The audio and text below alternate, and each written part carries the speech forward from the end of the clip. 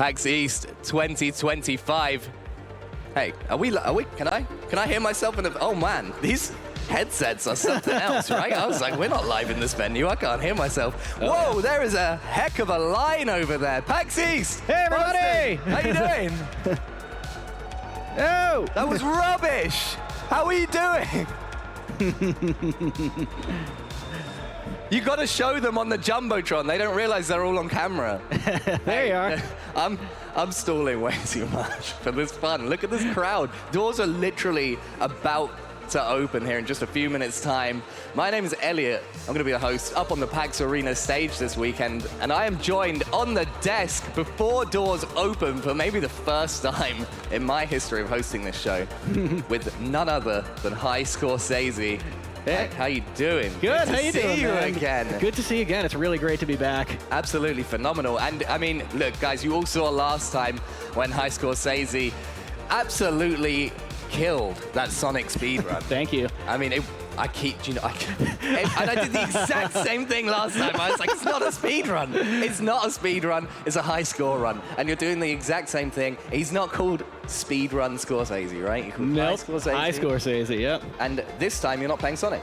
No. Different series finally, going with Castlevania Bloodlines, which is historically a very, very difficult game. And you're playing on expert mode, which probably makes it you got to play on expert mode, and you have to play as John, because it's easier with the character you see on the screen right now, with the Lance, is actually a little easier to play as. They're seeing this. They're seeing us. Oh, okay. This on the screen. This is our tech guys getting the game ready, I think. Like, yeah. We're not showing any of that yet, but hey, in like 10 minutes time, maybe less. Oh, yeah. You're going to be up there. I will be. And you're going to be walking through it and talking all of us through what you're doing at the same time as you go for the world record high score. Absolutely. On the Sega Genesis version of which Castlevania game? Castlevania Bloodlines. 1994. Oh, yeah. Castlevania Bloodlines. Hell of a year. My goodness. Grant, let's take a look at the event schedule. I'm sorry, I need to stop just talking to my producer like anyone else can hear him. I like talking to Grant. Hey Grant, let's take a look at the event schedule. Okay, so obviously kicking things off as doors open with High Scorsese on the PAX Arena stage, trying to set a world record just like he did last year, but this time in Castlevania Bloodlines on the Sega Genesis. And then hopefully you don't do that too quickly, because we need to have some time. we gotta have content to fill until 12:30 p.m. when we are live with the first wave of the Almost Pro 10K Tekken 8 Open. Hey, PAX Arena, everyone in the line, do you play Tekken? Who are the Tekken players? I see one up front. Have you registered for the Open yet? The Almost Pro 10K Tekken 8 Open, anyone can register right here in the LAN zone. All of these PCs right in front of me. Make sure to come over, talk to our tournament admins, get involved. Last year we had more than 200 people sign up, and we have $10,000 and a championship belt on the line. Oh, yeah, and that tournament was great last year. Oh, I had a blast watching that. There was one guy who came out with an original pre-DualShock PlayStation controller and just dominated. And that's the thing that just goes, hey, buddy, I've been doing this for 30 years. You're in trouble. And I love that you have people turn up. And because it's so old, right? Like most of the community knows each other. Like FGC is tightly knit. But there are people, and this doesn't happen in Valorant, right? It doesn't happen in Rocket League. There are people who will turn up that no one knows, and they're just crushing it. Exactly. And you're like, hey, when did you start playing? And they're like, 1996. Look, I got my start in the dark arcades. And they just got great, but they never joined the esports scene. And they're like, hey, I'm gonna go play in a tournament in 2025. I think that's awesome that we just have that nowadays. You know, that really wasn't much of a thing aside from a couple fighting game tournaments and things like that. But I think it's really great that like nowadays we have esports as like a legitimate thing. You know, shooter tournaments, fighter tournaments, everything out there, speed running, the whole nine. Yeah, absolutely. So look, let's get into the weeds a little bit here. Right. Like, I mean, look, you're going to be talking us through it as you go as well, but maybe give us a little bit of a rundown of how this is going to be working, maybe key moments for the crowd to look out for. You're going for the world record high score. Absolutely, yeah. So first and foremost, It's really hard. I probably find another stupid way to die or take damage every day, and I feel like I play this game more than any human being has possibly ever could play this game, to the point where when I'm done with this, I'm probably not going to play it again except for one event that I'm planning. Just ever? For a while. Let's put it this way. I didn't play Sonic 1 after PAX for like 6 months after training for that, because I just burnt out on it so hard. So the way it's going to work is... I am trying to beat an old record. The old record is 321,500 points. But there was a botch in the middle of the run. I died climbing the Leaning Tower of Pisa. I know, a lot of historical sites in here. It takes place in Europe around the time of World War I. So you get to see a lot of cool scenery. And that never sat with me right, the fact that I died on that. So I'm coming back to do it better. This is to be a no-death run. If I do it right, it'll be a no-damage run. So you're going for like the perfect run. I'm going for the perfect run. And in my lead-ups, I was streaming all my practice runs, and I did pull one off on Friday. So I'm hoping I could replicate that for the official submission. It would be really cool to do that. So actually, I think that's something that's really interesting for people who aren't versed in like the world of like speed running and high score runs. Like you streamed it, right? Yeah. Live streamed yourself. You got your perfect run. Why is that not an official submission? Like, what? You have to submit it to an actual records-holding body, something like Twin Galaxies, or there's a newcomer in there called Level Up, spelled LVL Up, and it just needs to be recognized by the community. You know, kind of like any sport, really. Like there's, you know, things like UFC or something like that, like MMA, right? There's probably somebody out there who just dominates and kicks everybody's butt, but nobody's heard of them because they're not in an official league or anything like that, you know? That makes sense. And there are also like other stipulations as well, right? Yeah. Like it's so like when usually we have gameplay, maybe we have like a camera with someone's face in it, but with this, we have to literally have a camera on the console as well. So like, walk us through that. Like, what are the steps that need to be met so that you can have like an official run camera? So for the camera on it, it's to make sure that it's actually the game that's being played. It's not been tampered with. That you are starting. So people like to see like the power cycle, you know, go on, so that everything kind of tracks. It's more of just a proof to make sure you're not cheating, as there's been cheating scandals in the past. I mean, otherwise, how are you going to get that perfect run, right? Exactly. Not everyone has that high score Sazy ability to get up on stage at PAX Arena in front of hundreds of people, including people watching at home, with the Jumbotron. That Jumbotron is sweet. I mean, for those of you who haven't been up on the stage, when you look under it and just see like the massive screens and all the cabling behind it, it is really cool to see. It's insane. And it makes you, I was going to say it makes you, but you're a smart guy. It makes me realize how incompetent I am when I look at all of this stuff and I see all of my friends plugging in wires. And I'm like, wow, there is nothing but hair on my head. There's nothing in there. One thing I did want to point out here is this is 100% live. And anything can happen. This is not a sure thing. So during the course of the week of my practice runs, I had a lot of successes, but I had days where I didn't do it. And when I first tried the record back in June, I didn't actually clear it till about 2 weeks before that convention date. I kind of signed on, was like, yeah, I could do it, and then was getting to it, and I was like, uh-oh, I'm gonna make a complete idiot of myself. But, I mean, I pulled it off decently well. I kind of feel like you go better under pressure anyway.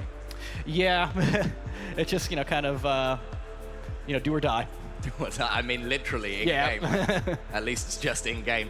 Guys, big shout out to Razer, who are powering PAX Arena all weekend long. Checking out, oh, look at this shot. That is a great shot of these headphones. Oh, and I'll tell you, those headphones are fantastic. You'll love it. Pumps the bass when you're up there.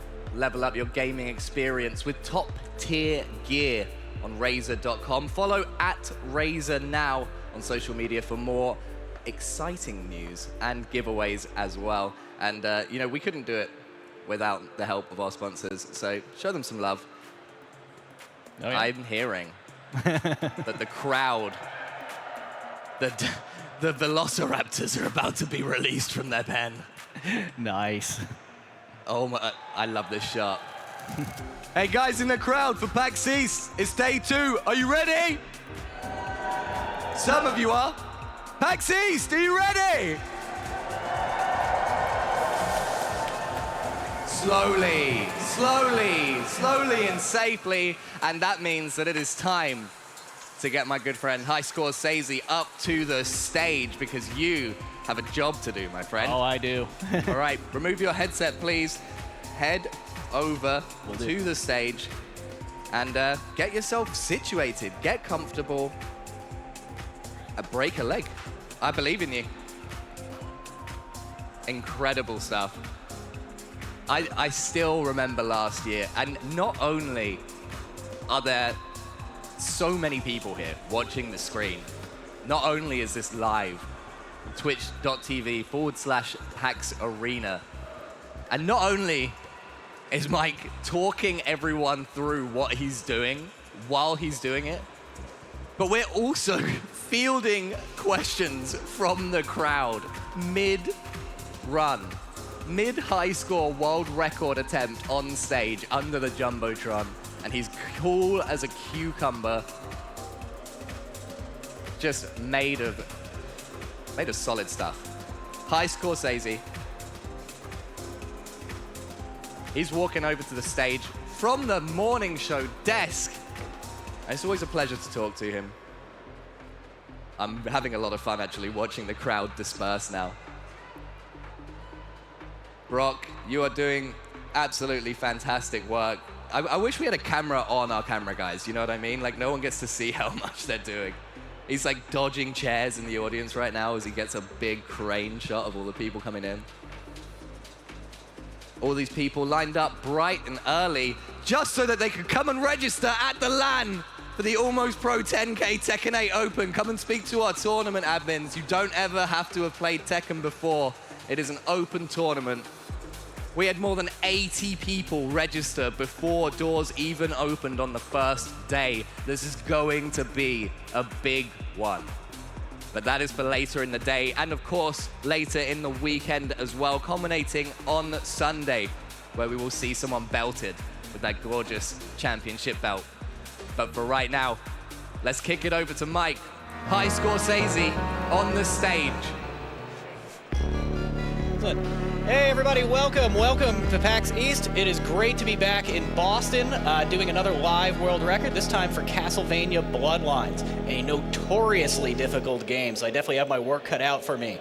The score we are trying to beat today is 321,500 points, and that basically requires a no-death run, use of more or less no sub-weapons, and minimal damage. I am, of course, going for a perfect run where there is no damage. I have pulled it off before. It is very difficult, and hopefully I can do it today to make it an official record submission.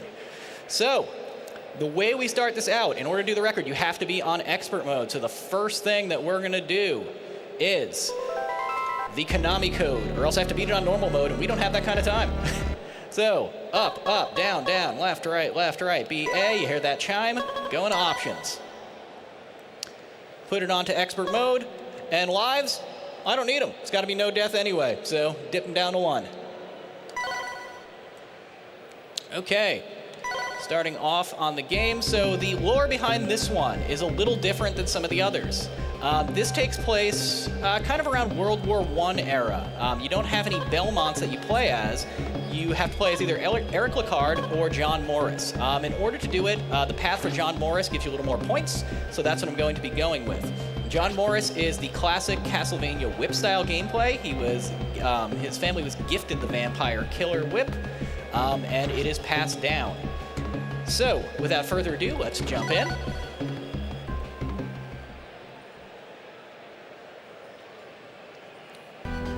So the entire game takes place across Europe. What happens is Lady Elizabeth Bartley of England has summoned Dracula to return. It is causing problems all over Europe, and you have to make your way across the continent for a final showdown to stop it. All right, you got the classic cinematic intro right in front of the castle. John is ready to go. So a couple things here, right? It's not just a record run, it's also a lesson. I want to make sure that people watching this, if you want to try the game, you get a good lesson in how to do this, right? So, Castlevania gameplay has a couple quirks to it. One, you cannot change directions as you jump in the air. when you jump forward, as soon as you're going, you can only turn around, but your momentum's going to be going forward. So you have to be very careful with your jumps. Also, you can't move while you're whipping any plants. The only way to do it is to do it from the air. Now, that first icon upgrades your whip. That's the first upgrade. There are 4 levels of whip. All right, so let's get the next ones. You'll get it on this particular screen. Now, all the candles, torches, they are items, power-ups and pickups. The jewels. The jewels are your inventory for sub-weapons, all right? They allow you to use sub-weapons. But you get 9,900 points possible if you have all your jewels at the end of a level. So as a result, I don't use sub-weapons except for in maybe 2 places in this run because I have to finish out every level without them. Another couple technique things to go over is whipping, right? So when you play this game, there is a subtle difference in how you whip. If you just tap the button, it's a quick one. But if you hold it, you notice he holds the whip out. That can give double damage. So you want to make sure you balance when to whip quickly and when to hold it there.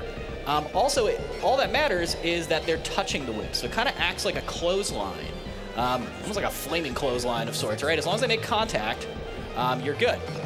You have a diagonal whip up and down. You just hold up to do it. You don't have to be moving diagonal. And if you jump and hit down, you have a down whip. All right, but that's the extent of your moves there. Aside from the swing move, which we can't do now, but I will show off later. All right, let's get in the iconic hallway of Dracula's Castle Ruins. We got the zombies coming at us. So take them down. Now, one of the things is when you do a high score run, or anything like that, you can't do what's called point leeching, right? Because some of these enemies are infinite respawn and you don't have a timer. So you have to be kind of going for the goal or trying to avoid damage, or else your run can get discarded. And I definitely don't want that. All right, so here we're going to get our invincibility power up from the orb. Take out a few more of these zombies on our way to the next stage. Now, the cool thing about this game is the stages are subdivided. So right now I'm on stage 1-2. And if you die, you start on the segment of the stage that you left off on. So while it's difficult, it allows you to keep a lot of your progression as you're going through. All right, so these things, they don't behave the same way every time. You gotta watch out for how they're coming around, right? There are some spots where you can kind of lure them, but they're always gonna do their own thing. So you gotta be on your toes. All right, this is going to be our first in-the-wall power-up. It is random what it gives you. It's either going to give me the blue flame whip, which is what I really want, or 20 jewels, which is kind of like getting your points on the back end. So let's see what we got. 20 jewels. Don't like that, but it'll be all right. This bag also can either be 500 or 100. I got a 100 there, so I got literally the worst possible outcome. It's not going to ruin the game, but would have liked something else. All right, this guy's coming around. You just want to stand over here by the stairs and get him, and just kind of clothesline him with the whip. And then we're going to encounter the merman, right? Careful, they spit really far and they can do a lot of damage. So you got to be, I'm just trying to kind of clear them out of the way while I make my way over. I think I can get him with a mirror here, and I did. All right, watch out for this. He actually went in a way that I didn't want him to. That was a little dicey. All right, let's lure him over here. 2. Oh, got a duck. Yeah, that spit is really long range, so, you know, not good. I'd like to get more points there, but it just wasn't in the cards, and I can't stand there and leech or I'll get disqualified. All right, you want to take him out with the diagonal whip, but watch out when you diagonal whip. Watch this. There is a swinging mechanic, right? And so there's no way to make it not catch if you're in position. It's just a diagonal whip up and it's gonna catch on the bottom. So you gotta be really careful because that can actually throw you into danger a lot of times. All right, we got those 2 eyes from before coming from the other side. All right, that one gave me an easy path. Sometimes they, you know, flail around all crazy. All right, and on to the next room.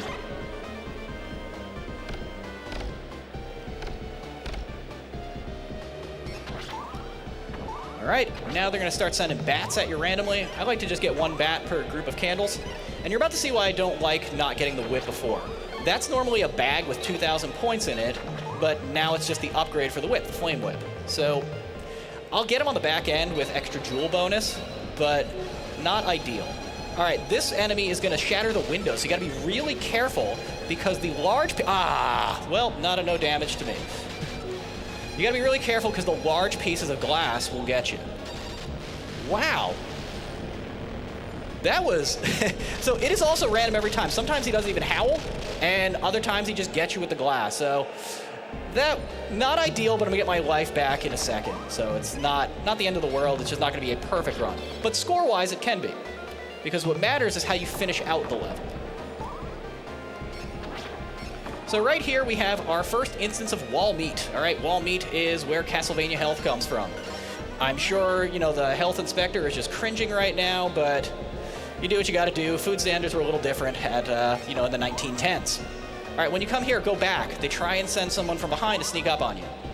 This one here, they can just land on the whip. That's that clothesline effect, all right? And you do the same here, take 2 out, 1 shot. All right, now you're gonna get to the column of skeletons. There's a little trick here to kind of coax a little more points out of it. So what you're gonna do, right, is you're gonna wait for them to spit a flame at you, and if you whip the flame, each flame is 100 points. So you get an extra 300 points if you kind of whip them while whipping the flame. So watch. 1, 2, 3, so got an extra 300 there. 1, 2, 3. And this one you gotta whip them to turn around, so 1, 2, there you go. Got us an extra 800 points on top of that. All right, the bats here can be a little annoying, so you just got to be kind of careful, because as you're making your ascent, they're, you know, trying to trip you up, and there's a lot of places where you just don't have a good spot. All right, you want to get him in the feet there. All right, for this section, what I like to do is I like to hang out on the stairs and kind of lure the bat lower, so that I'm not dealing with him as much while I'm dealing with the skeleton. All right, take him out and make our way forward. Whoop. And sometimes, yeah, they'll try and get you low and, like, sneak up on you. So you got to be really careful. The bats can be tricky. All right, down whip them there. I love doing a good down whip. Another one's coming here. And we got one more and we're out. See those platforms? They only rotate if you jump on them. So as long as you don't jump on them, they're safe. All right, let's get them out. Now we need to use our swing mechanic in order to get the jewel from that candle. So we're going to whip up, hold, and kind of launch. There we go. All right. Now, the drips here, they don't hurt you. They're just scenery, but that swinging blade will absolutely decimate you. So what you want to do is go forward with it, and then when it turns around, just jump over it. It's going to take out this enemy who jumps down, whip up. Now these, duck. 2 whips and duck. Because when you duck, you get an extra rotation before it hits you in the head. On normal and easy mode, he swings that a lot slower, but on expert mode, it's pretty rough. You could barely get your 3 shots off. All right, next area is pretty cool. This is where our first extra life is. So you only get extra lives in this game by picking them up. They're scattered in specific candles. There's one here, and you got to be careful or else you'll fall into the pit because these bones fall away. So what you want to do is kind of be hopping, all right? So just hop, hop, hop.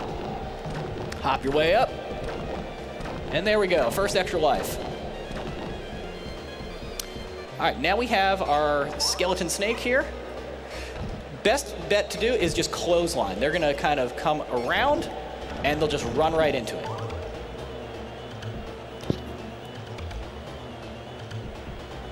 All right, so get that. Get my flame whip back, that's good, makes the boss easier. So this boss, I might take damage here because they're a little random. And it's really the end stage that's really rough. So you want to start getting him before he gets on the stage, and you want to keep like a 2-tile distance away because they swing the axe and the spear, especially the spear. The spear gets you really bad. And ducking helps a little bit. And as you do it, they start dropping weapons. Whoa. All right. Now careful here because they might actually swing at you. So I'm going to try and do a little fancy thing. Kick them right in the face and be done. All right, first boss is done. And now, as always, let's try and swing for our orb here. Yeah! And let's get a good freeze frame. Ah, little early there. I try and get a good pose in the freeze frame every time. I'll get some better ones later. All right, to the next level. Just give me 1 second here. I'm gonna be talking for 2 straight hours. Gotta make sure my throat is taken care of. Excellent, thank you. All right, so the next stage we are going to is Greece. So first off, folks, how am I pacing over here? Elliot, doing all right?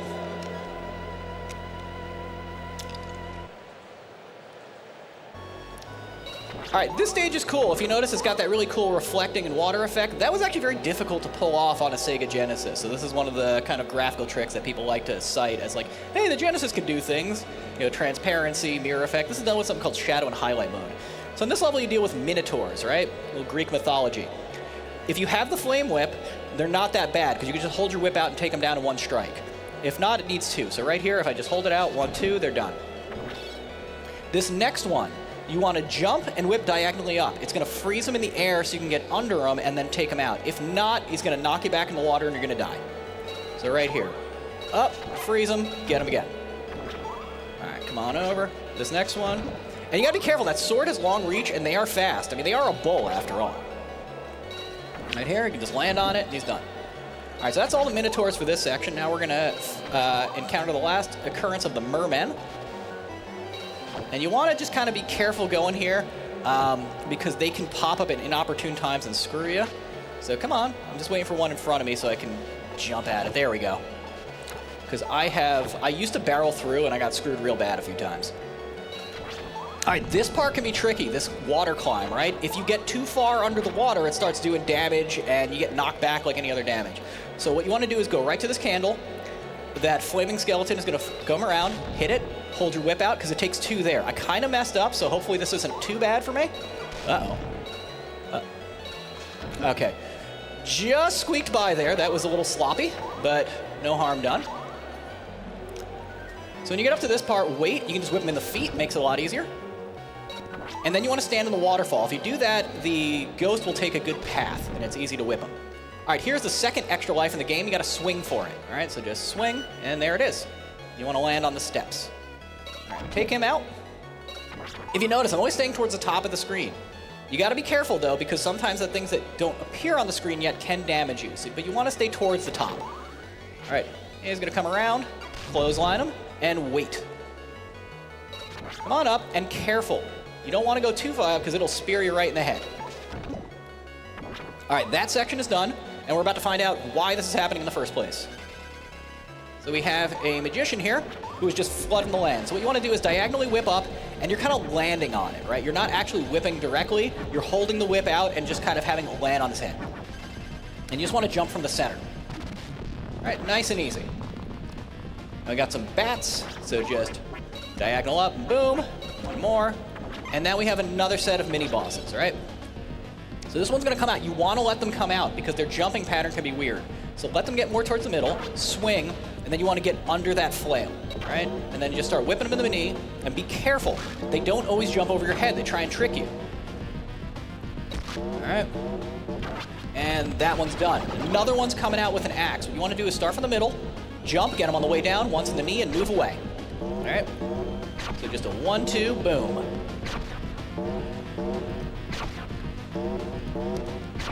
All right, and they're going to do a down thrust, and you just take them. So when they do the down thrust, you can hit them 4 times, 5, but the 5th one makes it a little difficult to get away unless you're quick. So I would recommend 4 and then back away. All right, now we have the descent, and they're going to start throwing Medusa heads at you. You know, the famed, hated Medusa head of Castlevania games. What matters here is where you're positioned. So you want to stand right here, clothesline, go down. Don't just walk off if the platform is level, because what'll happen is you'll slip through the crack and you'll start to drown. All right, right over here. Wait for the next Medusa. Got it. All right, you want to go down, jump, and that'll kind of position them. Your vertical positioning matters a lot with these. All right, that kind of shows where their like sine wave pattern is going to start. Right here, get the next one, walk right off. All right, another one's going to come. There. Jump, jump, get to the end. We got 2 more, and then we're done with this room. And this is another one that infinite respawns, so I can really only take out the ones that are coming at me or about to damage me. All right, these enemies, they have a helmet, so duck and whip them. If you don't, the helmet knocks them back, and you got to hit them twice. Here, just let them land on the clothesline. Little scenery trick, whip the head, jump on top, walk up, whip them in the legs. So here we're gonna duck. 1, 2, 3, get our extra 300. 1, 2, 3. Cool. All right. Stand against the back wall. Sometimes they go a little wild, but normally it's actually pretty tame. And you just want to whip this out for when they cross over the middle line. Ah! Oh, man. See, that's what I mean. They went a little wild there, kind of nipped me in the heels. So that's not fun. But there is a health power-up, so I will at least retain my points. Right here. 1, 2, 3. 1, 2, and 3. All right, so we want to drop down, take them out by the feet, and the wall meat is in this column right here. So just go right down and grab it. All right, so now no harm done. I just don't have my flame whip.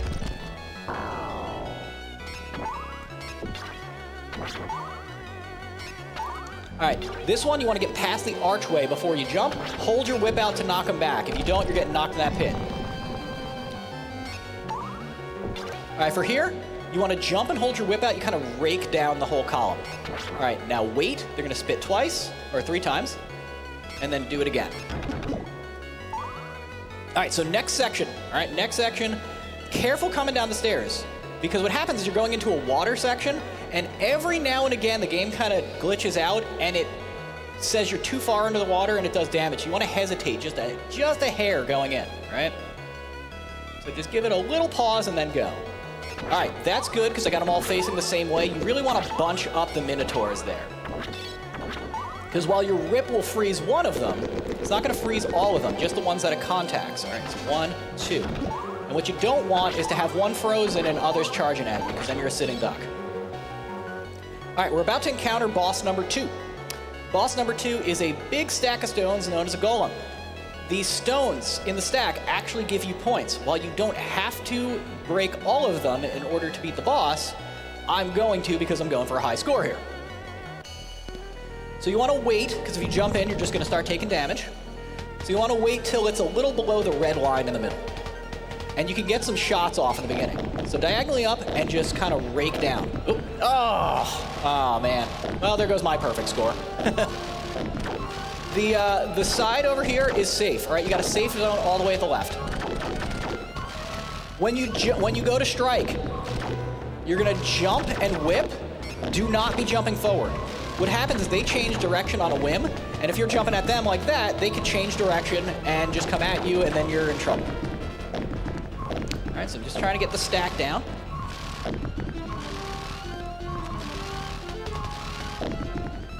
Come on.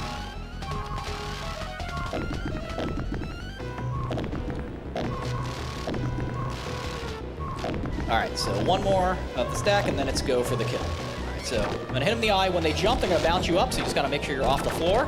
Although I'm gonna use that to my advantage at the end. 1, 2. All right, let them bounce me up. I'm just gonna clothesline them from underneath. Come on, buddy. Take me for a ride. Boom. All right, they're done. And they have a very dramatic death sequence here. Back down with you. Come on. Go down. All right. So probably lost 300 points on that little damage there, let's see. Yeah. Other than that, pacing, so I'm about 300 behind my ideal score here. All right, hopefully we're pacing pretty good. It seems like, just from what I know, that I'm pacing decently ahead. So let's go to our next one. We go to Italy, Leaning Tower Pisa. There are no health power-ups in this level, and you have the Harpy enemy, which is just a menace. The trick to them, aggression. All right, you want to play offense. Do not let them set the cadence of the fight. So right away, they're coming at you. And they do not do the same thing every time, and sometimes their head gets whipped off. So that's always fun.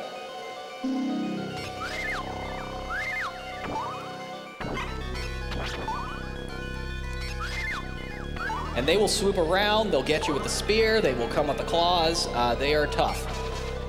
All right, the Minotaur will sometimes grab a column, sometimes not. If they don't grab the column, they're gonna charge at you like that. You got 2 of these here. Uh-oh. There we go. All right, another Minotaur. Just careful with that swing. All right, we got one more of the Harpies to deal with. And you see my whip got caught there. That could have put me into danger. All right, next room is the crazy stairs, a little MC Escher-esque. So what you want to do first is lure the eyeball, get him on the way down, and come around. Then get right on the stairs to safety.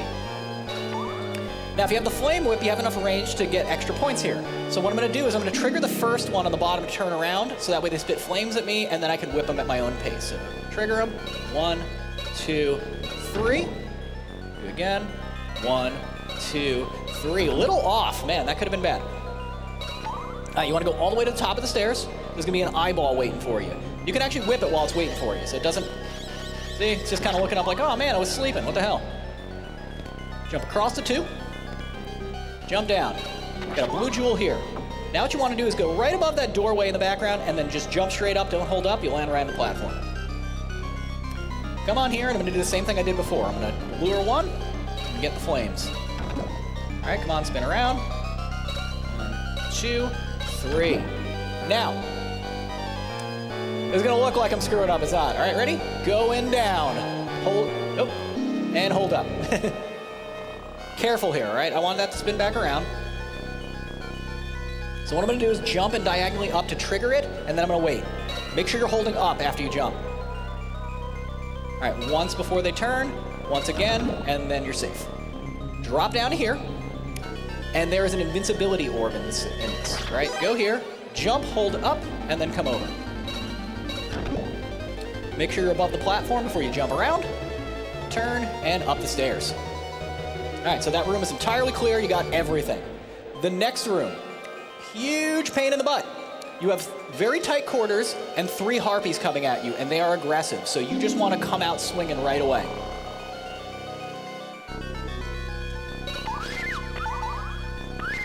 And they don't, like I said, they don't always do the same thing each time. That one tried to come from behind. When you come here, if you jump up, you'll trigger the 4th. Got it. All right, you want to come back because there are points, all right? You got a bag of money right there. So in total, 700 points. All right, the next one, you have to use your whip to swing. All right, this is a friend of mine coming to the audience. All right, so next one, you have to use your whip to swing, but you have to be careful when you do it because you can get knocked back. So what you're going to do is you're going to wait for the mummy to throw the bandage. Once it does, swing. You're invincible in the air, but you want to be careful where you land. All right? Now the mummies, if you hold it out, it's 1 shot. Another one, swing and rip across. Make sure you got it, and just boom. Okay, we got another mini boss. This is going to be a giant skeleton snake. Trick here, crouch in the bottom left corner. It cannot hit you with its flames while it does that. After the flames go away, run, diagonally whip up, and just try and land it on his head. Excuse me.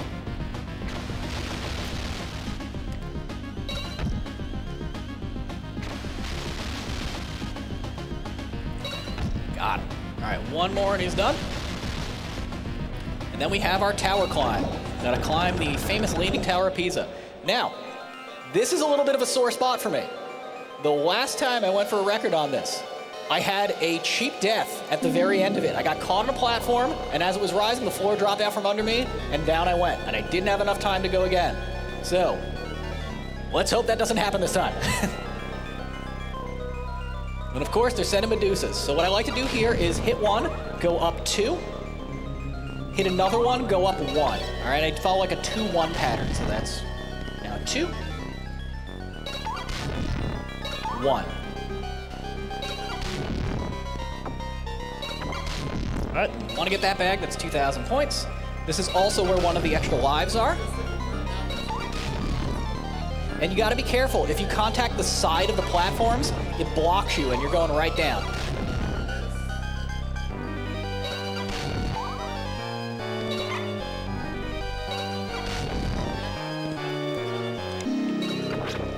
All right, let's kind of prepare. So if you go on this side over here, there is a free life waiting for you in that candle. All right, come across. Let's wait for the next Medusa. In this candle is a mirror, but it's very dangerous to get. You're better off just standing in the middle and just wait. All right, here's where it happened, and here's where it didn't happen. So redemption so far. You. All right, going through, take out the mummies. Once you get to this platform, wait. You can whip with the flame whip, you can contact them. If not, you have to kind of come around. When you jump up, there's going to be a bat that comes down. Wait, swoop, get him, and get the next one. All right, one more mummy over here. Just whip right through and hold your whip out. Remember, the difference between a quick whip and a long whip, you get double. So hold it out, let it be a long whip. When you get up, another bird's going to swoop down, or bat's going to swoop down. This one comes from behind, and the next one swoops down. And then we have our final tower climb. All right, this part can be tricky. You are doing a big platforming segment where you can fall to your death very easily. It is an auto-scroll section, and you have these big gargoyle creatures coming at you. They have two different patterns, too. If they take a very tight path around you, you have to whip them while they're circling you, or else they're going to come from above and just take you down. If they have a wider pattern, you can wait for them to stop and come at you. So let's go. Going around. First one's going to come at me. There's two on this section, all right? Oh boy. All right. I almost screwed up there. That would have been bad.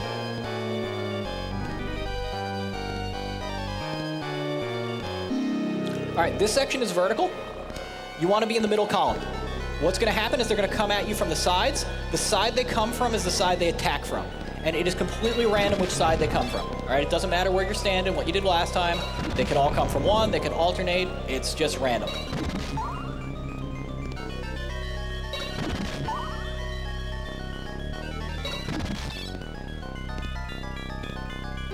All right, that last one that came off screen, they're going to swoop back around. There we go. Try and trick you.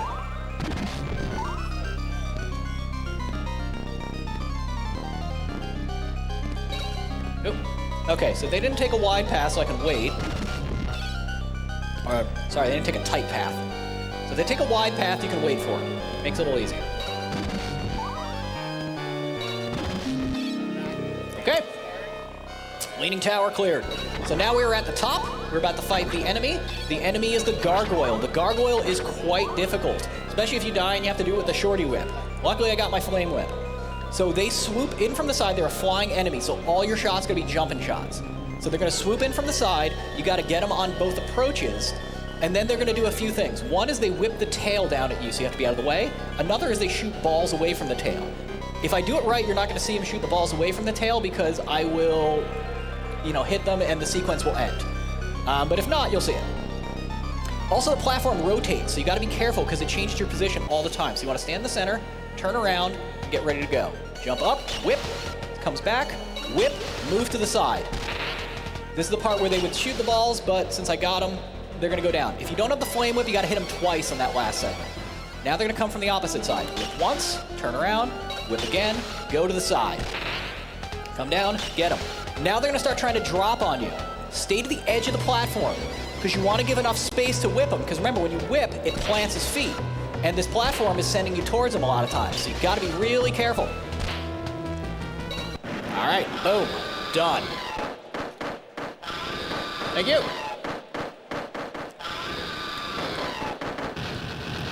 All right, by my calculations, I can't see the score tracker, but it looks like I'm pacing pretty good.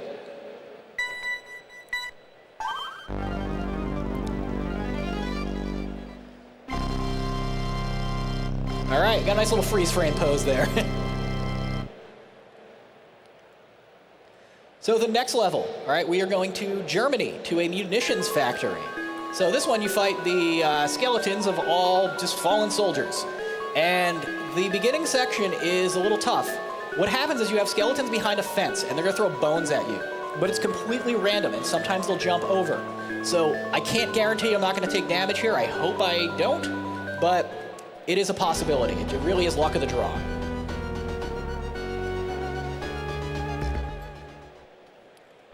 So you just want to start going forward, all right? So this one, they're already in a way that's not ideal for me.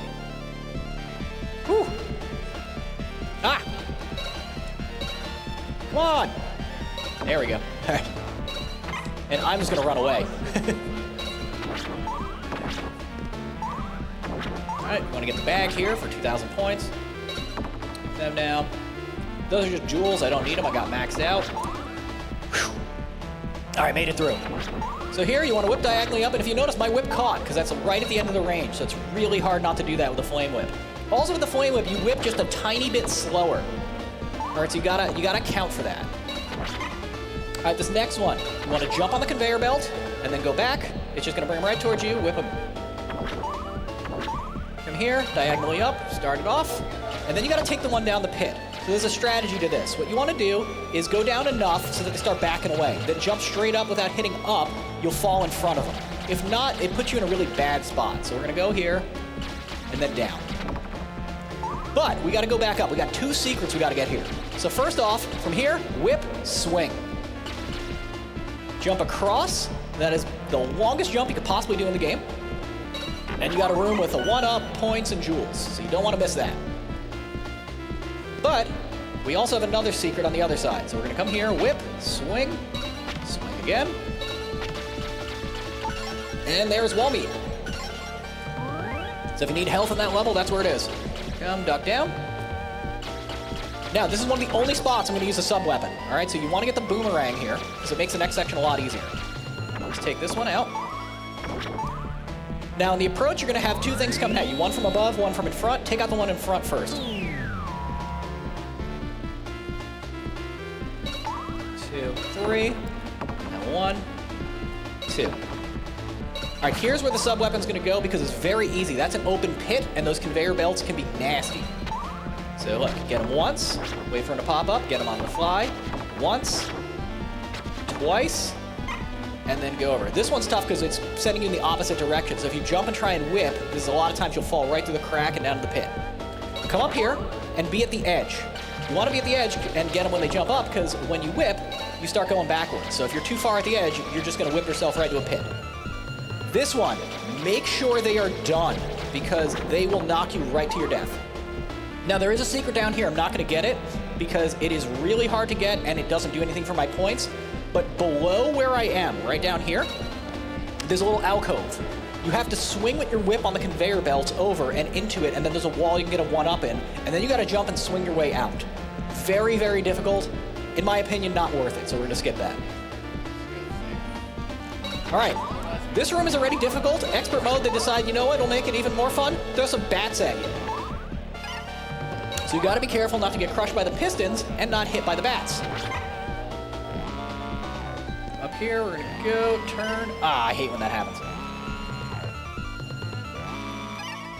All right, sometimes it doesn't really time out for you. Oh, come on. Whew, that was not cool. There we go. All right. Another one coming. And then just watch out for the last one, and we're good. All right, so what were they powering? All these gears. And of course, Medusas. So the trick here is just setup, all right? You want to make sure you get to a spot before a move, wait for the Medusa, take it out, and then make your move. All right, so there, get to the next section. We're going to come up. I'm going to get under the feet. All right, here, we got another Medusa coming.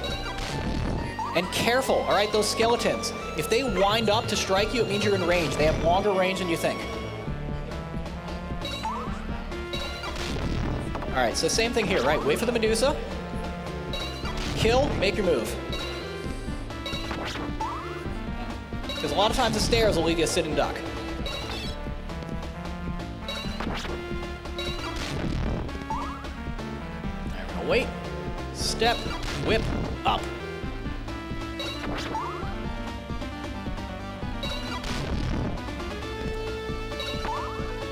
Wait here behind the chain. And then make your ascent to this section right here. All right, this one can be tricky, so you want to make sure you give yourself all the time you need. So whip and immediately go for it. You want to jump and come towards the back. Then take out the Medusa, then jump across. All right.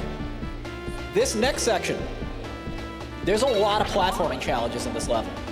And this one, they send a lot of those flaming ghosts at you.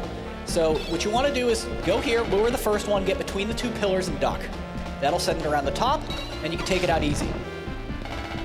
The next one, come over. When you get to this, it's going to come at you. Start jumping back. Go to the bottom, duck. Okay. The last section can be tricky, but there is a move you can do here. So what you do is make sure you give yourself enough height, but not too much or else you're stuck. So once you get here, immediately walk off and then duck. That'll ensure that they take a path that's not going to damage you.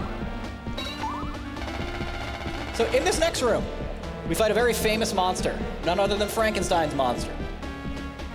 If you don't have the Flame Whip, you have to do a little more of it, but the Flame Whip makes it pretty easy. So what you're going to do is you're going to come in and you're going to wait. Do not go after him because he's going to do this rotation attack, and that will always hit you. Duck. Keep whipping in the knee. And if you're not quick enough, you don't have the Flame Whip, you got to jump back because he's going to send flames along the floor. Okay. So, this room, very rough. Those blades right there, if you contact them in any way, that is 3/4 of your health gone, all right? So it doesn't matter if it hits you, you tap it, no good. Those things come out. When they pull back, that means they're gonna attack. Take it slow, if not, they're gonna bunch up and you'll be in a kind of a bad pattern. So if you take it slow, you can do one at a time.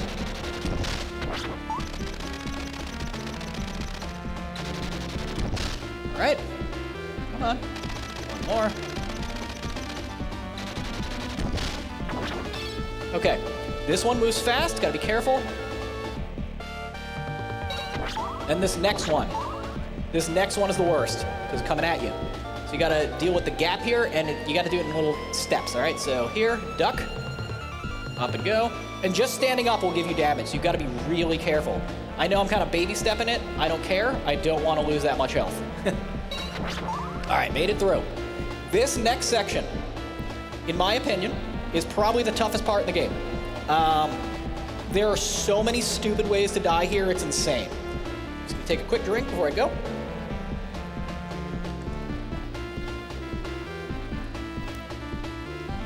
And give me a little something for the throat.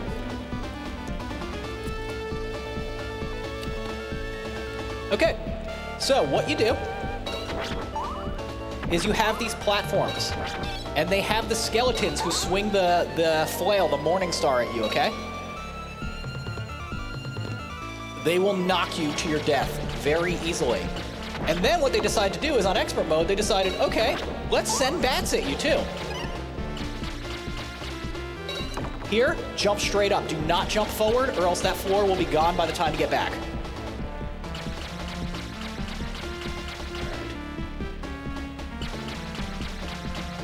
Okay, just gonna kind of pace it a little easier. There we go. Whew. Oh my God, that was a stupid move. I can't believe I did that.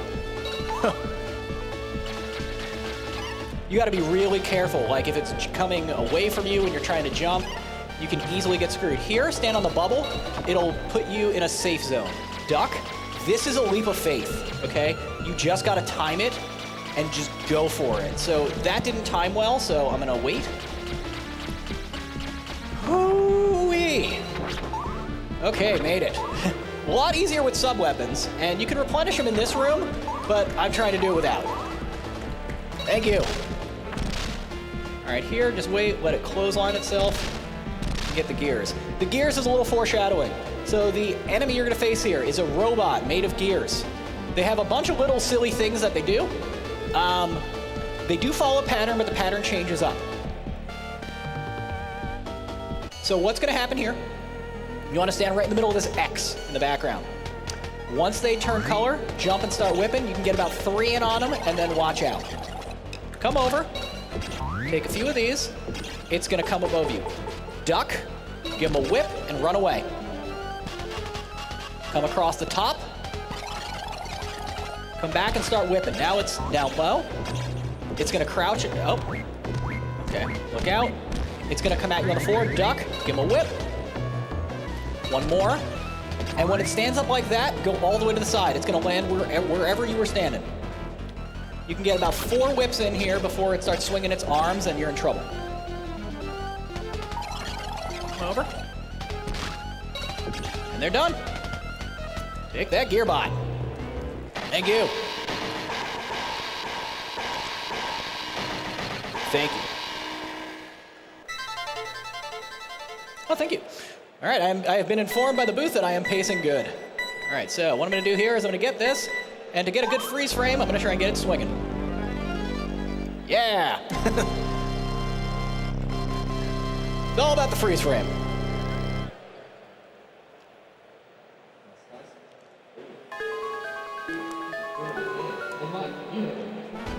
Hey, hey.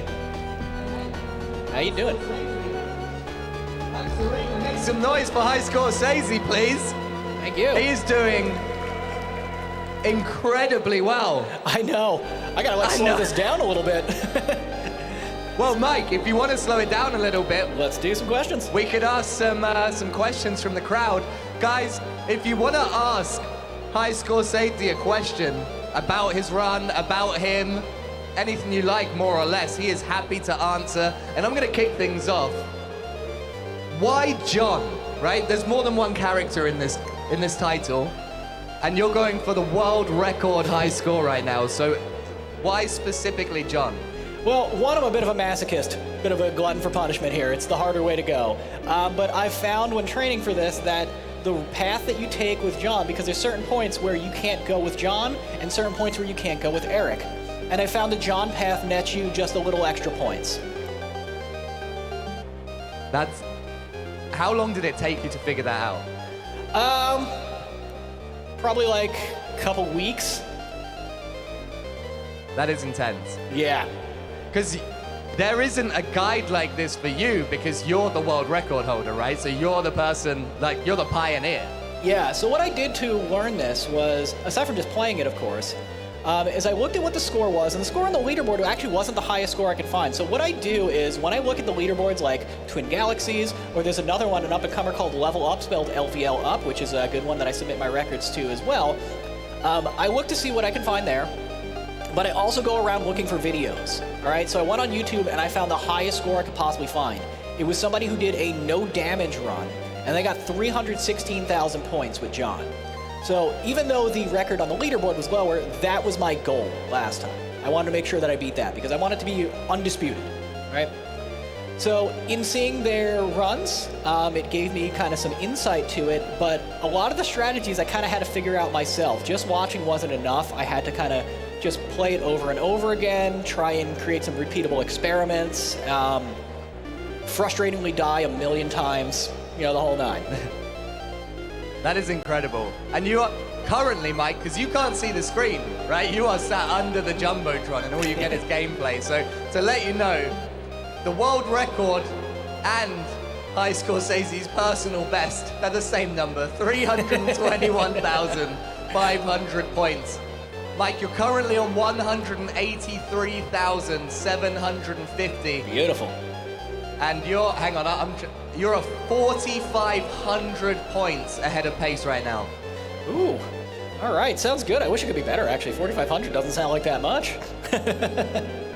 My guy, like these kind of standards, I could never hold them for myself. This is why you're the world record holder. Guys, give me a wave if you want to ask High Scorsese a question during his high score run. And also, you can ask me about literally anything. I will answer questions about anything, so long as it's appropriate. We got kids here.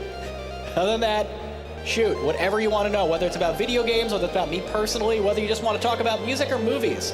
Speaking of talking about movies, I was a guest on a podcast called The Movie Podium on YouTube recently, where we did a review of just an awful low-budget, made-for-TV VR thriller called Arcade from 1993 that starred Seth Green, the kid who played Ralphie in A Christmas Story, and Robin Sweeney from Encino Man. And it was quite ridiculous. So we had a good time just absolutely crapping on that movie. So I would say go give it a watch. All right, I'm going to go ahead and just play a little more. We are here at the Palace of Versailles in France. Of course, you know, important during World War I, so they had to include it. So what you do here, first you deal with these vines. Jump and get the first one, duck and get the second one. You just want to clothesline. I don't know if you can see because it's a flicker effect, so sometimes you can't see like little things coming down. There's this pollen come down from the roses. They don't damage you, but they make your directions switch. Excuse me one second. So what they do is your left and right get reversed. So you just want to whip the rose, take it out. You get 10 points per little pollen thing, so you can get a little score there, but it's not really worth it. So over here you want to duck, come through, and here I'll show you, look. So now left is right, right is left. All right, that's how that works.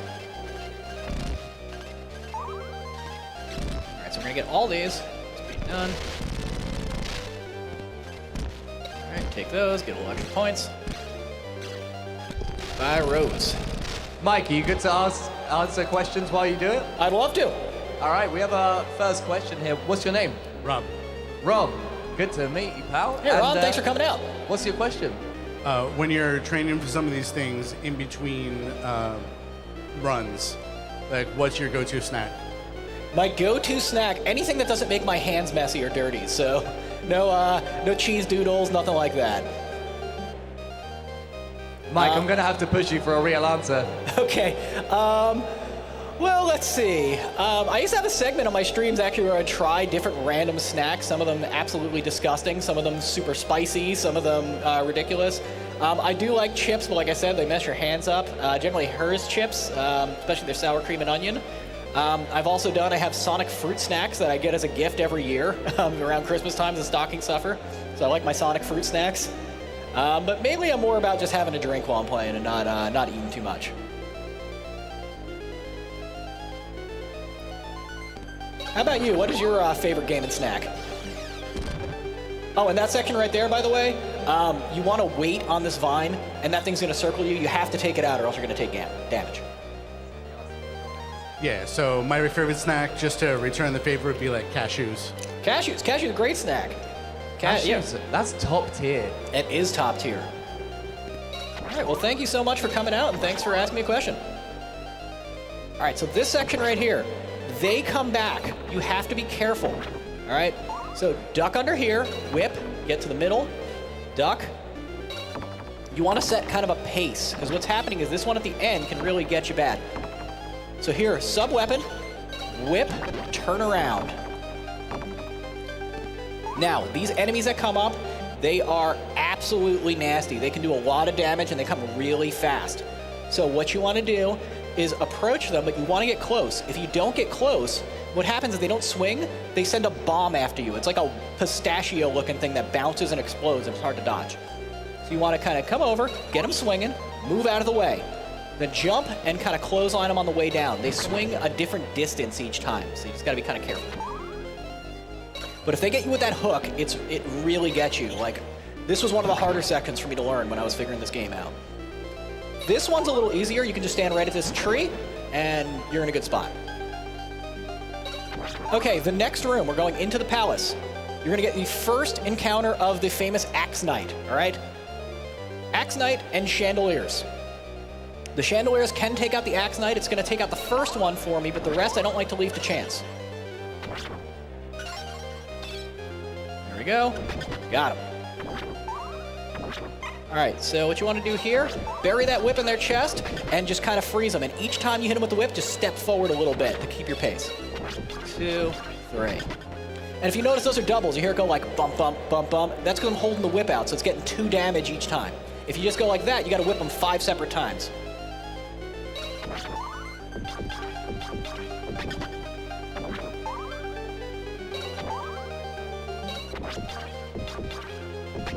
All right, watch out for the chandelier.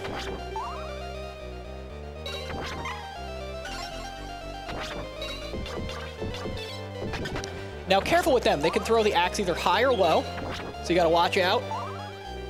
You can whip it in the air. Now, this part is a bit of a trick, because they send someone from behind to get you. Where is he? Come on, Axe Knight. There you are. Oh. Whew. I should have been ducking there. That could have been bad, actually. So this next room is a lot easier with the Flame Whip. So what happens is you have the room blocked by a room height column of skeletons that spit flames at you. 2 spaces on the room trigger those flaming ghosts that circle around you while all this chaos is going. So you really got to be careful. You got to take those things out quick and get to a good spot. All right, so here we're going to come in, trigger it immediately. 1, 2. Oh, it went a different way. Oh, crap. That's not going to be fun. Oh, man. So what sucks here is I can't take out the stack without triggering the other ghosts now. Oh, come on. Oh. Oh, this is bad. This is really bad, actually. I am in the weeds here.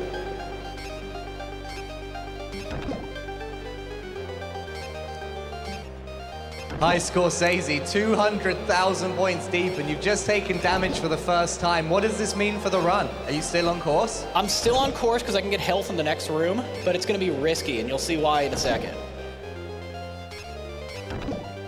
Okay. Well, not the next room, the room after it, all right? So this room's pretty simple. This is a branching path, so if you have Eric, what happens is you use your spear pogo mechanic, and you climb up.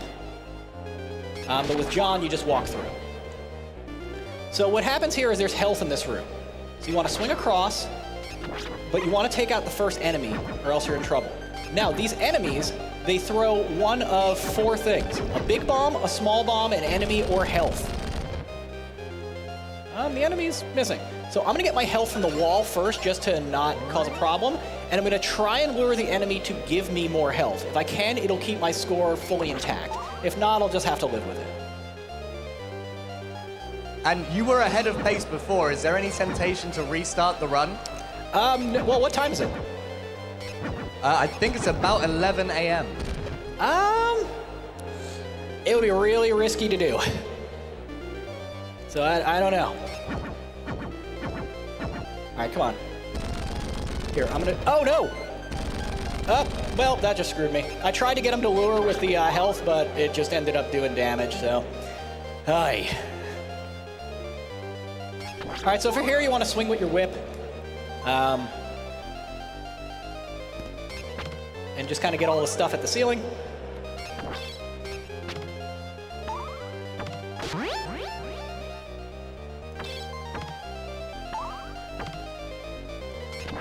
Okay, this next room, probably one of my least favorite in the game. Huge pain in the butt. You have these rotating stairs you have to climb, they're sending gargoyles after you, and you have stacks of skeletons spitting things at you that you have to take out for points. So, not fun. So what I like to do here is go to the edge, jump up, trigger it, and quick whip, because you do not want to get caught and get sent into that stack, because you will. So come here, take out a gargoyle, and make your climb. You want to flat whip. You do not want to diagonally whip, because diagonally whipping will catch you on the platform and it's going to whip you into danger. Uh-oh. So we're going to come down.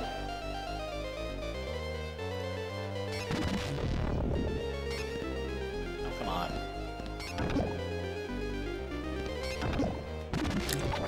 Okay, the thing here too is, if you're in the middle of taking them out, let's say you're taking one out on the stack and not the other, if you fall down past one level, like past one platform below it, it'll respawn it. So I can't have that happen, because I can only take out each enemy once if I can. All right, so this one, let me just kind of get it out of my way, and I will forego another one to kind of balance. Uh-oh. So we're gonna come down, wait, and then we'll make our climb.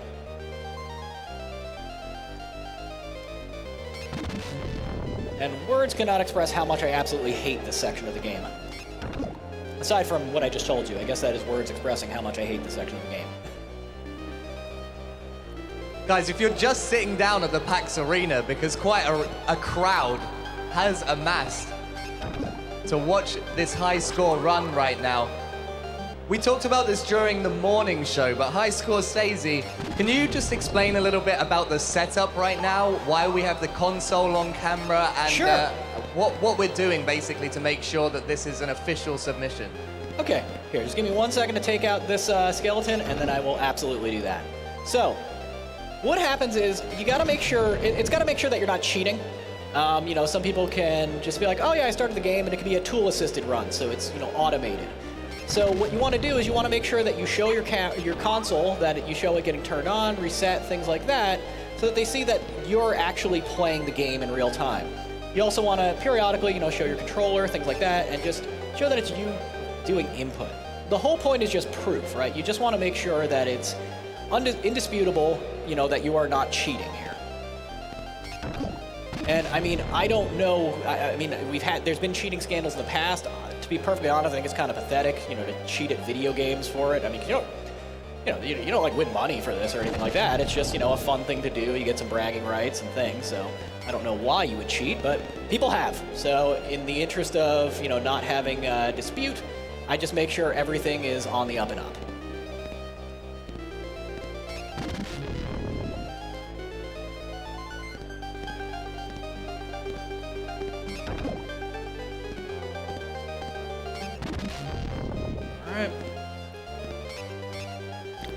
one more shot on him and it's good. And then this should be the end of the tower section, which I cannot wait for that, because, oi.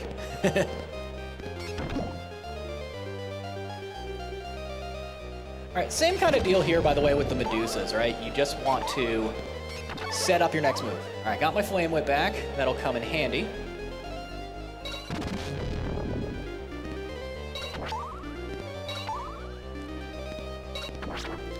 And there's my reward, 2,000 points. So this is where you would reconvene with Eric, right? Eric would come around from the top and come down. We got a sub-boss here. They're actually pretty easy. You just whip them in the knee. They don't really hit you with that punch. That's not what you got to worry about. They have one move that they're going to do in a second, and that's the one. So you want to come close to them when they jump over you. That extendo punch does a lot of damage, so you do not want to get hit by that. All right, the next room, we're going to see my favorite one-off enemies of the game. There's a bunch of different knights doing a bunch of different attacks and different configurations. You got some archers, you got one that looks like a Viking, and then my two favorite at the end.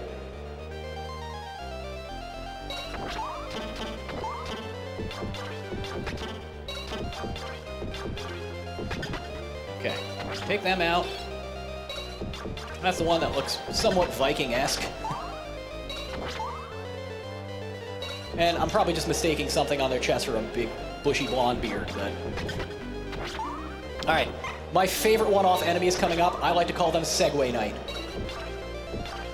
Because they are basically a knight that looks like they're driving a Segway. And we have the only use of a firearm coming up, right? You have the knight that has a Gatling gun, because we are starting to get into more modern times here. All right, this next sub-boss. They can be quite difficult, especially if you screw up the pattern. It really punishes you for your mistakes. It is two Leonardo da Vinci faces facing each other, and they send these orbs at you. Very difficult if you don't do it right. So I'm going to show you the pattern here. You want to stand right on this line that I'm at.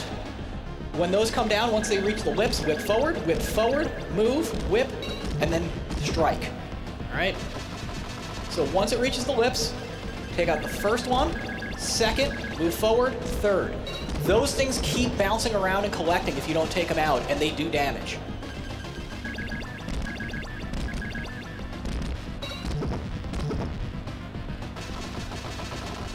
All right, so once again, wait for the lips, whip, forward whip, 1, 2. All right, one more of those, and they have been taken out. Uh-oh. No. Okay, you know what? No harm done. That could have been really bad, though. All right, Da Vinci's done. Come on, that is incredible. Like, I think the thing is, you make it look so easy for so long that when it looks like it's easy. You know what I mean? Like, and it's like, oh, this doesn't look that hard. And then you miss one of the orbs and suddenly it's like chaos. And you're like, oh, you are on the brink constantly. Oh, yeah. That's the thing about this game. It is basically like your stereotypical Japanese game show. You get punished so hard for your mistakes. It's insane. Guys, in the PAX Arena, are you enjoying watching this high score run? Thank you. High Scorsese going for the world record right here at PAX East on the PAX Arena stage. And if you have a question for High Scorsese, please give me a wave. You can see me walking around with a microphone. I'll come and grab you, and we can talk to Mike while he's doing his run. And I'm going to have one request. I request that if you've come here, you like what you see, please find me on social media. I'm High Scorsese everywhere. I'm on Instagram, I'm on Twitch, I am on YouTube, I have Twin Galaxies for my leaderboard.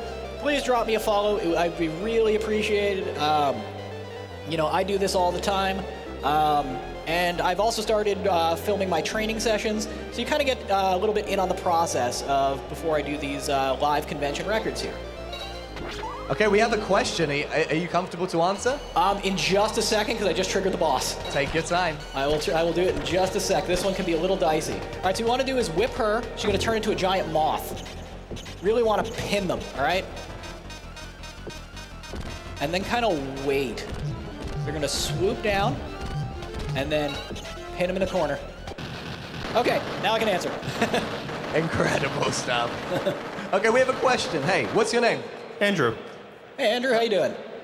doing well. I was just wondering, why Castlevania Bloodlines? What spoke to you about this specific game? Was it nostalgia? Was there just something that drew you to it? Just curious.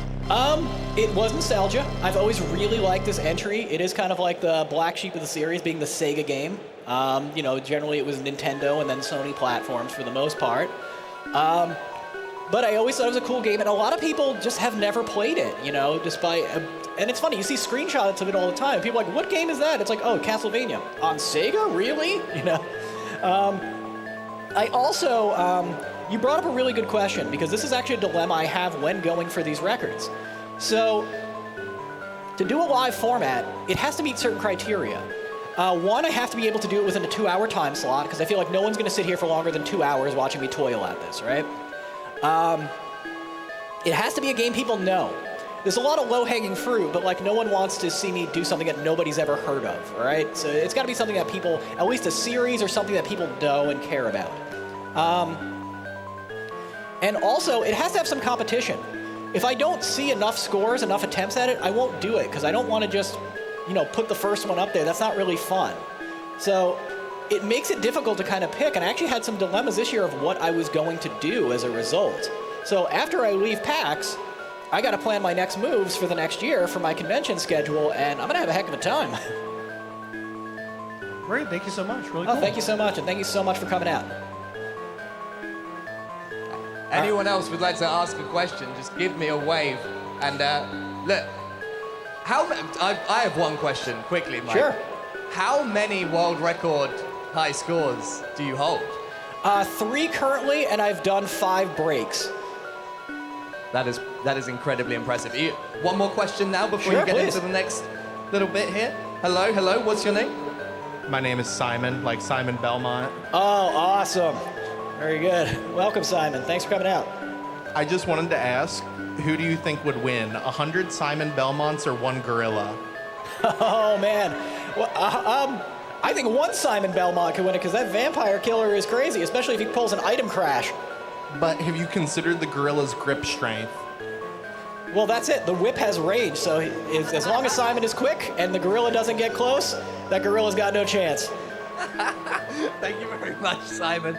Thank you, Mike. Hey, PAX Arena, make some noise for High School Stacy, please. Elliot, what time is it right now? How are we doing? That is I do not have a... Hey, what's the time? You have a phone in your hand. It is 11:08. 11:08. All right. We're pacing good. We will be. This will pad out nicely. So we're about to go into the final stage. The final stage is a long one. It is a boss rush. All right. So you have a pretty crazy platforming section in the beginning, and then you have to fight every single boss you've ever faced. Also 2 sub-bosses, and finally Dracula. You have no health power-ups whatsoever, so you have to do it all in one shot. So the perfect run is no longer on the cards, but Mike, you are currently trending 9,210 points ahead of pace. Oh, my power level's 9,000 for all you Dragon Ball fans out there. Very nice. All right, so for this section, the birds give you points, the Medusas don't. All right, you just have to avoid them. I try and get them all, but that's more just for safety.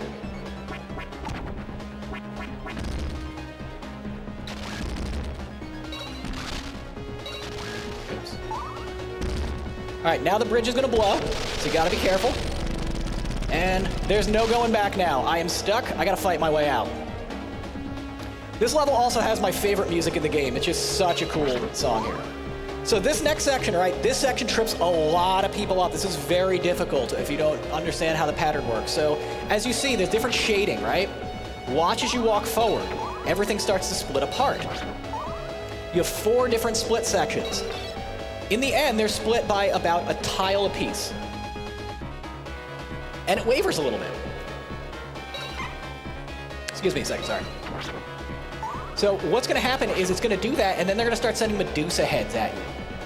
So right here, we're gonna get our final free life of the game, and then jump and go for it. So the trick here, when they appear, walk a tile forward, then whip. All right, tile forward, whip. Wait, forward, whip. And when they come above the bar, it's ready to go. So forward, whip, go for the next one, wait, forward, whip, jump,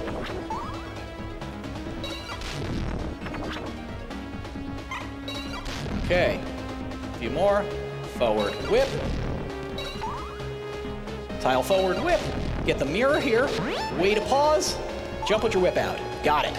All right. Next section. As you see, we're upside down. All right. Up is down, down is up. Take out the Axe Knight. And then this part is treacherous. All right. You have these rotating balls coming around the platform. And they are very easy to get you. Doesn't always time out the way you want it to. And, oh, no! Oh, that sucks. Oh, man. All right. Oh, well, so not perfect, but we can still have a really, really good run here. Mike, I don't know how you're doing this. I think I just took damage watching you do this. Nice. All right, so for here, jump up. Do not take the stairs. Stairs are damage. All right, you're a sitting duck on those stairs. So just jump up. All right, that section's done. All the platforming challenges are done. We're going to encounter our first repurposed boss, but they treat him as a regular enemy. You're going to start hearing some clinking sounds. That's how you know they're coming.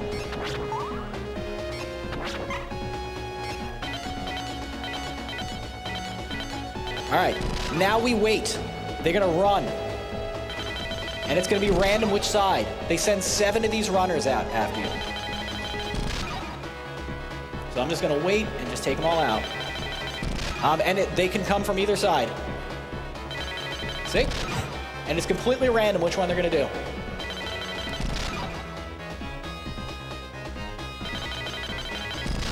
All right. I wasn't counting, so hopefully that's done. Nope. All right, I think that should be it. Let me just pause a sec. Wait. We're good. I wish I had my flame whip. It's gonna kind of suck facing death without it, but I'll manage.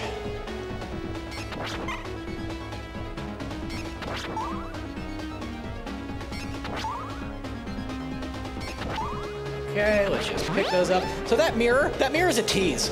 I have rushed here and hit the mirror, and they still sent those things after me. So just take them out beforehand. Don't rely on the mirror. All right. Moonlight and stairs. You know what that means in a Castlevania game. That means you're coming towards the end. So let's face Death. Death has many cards. On easy and normal mode, you can get health here. On expert mode, no dice. All right? So the way this works is the cards circle around. Some of the cards have a boss. Some of them are an attack by death. I will show you how to do all of them. All right, so this one is a gear. That means we're fighting the gear bot. Now, the enemies are a little easier this time around. They don't do the Mega Man 3 thing where they just punish you with, like, even harder versions of Mega Man 2 enemies. You know, they take less damage. It's a little easier.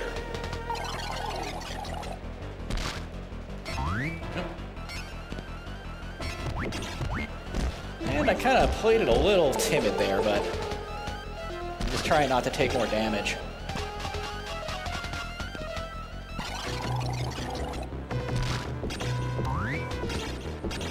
All right, they're gonna flip over.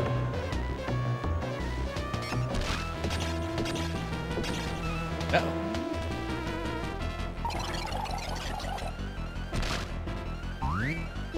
All right, so they're done. Get a little swing practice in. Because why not? Hey, Mike, can you handle a question right now? Yes, sure. Well, what's your name? Frankie, Hey, Frankie, what's up, buddy? Thanks for coming out. All right, so over here, 1 second. who do you think, buddy? When Who the do you ball think? comes under the scythe, just walk away. All right, so that's how you do that attack. All right, Frankie, what's up, bud? So, hi Scorsese, what are your top 3 Martin Scorsese movies? Oh, man.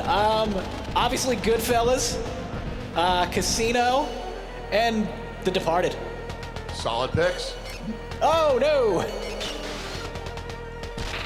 I did not pull an award-winning Scorsese attempt there. And everybody, by the way, if you've not seen Frankie on Frontline, Frankie goes by the Gaming Mixologist. He makes amazing-looking video game-focused cocktails. Man is a master at his craft. Go check him out.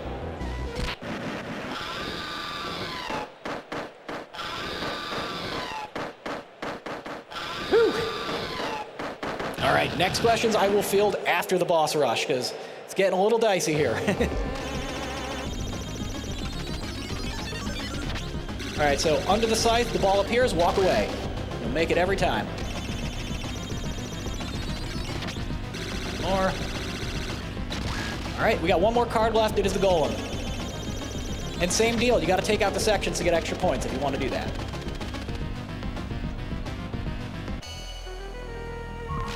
All right. Luckily, they all take, they're all a little easier. Less damage is required.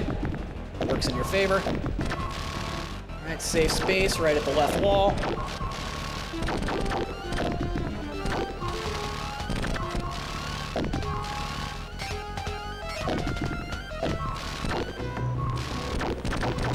Come on, baby.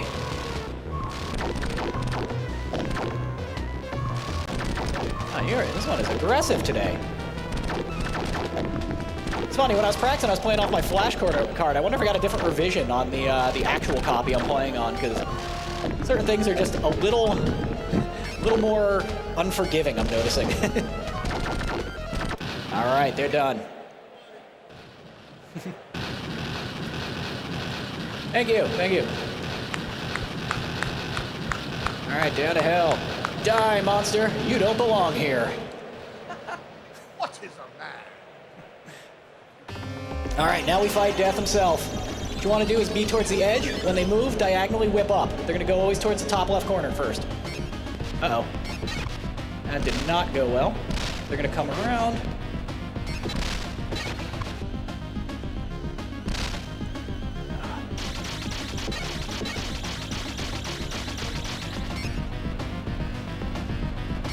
Uh-oh.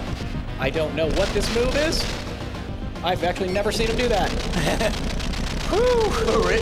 You've never seen him do that? I've never seen him do that because I've always taken him out faster. All right, we've broken the 300,000 point barrier. PAX Arena, come on, put your hands together. We are less than 21,000 points away from tying the record.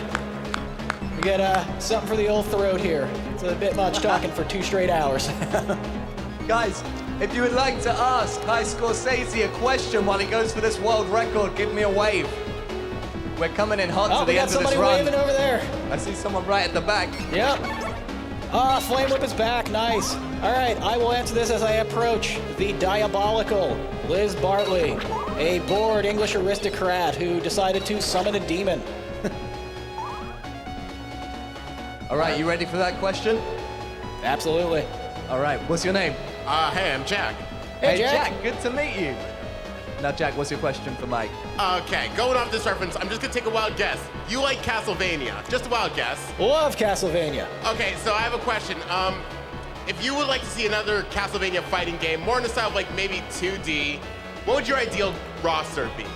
Ooh, like because I do not want another Judgment happening. I'm so good, thank you very much. So you're saying a fighting game, like kind of like Street Fighter style? Yep, very much 2D fighter. Okay, all right. My ideal roster would definitely be all the Belmonts. So Simon, Trevor, Richter, Christopher, John Morris, and Eric Lecard. I think obviously Dracula has got to be the boss, right? Of course. You need Shaft. You need Death. Olrox too, I guess. I'm sorry, I couldn't hear you. What was that? Would you need Olrox? I mean, I feel like Olrox has to be in the roster. I would say so, yeah. Maria. Gotta have Maria in there. Let me think of some others. Oh man, there's a certain enemy I'm thinking of.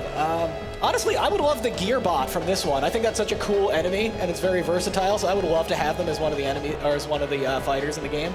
But there's so many. I mean, this series has gone on for so long and so many incarnations. You know, you just have so much to choose from. So I feel like you could pad it out to like 25 people and have a really nice roster. No, absolutely. No, appreciate you answering my question. And I appreciate you coming out. Thank you so much. Take care, Jack. All right, let's take on Liz Bartley. So her first form, she turns into Medusa. So what you're gonna do, you're gonna stand on this line right here and duck and just start whipping the crap out of her. Stay ducked. All right, the flames will go over you. The next one, she's gonna try and knock it down on your head, then get up and move. The tail's gonna whip, you wanna jump, and then just start whipping. Back. All right, they're gonna try and do this again. Get close so that you don't get hit. and just whip. All right, so that's the first phase. Now she's going to go to the middle. She's going to have orbs surround her, and she's going to attack you. If you miss the attack, she's going to send the orbs at you, and they are hard to dodge, and they do a lot of damage. It's random what side she goes to, so what you want to do is stand in the center, jump, and just have your whip out in the air. You're kind of having it land on top of her, all right? If you're a little slow, she's going to send that pink orb, just duck under it. You cannot kill that orb, all right? Other times of the game when those come out, you can. This one, you can. So you have to duck. Oh, try and trick me, will you?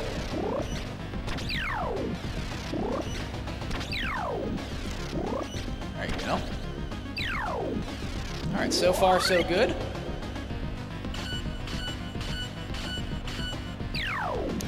Oh my god, I just realized someone on the roster I completely forgot. I can't believe it. I forgot Alucard. You have to have Alucard on there. And Grant. Grant was neglected from the anime, and that always bothered me. You need Grant. You need the pirate who climbs walls.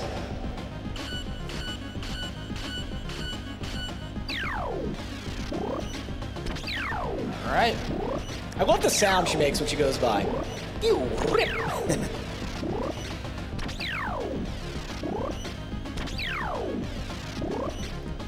And this is the most annoying thing. She always ends up with one sliver of health, so you gotta hit her a bunch of times just to clear one sliver of health away. Luckily, I drew a 4, so it's a little quicker. All right, and she's done. She's about to explode and leave nothing behind but that fancy dress. There we go. Come on. And John, gonna try it on? Come on, give it to me. Looks better on me anyway. All right, she's done. And seriously, what a terrible host. This is her castle. She doesn't offer me anything. I don't get like tea or lunch or anything like that. Like, you're supposed to be a lady. What's going on? You're supposed to have like class and manners. Or at least staff to have class and manners for you, you know? All right, so if you notice, this is one of 4 classic Castlevania songs in the game, the only one that plays during normal play. You need to put in a code for the others. So you have the theme of Simon Belmont from Castlevania 4. As is customary, I'm gonna let it play for an entire repetition because the song's awesome. As I descend the dark stairs in the moonlight on my way to battle Big Bad Vlad himself, Dracula.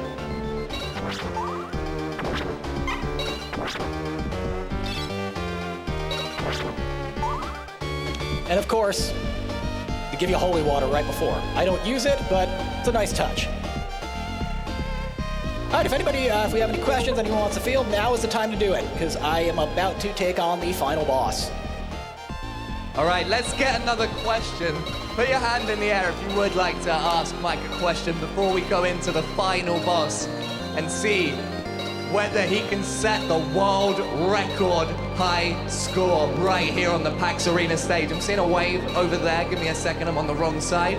I'll be right over. Okay? Look, let me get a jog on. I don't want to keep anyone waiting. Oh, these are not the right shoes for this. Thank you very much. Just squeezing down the line. One more squeeze through. Hello there. Hello. Hi, what's your name? Timothy. Timothy, good to have you out here. Hey, Timothy, thanks for coming out. Tim, what's your question for Mike? My question was, how do you do it? How do I do it? Well, which part? Which part do you want to know? That's the real question. The whole thing, how? Okay, well, the game part, I mean, just a lot of practice. I've actually given panels on this before where I kind of explain my process of learning how to do a world record run for it. So you want to break things down into little steps. And this is just a good life lesson to learn anything. I learned this from being a programmer, right? You take a big problem and you break it down into small individual steps. And you solve all the individual steps, and then once you've done that, you've solved the whole big problem, right? So you want to break it down into little challenges, like, okay, this one section where this enemy comes out, you know they're gonna do this one attack. And then use the background as like little guides for where you should stand. So the most random things you can think of, I'm gonna actually do it during Dracula. So like if you look at the floor, there's these little lines on the tiles. I literally go to like specific lines on the tiles to stand to make sure that I'm in the right place. All right, so for playing, it's things like that. Other than that, you know, you just kind of analyze the game, really like see how you can maximize your points, right? What gives you the most? You gotta come up with a strategy. For the talking, you know, during it and narrating, I stream on Twitch a lot. You know, I got kind of good at that. I was always a performer my whole life too. I've been a musician my whole life. I did theater in high school. So I am very comfortable on a stage, so that helps. The multitasking, I'm gonna give the same answer I gave to someone last year, ADHD. I'm just a scatterbrained individual, so I'm used to just bouncing back and forth between different stuff. I don't reckon anyone here knows what that's like. Oh no, we got anybody with ADHD out here in PAX? I would say, yeah. Wait, because we're about to head in, and by the way, thank you for that question, Timothy. That was amazing. Thank you so much for coming out. I want to take one more question because we're heading into the very final boss, and then it is going to be crunch time on the PAX Arena stage.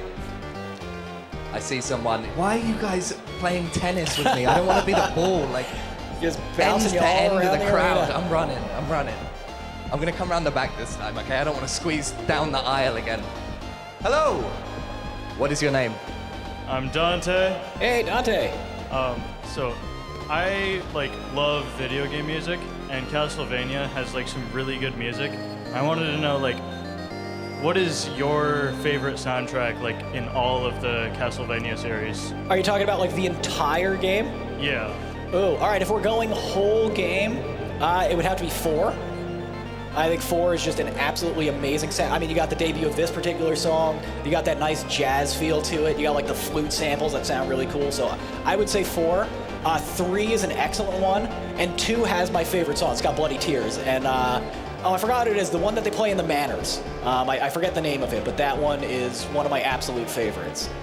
Now, this game has actually 3 other classic songs in it. If you put in the code, you get Bloody Tears from 2, Vampire Killer from 1, and The Beginning from 3. And they're all done as a special Sega arrangement. Thank you. And I will show that code at the end of the run, just so that everybody has it. Unfortunately, I can't trigger it because it only triggers when you have the blue flame whip. All right, folks, let's go for it. He's going for it. For the Going for it. world Moment of record truth. high score. It's High Scorsese. PAX Arena, put your hands together. Oh, yeah. Make some noise as we see this man run. All right, so the you want to world stand on this record. tile right here. As soon as the head pops up, jump, whip, and duck. Always duck afterwards. All right, it gets you out of harm's way. If you do it right, you'll kill the projectile right in his hand, and it won't matter. But if not, the ducking will save your butt.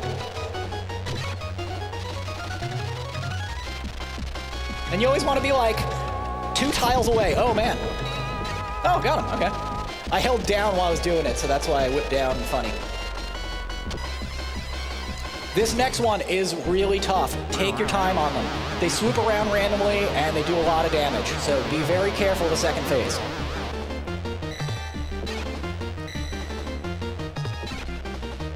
All right, so for here, you could jump up to trigger one going across. Ah, nuts. All right. They're gonna split.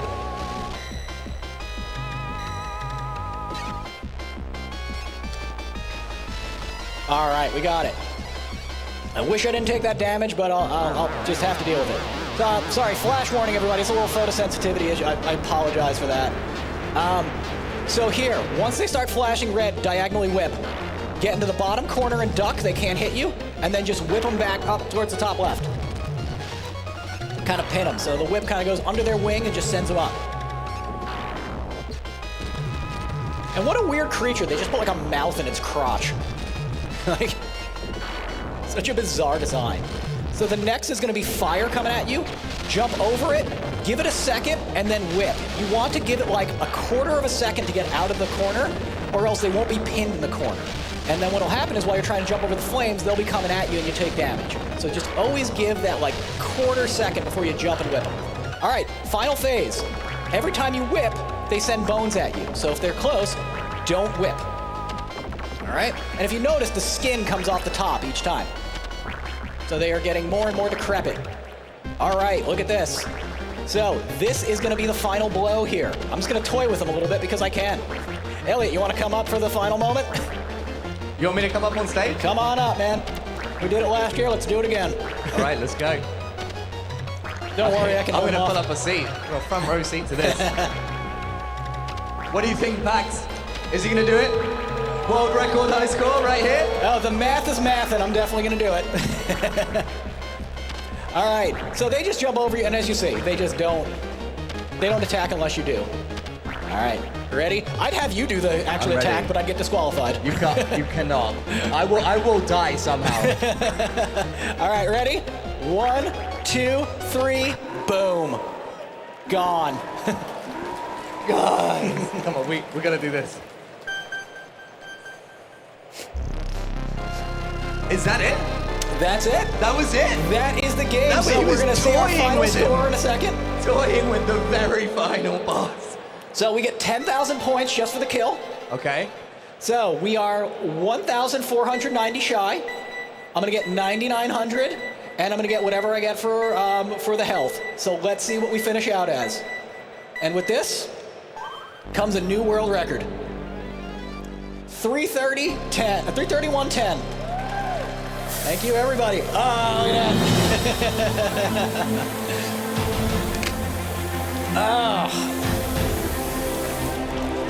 Come on. Make more noise in that PAX Arena. That's a new world record.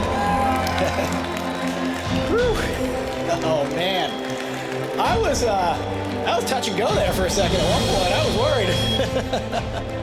Oh, Mike, man. come out and join me at the front of the stage, because you need to come and take a bow. Come on, you can't talk without the headset on, but you can use my microphone once you get out here. Take a breather. Take a breath. Okay, Mike, just a really important question in terms of integrity of the run. Is it okay to swap off of the game on the production side now? I believe so, yeah. The whole thing's been done. It's gone from start to end. Actually, let me do one thing before you take it off. I'm just going to reset the game. Just to show that it's... Just to show that, because I didn't power cycle it. Hang on. This is the extent to which you have to go to prove that this is a legitimate run. There are no shenanigans going on the PAX Arena stage. This is why the console is on camera, just to make sure there is no funny business, no cheating involved. Mike, come out to the front. Don't start talking to me yet. We're gonna do it like this. The new and the old, but now the new as well, world record holder, High Scorsese.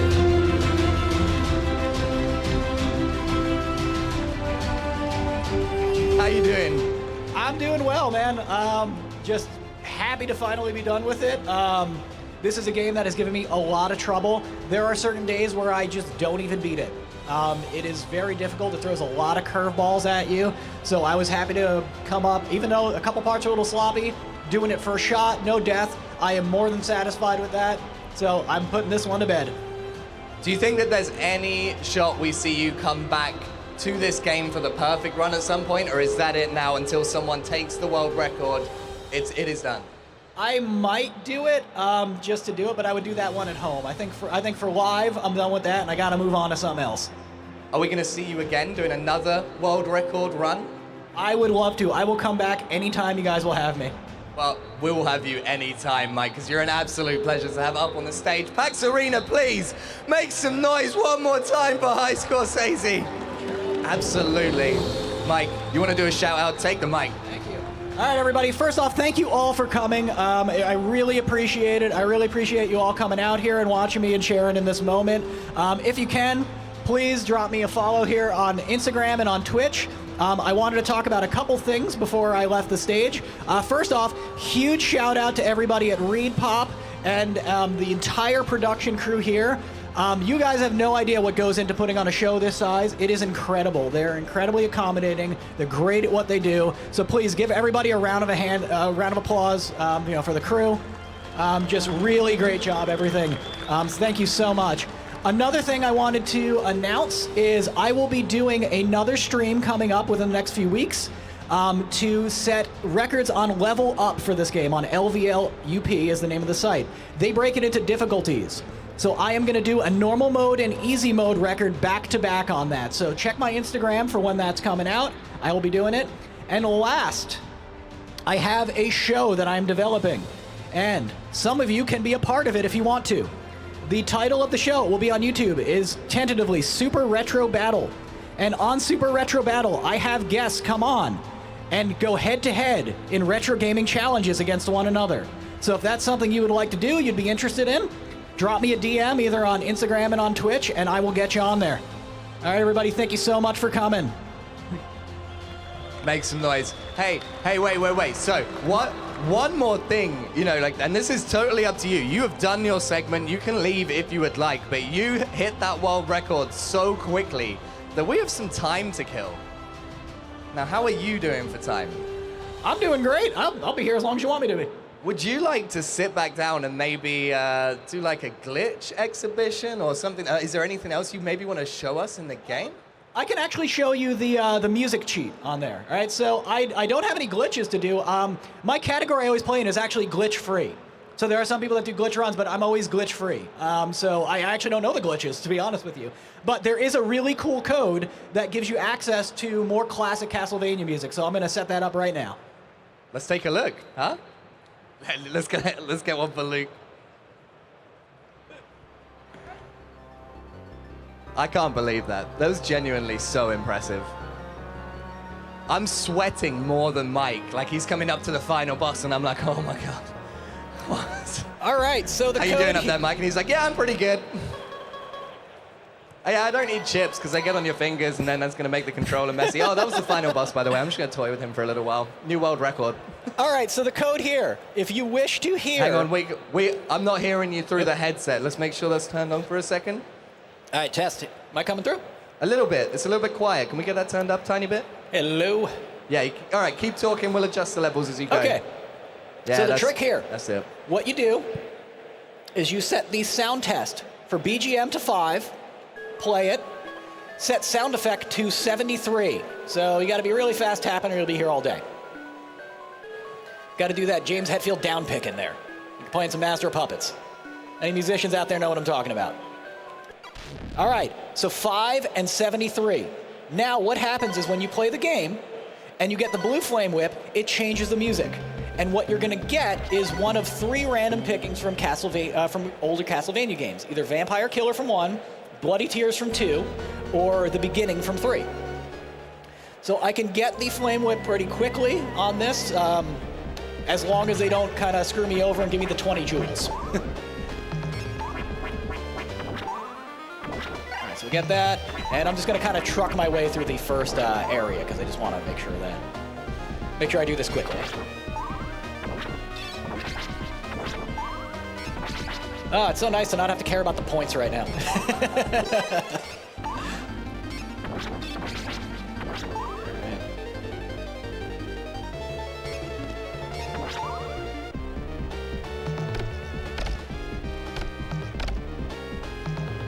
All right, so we got to take out these. Oh, got a double there.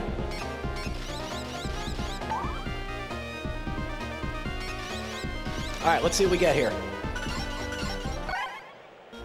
Nice, my favorite.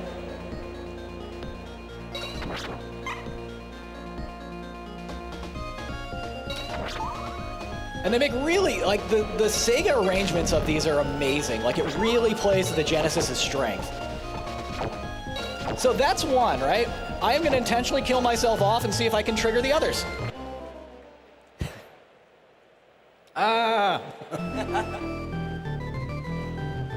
That's a sound I'll be happy not to ever hear again. All right, let's see what we trigger on the next one. See if I can get one of the other 2. Now you got to tap right 73 times again. Oh, yep. No, actually, it locks it in. That's good? Yeah, All right. It locks it in. You're Thank good. God. I was almost going to poll the audience and see like what they wanted me to do, but since the crowd was shuffling in, there wasn't enough to really, ask. And also, it gets a little repetitive. Unfortunately, they're not good at making sure you don't get the same one twice in a row. So I've had games where I just played the same song over and over and over again. It got a little annoying. All right, let's get to our Flame Whip, our Blue Flame of Valor here. Any King of the Hill fans would know what I'm talking about. But that's another one. That show's coming back this summer. I'm really excited for that.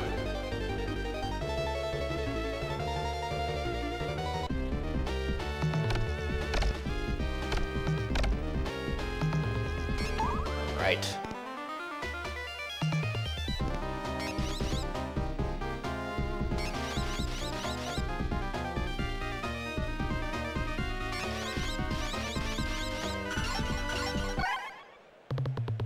Nice. All right, so we get the beginning from Castlevania 3.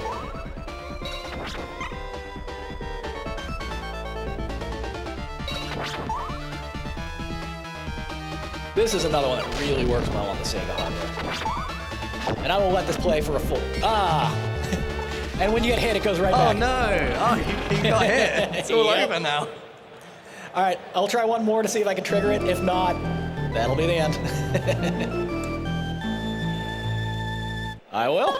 All right, let's do this. So hopefully it gives me Vampire Killer. If not, you know what? I will go to the second place. I can pick up a Flame Whip. I'll try and get it.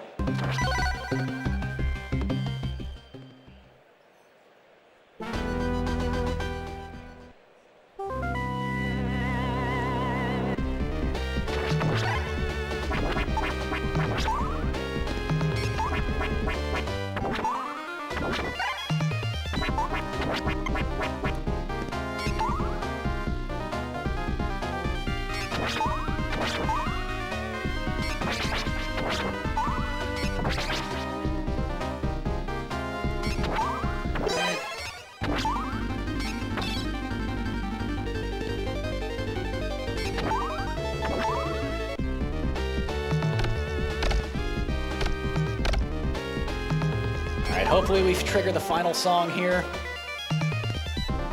It's not a repeat.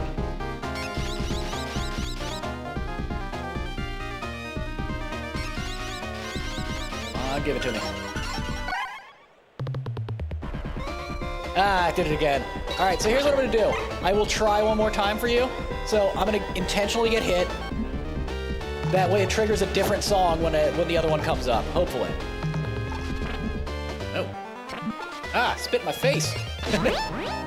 That's not good. Nobody likes that.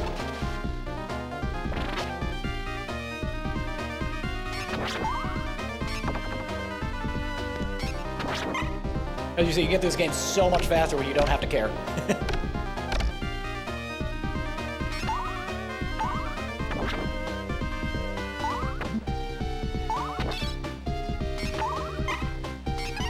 Let's see what the dog's got in store for us here.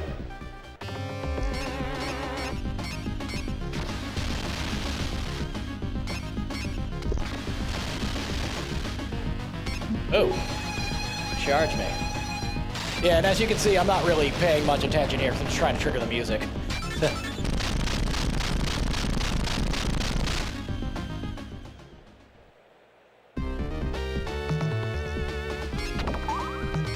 then on one of the next areas, it should give me a blue flame. And hopefully that triggers what we want. If not, that's just gonna have to be it. You'll just have to go on YouTube and hear it.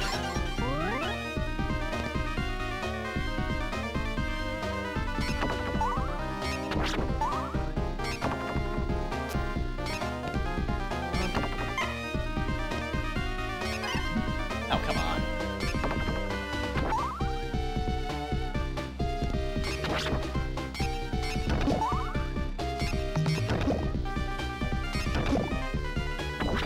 Come on, Flame Whip. Oh. It's shocking how bad I do when I don't actually care.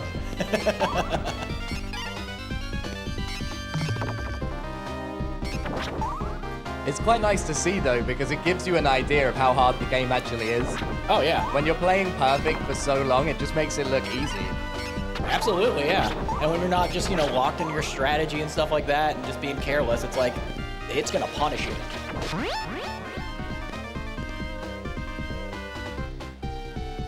Oh. Trick me, came from behind. I've actually never had that happen. There we go, I discovered another way to take damage in this game. All right, come on, Flame Whip.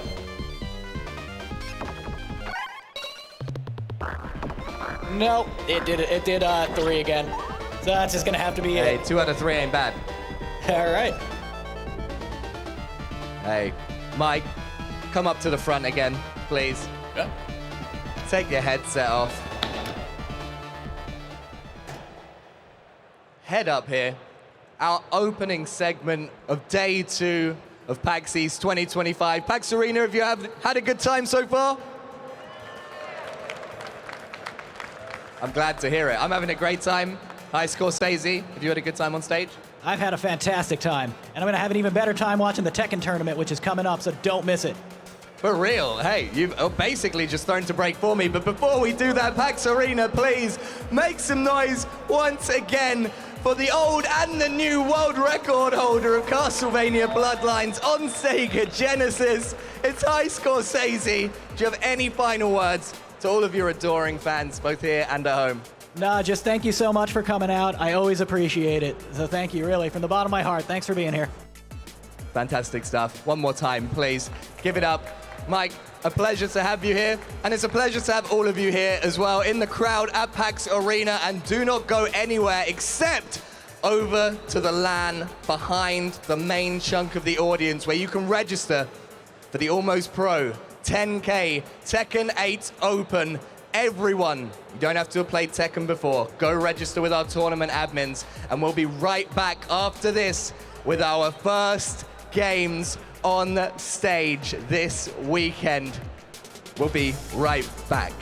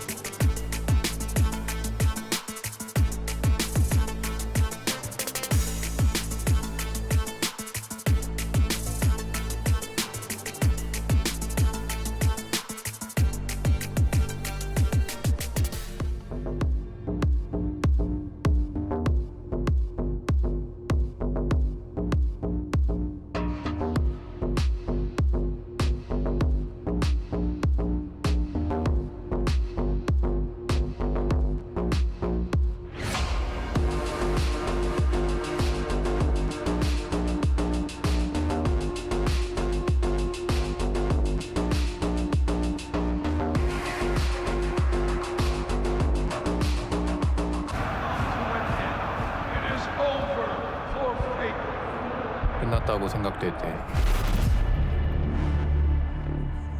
포기하고 싶을 때, 패배가 눈앞에 있을 때,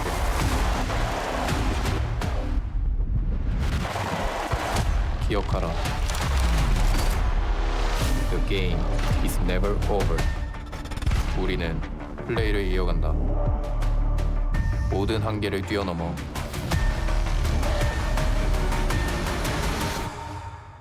우리의 모든 것을 건너 우리는 자기 자신과 싸움에 승리한다.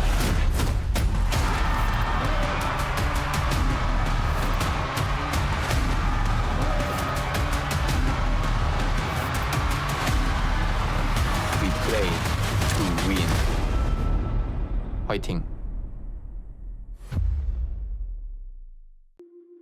Whether it's sunglasses outside, blue light glasses inside, or night driving lenses in the dark, Zenni has affordable eyewear for everyone. Get 10% off with code PAX at zenni.com.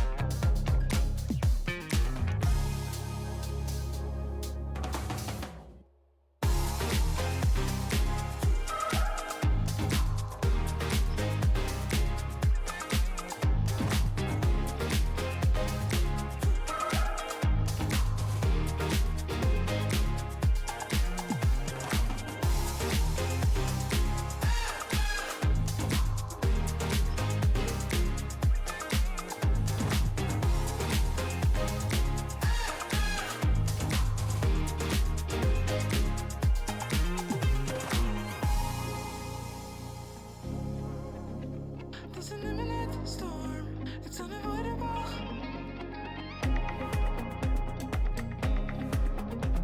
Oh, be no worry, be no worry.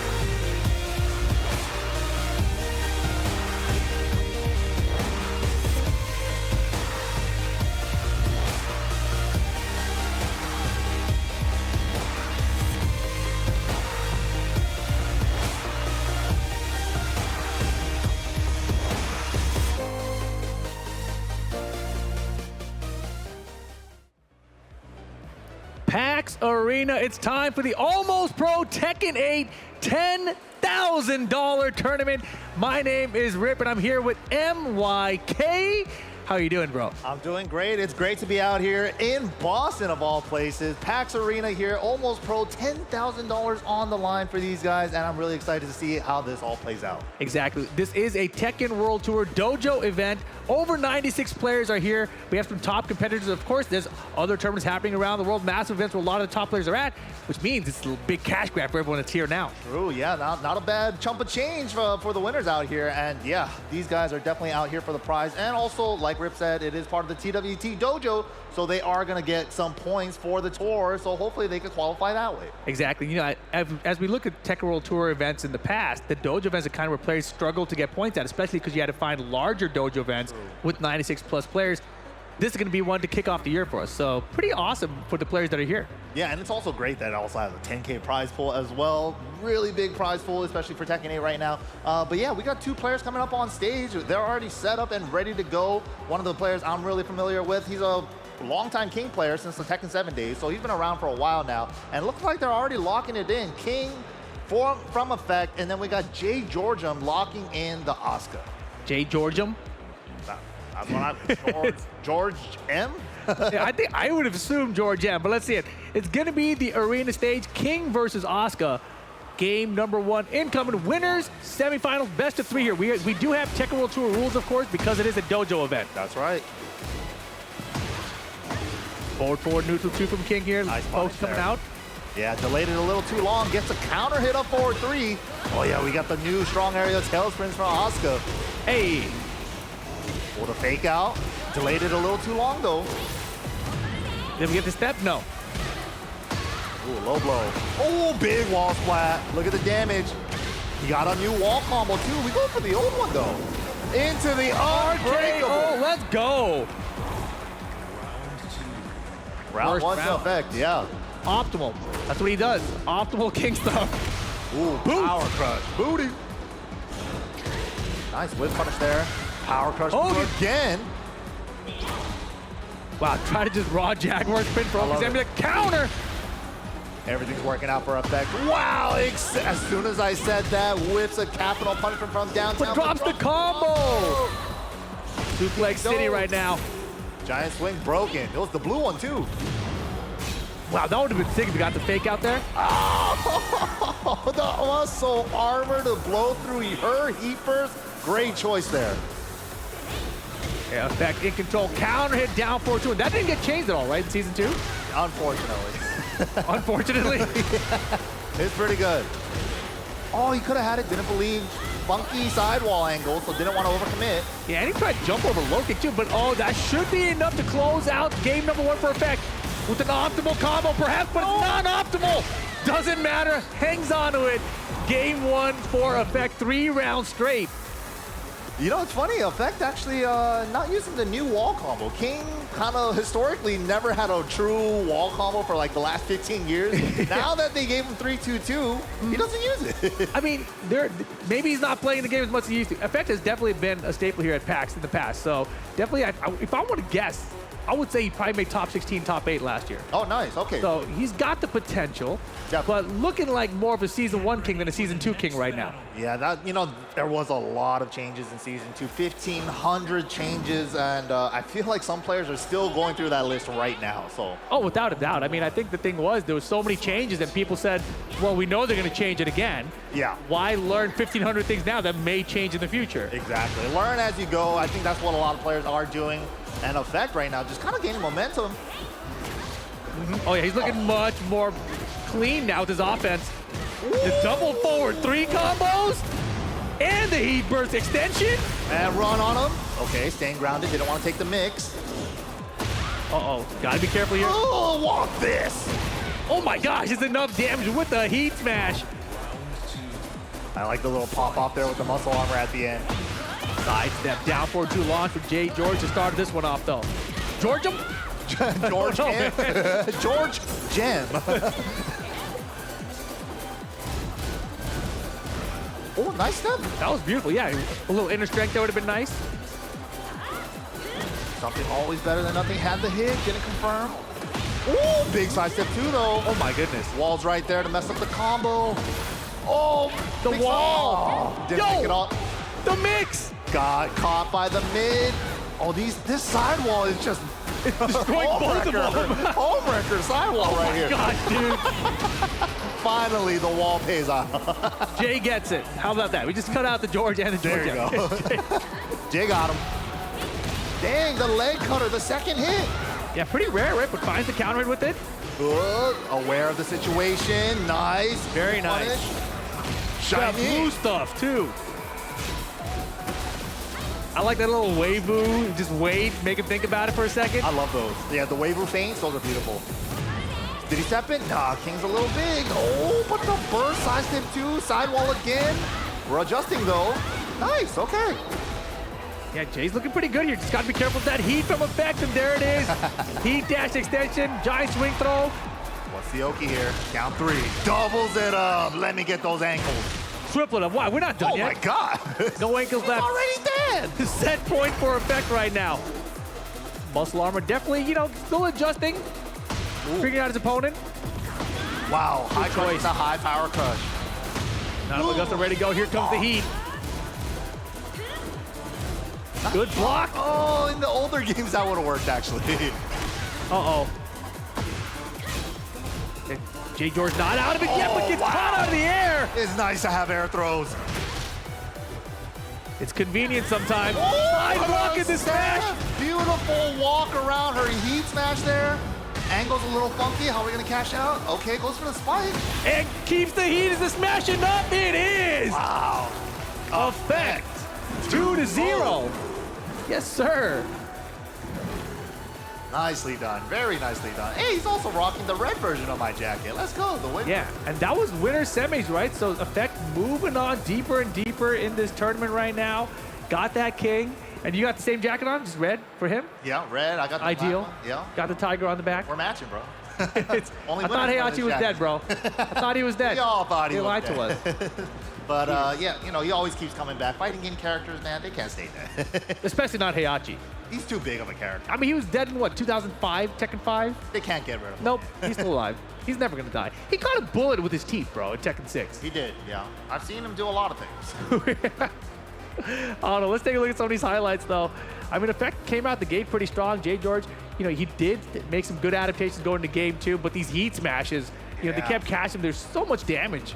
Yeah, he kept trying to sidewalk you too, and he was like hard committing sidewalking instead of like trying to step block. And I think it's also a little bit easier to go sidestep right against the King's Heat Smash. So yeah, just unfortunate there. And also this second game, man, this sidewall. Oh, the sidewall, yeah. Just playing home wrecker to both parties. Nobody could get a solid combo with that funky sidewall. Yeah, it was like karma almost in a way for both of them. But right there, Effect, clean step around her Heat Smash in return. Yeah, and that combo too, right? I was thinking like, could he heat dash to extend the combo at that point? But it wouldn't have been enough damage to close that anyway. So better to save the heat and then go for that heat smash, which is what cashed out and got him the win. Yeah, I think keeping track of like your resources like that. Did I use my heat burst in my combo? Because then my heat dash in the combo is going to be different, right? Right. So saving it for like where like I'm not going to get a lot of damage in the combo. Might as well save it for Oki. Yeah, but sometimes like even if you use the heat burst in the combo, you can be like, I can still cash out and kill him with this much health here. Yeah. So it's kind of worth it in those situations. You got to be aware. So well played from Effect in that situation and gets it done. Moves on in the tournament on the winner's side. Yeah, I believe he's going into the top 24 of winner's side for two. All right. Yeah. That's pretty good. Pretty good. And we nuts. talked about the cash prize pool, of course. It's huge out here. It's the top 24. That's where you want to be. Yeah, no, big prize pool. Like, dude, look at that. Right. We got a belt. And look at all the medals, too, for everyone else, man. There's a lot of good placements you can get out here. 10K open. The belt, of course, I think is what I really want. I think, eventually, we're going to have to start entering these. I think I want a belt, bro. We're coming back. This would have been the one, I think, right? This would have been the really one. Cool, though. Like, getting trophies, belts, like, all this stuff is really cool, especially you're a competitor. You get to keep it at home in your trophy cases and stuff. And we got some heavy hitters out here this weekend as well. We got, I see Joe Crush in the crowd as Oh, really? well. He's also been rocking. He's been killing it at the online tournaments at TNS and stuff, too. Uh-huh. Fred Distance, also an old school classic. I've seen him in Tekken 7 days. A couple other players are out here, too. So, yeah, this is really nice to see. And we got Doc out here, too, man. Doc Massacre. Ling Xiaoyu specialist, finding all the tech caches and all the broken stuff. Oh yeah, true. Every time they change the system, Doc is always on it. He's like, Like, "Hold on." surprise, surprise! He's like, thought "Oh, you you got thought away you with could it." Stop me. I can't wait. I can't wait to see what he does. Hopefully get him on stream. Hopefully he's in the tournament even, you know? No, Who yeah, knows? absolutely. Super fun player to watch. I think he was also rocking the Huarong for a while, so he likes some creative like characters to get like really. There was a martial law at some point too.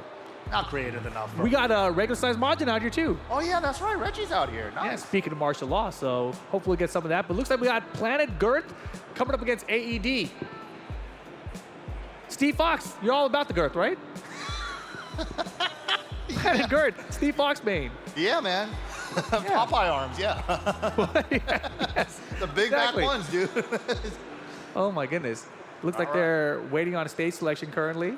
Oh yeah, also TWT rules. So if you want to break it down real quick, every match has to be on a random select. So even when you rematch, also has been added as a tournament feature as well in the tournament settings in the game, so that when you hit rematch, you go to a random stage. Yeah, it's pretty dope actually. How do you feel about Steve Fox here in season 2? He's got a lot of changes, right? I don't like Lionheart that much. You don't like the Lionheart stance that much? Yeah, I see. I think using it raw to create space, you know, The backdash out of it. Yeah, that is good, but then like the right hooks that leave you in Lionheart, Mm-hmm. it's not really my flavor of Steve, but. Got it. And so, but what are the changes though? I feel like I don't really fully understand it. The easiest way to break down Steve's changes in season 2, anything that's a right hook leaves them in Lionheart. Okay, okay. Right hook leads him to Lionheart. Double 2, up back 2 already did. Yeah. I see. Okay, okay. Oof. Okay. AED with the Brian here. Ooh. Favorite characters in this game, both very heavy counter-hitting characters. Yeah, and Brian seems pretty darn good in season 2 as well. Yeah, his damage is ridiculous. Yeah, right. I got the wall pressure and the taunt set is ready to go. Wow. Engage. Get him up on his wall. First round AED. Very clean. Now that's going to be the testament for both these players. Who can find each other's timing first? And right now, AED is finding all the counter hits first. And both of them were off that instant while standing free that he's got, right, with that knee from Brian. It's pretty good. 12-frame knee. Right weave, though. Ooh, didn't Right. quite hit the wall, but he swung after. And he got him on the wall splat and turned him off the wall for the combo. How did he do that? Wait a minute, he could get more. Oh, it didn't break. He was Bro. trying to break it. That was a really good attempt from Planet. Stop it. Ooh, big down back 2 counter on the ground. Wow, the get-up kick, so risky. Nice. Man. All right, one apiece, just like that. Yeah, this looks like it might be really close back and forth action. Yeah, I really like Planet's combo awareness, especially with the stage there, too. Oh yeah, super good awareness and really good adjustments to try to get the wall spats in the stage interactions. Ooh, engage. For the pressure. Yeah, that's like the common. Orbital! He caught him doing the duck cancel. He couldn't block during that time. Back 3 burst to the wall. No way. Ugh. Fully charged. Nice patience. Back one out of the air. A great float conversion opportunity for Planet Girth here. Nice. He actually caught him out of his heat smash out of the air. Big counter, but he committed to the second hit. Rage mode available for AD. Got to watch out for Rage Art here as well. If you're Planet Girth right now, both players with Rage. Albatross 2 finds home. Double Albatross low. Oh my God! What? Wait a second. Doesn't matter. The shoulder check works out. Isn't that supposed to be grounding? It is. What in the world? Okay, Planet Girth up 2 rounds to 1. Wow. Hatchet. How is he finding these hatchet timings? So brave to use it on Steve because of that back one. That left hook puts you to sleep. Standing up. Hey. No Masaji today. Wild Stand 3 knocked out of it. Oh, this wall pressure though, fighting his way out. Get me off this wall. Trying to use his heat, not gonna get a chance to. Low Wow! parry. Yeah, the he's stare down into low parry? Planet Girth got for the down 2-1 a punch. He went with the touch it up to counter and hatch this time. Oh, that's the brother.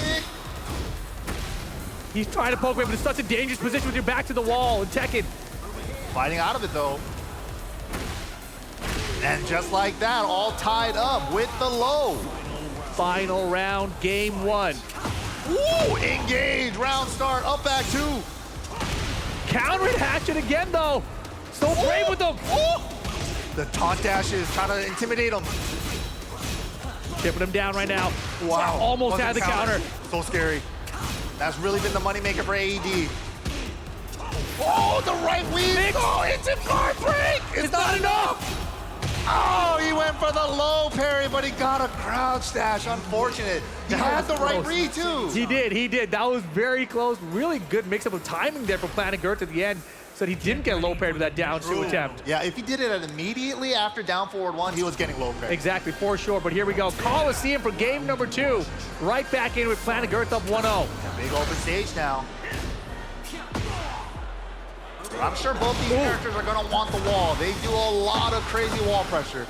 But big Lionheart 2 combo to get it started. Ouch! Get up! Oh, he went for the Snake Charmer. Bro, and so many countered hatches, actually. Engage. Give me that health back. Find a heat engage while you still have gray health. You can get some of that health back. Good moves. Yeah, even though they're getting back one sometimes, you can't be scared to go for your offense sometimes. Yeah, you got to force the Steve player to start using that back one too, right? Right, and use it against them. Exactly. And there it is, Hatchet again, why not? You know, the Hatchet's doing a really good job of shutting down Steve's weaves right there. The right weave. That's what is catching him on. That's really interesting because, as we've mentioned, it is so risky to throw out because you're scared of that Steve back one, but there hasn't been that many backwoods from Planet Girth in general. Exactly. Speaking of it. And now it's back. All right. But he drops the combo. Opportunity. Oh, no, he could have launched that too. Some missed combo opportunities, some missed punish opportunities on both sides. But another one, the moneymaker, the Wild Rising 3. Saving the heat for later. Yeesh. Good block. Oh, a little late on the punish. That was the right idea. Okay. Ooh. Nice, good option staying down, but again, that is the wheel of options we are talking about. Hatchet to catch the weaves, but the back one to keep the hatchet on it. Exactly, that hatchet kick, because he's standing up while doing that low attack, is susceptible to getting hit by that high back one counter hit. Oh, miss punish. A little bit of heat, not getting. Didn't get to use it. Actually, could have used it. Oh, the throws though. Man, these homing attacks are wild. Ooh. Breaking the guard. And really pressuring him with all these right hooks into Lionheart stance. Double albatross low, you know it's step it. Oh my gosh! He stepped it so far that his whip punish whipped. I mean, what are you supposed to do in that situation? You just feel like you get ripped off. But because that Planet Girth on set point now, I mean, was he supposed to jet up or was he supposed to orbital? Too good for his own good. Too good for his own good? Okay. Well, he's about to be too good for the winner bracket. Oh, actually, losers quarters. He's going to be too good for the tournament. Oh, man. And, yeah, Planet Girth smells blood right now. He's going for the kill. AED on the back ropes, fighting his way out. He's not even at the wall. Oh, my ankle. He wants to counter the wall standing so bad. Went for it twice. He could jet up with that. That is very punishable. Getting Norback. He's trying to survive the turn right now. AED. They're both slugging it out. There it is. It's enough. Final round, game 2. AED staying alive. Not going out without a fight. Oh, he wanted a second delay. Again. All right. Gonna have a good life lead here, but this combo's gonna leave a lot of great health aside of Planet Girth. The miracle knee. Oh, he wants him. It's his calling card. It really is. Oh, nice block on the incog. The 1, 2, 3 burst. Get me out of pressure. Good jab check. Armor. Oh, good step. I can't believe it didn't win. Double it up. No finish. No punish. Oh, brother. Chance for Planet Girth to still close out the set. Heat and rage available. He's tensing up. He recognizes he has the life lead, but he gets it. Nicely done. Finds the mid there with the 3+4. Another chance. He was about to be eliminated from the tournament, and he fought his way back. And now we go to a final game. Here, let's see who's staying in the tournament. This is a good one. Planet Girth, AED. Going back to the Wild Standing 3 again. Yeah, but not finding the spots where he can put him in there. Man, and it's so good to mix up the Wild Standing 3 with that hatchet. Wow! That was the first time that's what we were talking about. Yeah. Use the back one against him. It's a high. Oh man, the top edge of the wall is looking good. AED getting the first round of this final game. Now taking the lead in the set after almost facing elimination. Yeah, now we see a little bit more Lionheart usage out of Planet Girth. We haven't seen much, but this is a good low parry as well. Got enough. First, extend the combo. What are we doing with it? Bam. Big 50 damage from a low parry. Not bad at all.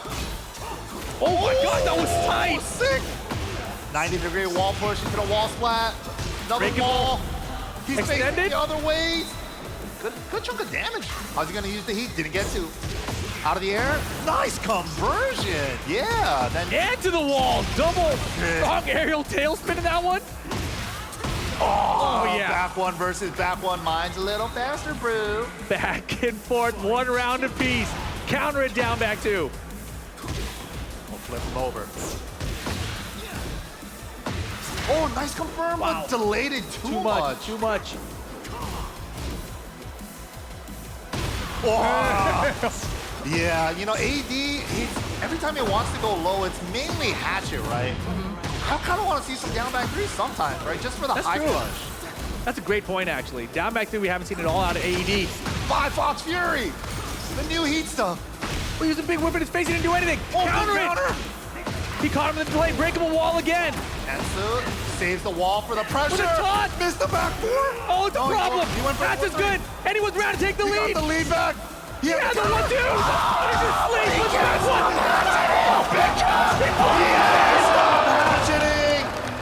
Set point for Planet Girth. Good confirm this time. Engage. Hatchet again. Oh, right. brother. Oh, he tried to punch down. God damn. How many Another one. does it take to get to All the counters. Box? And here we go. You know where we're going, right? Are we? We're going. Final round. That's Planet Girth. AED. Double Luigi. Counter hit back one. From the other side, from the Brian, not the Steve. No walls here anymore. Oh, just ate it raw, Gordon Ramsay. Uh-oh, Planet Girth has been in trouble. Another breakable wall. We've got heat. Do we extend the combo with the heat here? Alien, maybe we can kill. I don't know. This angle's weird. Oh, he wants to do the dots and the one throw because he messed up the dash comp, but it worked out. With the perfect AED survives. Nicely done. And moves on in the tournament. What a match. Back and forth the whole way through. Steve Fox, Brian Fury.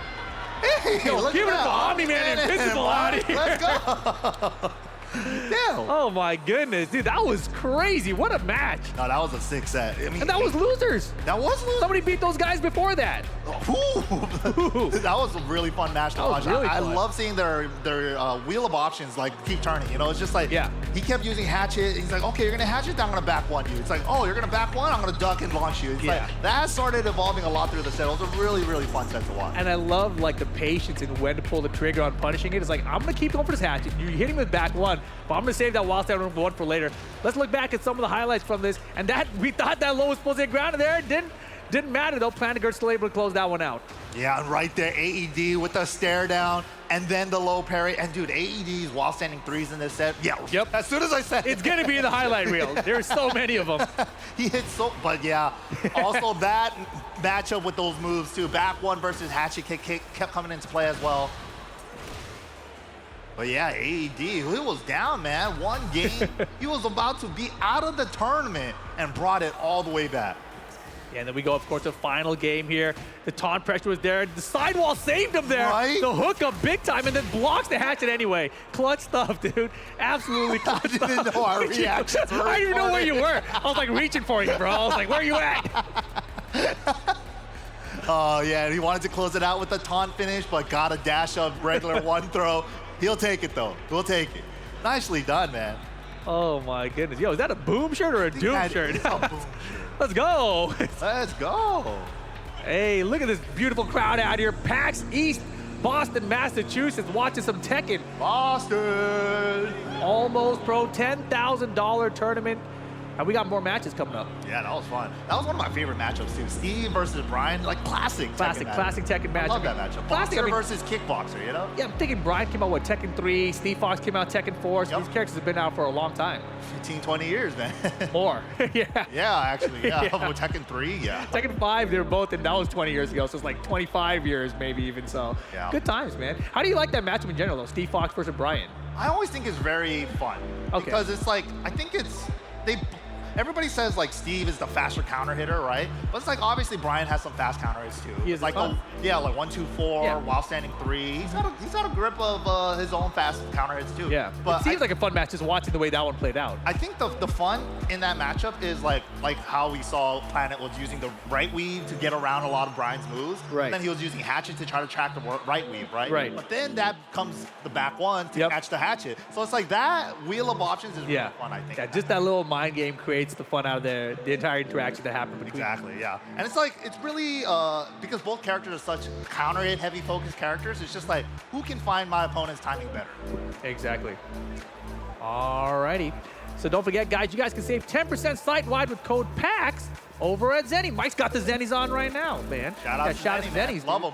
Yeah, they've been supporting a lot of events for the FGC recently, so it's cool to see them out here at PAX once again. Yeah, and I highly recommend them, man. The blue light blockers are actually legit. They actually help my eyes so much. No, it's awesome. Yeah, I got them at home too when I'm recommend streaming. It's awesome. Yeah. Big shout out to Zenny. 10% off. Don't forget to use that PAX code on checkout. Exactly. But it looks like we do have another match setting up right now. Do we have Planet Girth and AD again? Probably not, right? I doubt it. I doubt they're going to play again after one of them just got eliminated. That would be crazy. Triple live tournament, triple elimination tournament, bro? Not here at Tech World Tour, bro. Dojo event, 96 plus. Lots of points on the line. That's right. Yeah, and you guys kind of want to get the points early on in the season, right? Always, always. Yeah. It's always a race for the points at the end, but if you can secure yourself some points early on, way more comfortable. Right, and of course, you know, like Evo Japan is happening. It's a Master Plus event, but the dojo events are harder to find big dojo events. True, yeah, like Rip was saying earlier in the stream, yeah, like the 96 plus dojos are really hard to come by, and it only counts like 4 of your dojo points, so if you can make them all 96 plus, that'd be great. That's optimal. Especially if you could get like top 3 of them or something. Yes, it looks like we got John Tekken with the King going up against Jay George here. Damn, it's the same matchup that Jay George had to fight in the winner's He's side. like another King player, bro. I hate these Kings. Dude, that always feels bad if you get, you know, if it's the same character for your whole tournament run. Yep, and twice in a row especially, like back to back. You're like, man, again? But then sometimes it works out the other way. You're like, all right, I know I messed up against him. I should have did this, that against the character. Now I know. Right, yeah. Oh, you might have just warmed him up. Exactly. And Jay George looking like he was warmed up by effect. Solid first round. Genmaji Temple. Gong. Yeah, Asuka too. He's going in. Yeah, she's got some nice changes in this season. What do you think is like the best changes she got? The strong arrow tailspins. I think that helps her combos so much. Good throw break, important throw break actually. Wow, counter throw, wrist chuck slam. Well, once we punish, chipping away right now at the life bar, John Tekken. No health fixes comeback. Hey, George on full-on aggression. 1-1-3 down jab, just didn't want to give up their turn. Yeah, that was beautiful Tekken right there. Okay, gets mid-check there this time. Good check from John. Power crush out of the air, so it turns into a tornado. You could have had more than that though, right? Still not bad for King scaling. Oh yeah, you very, very true. Oh yeah, that's the new stuff too. Charge version on 4-4-2-3, more damage on combos. Oof. Oh my gosh. Oh my God. And a wall splash. Oh my God. Couldn't block it, and a wall splash. Wrist chuck, slammed him. Help.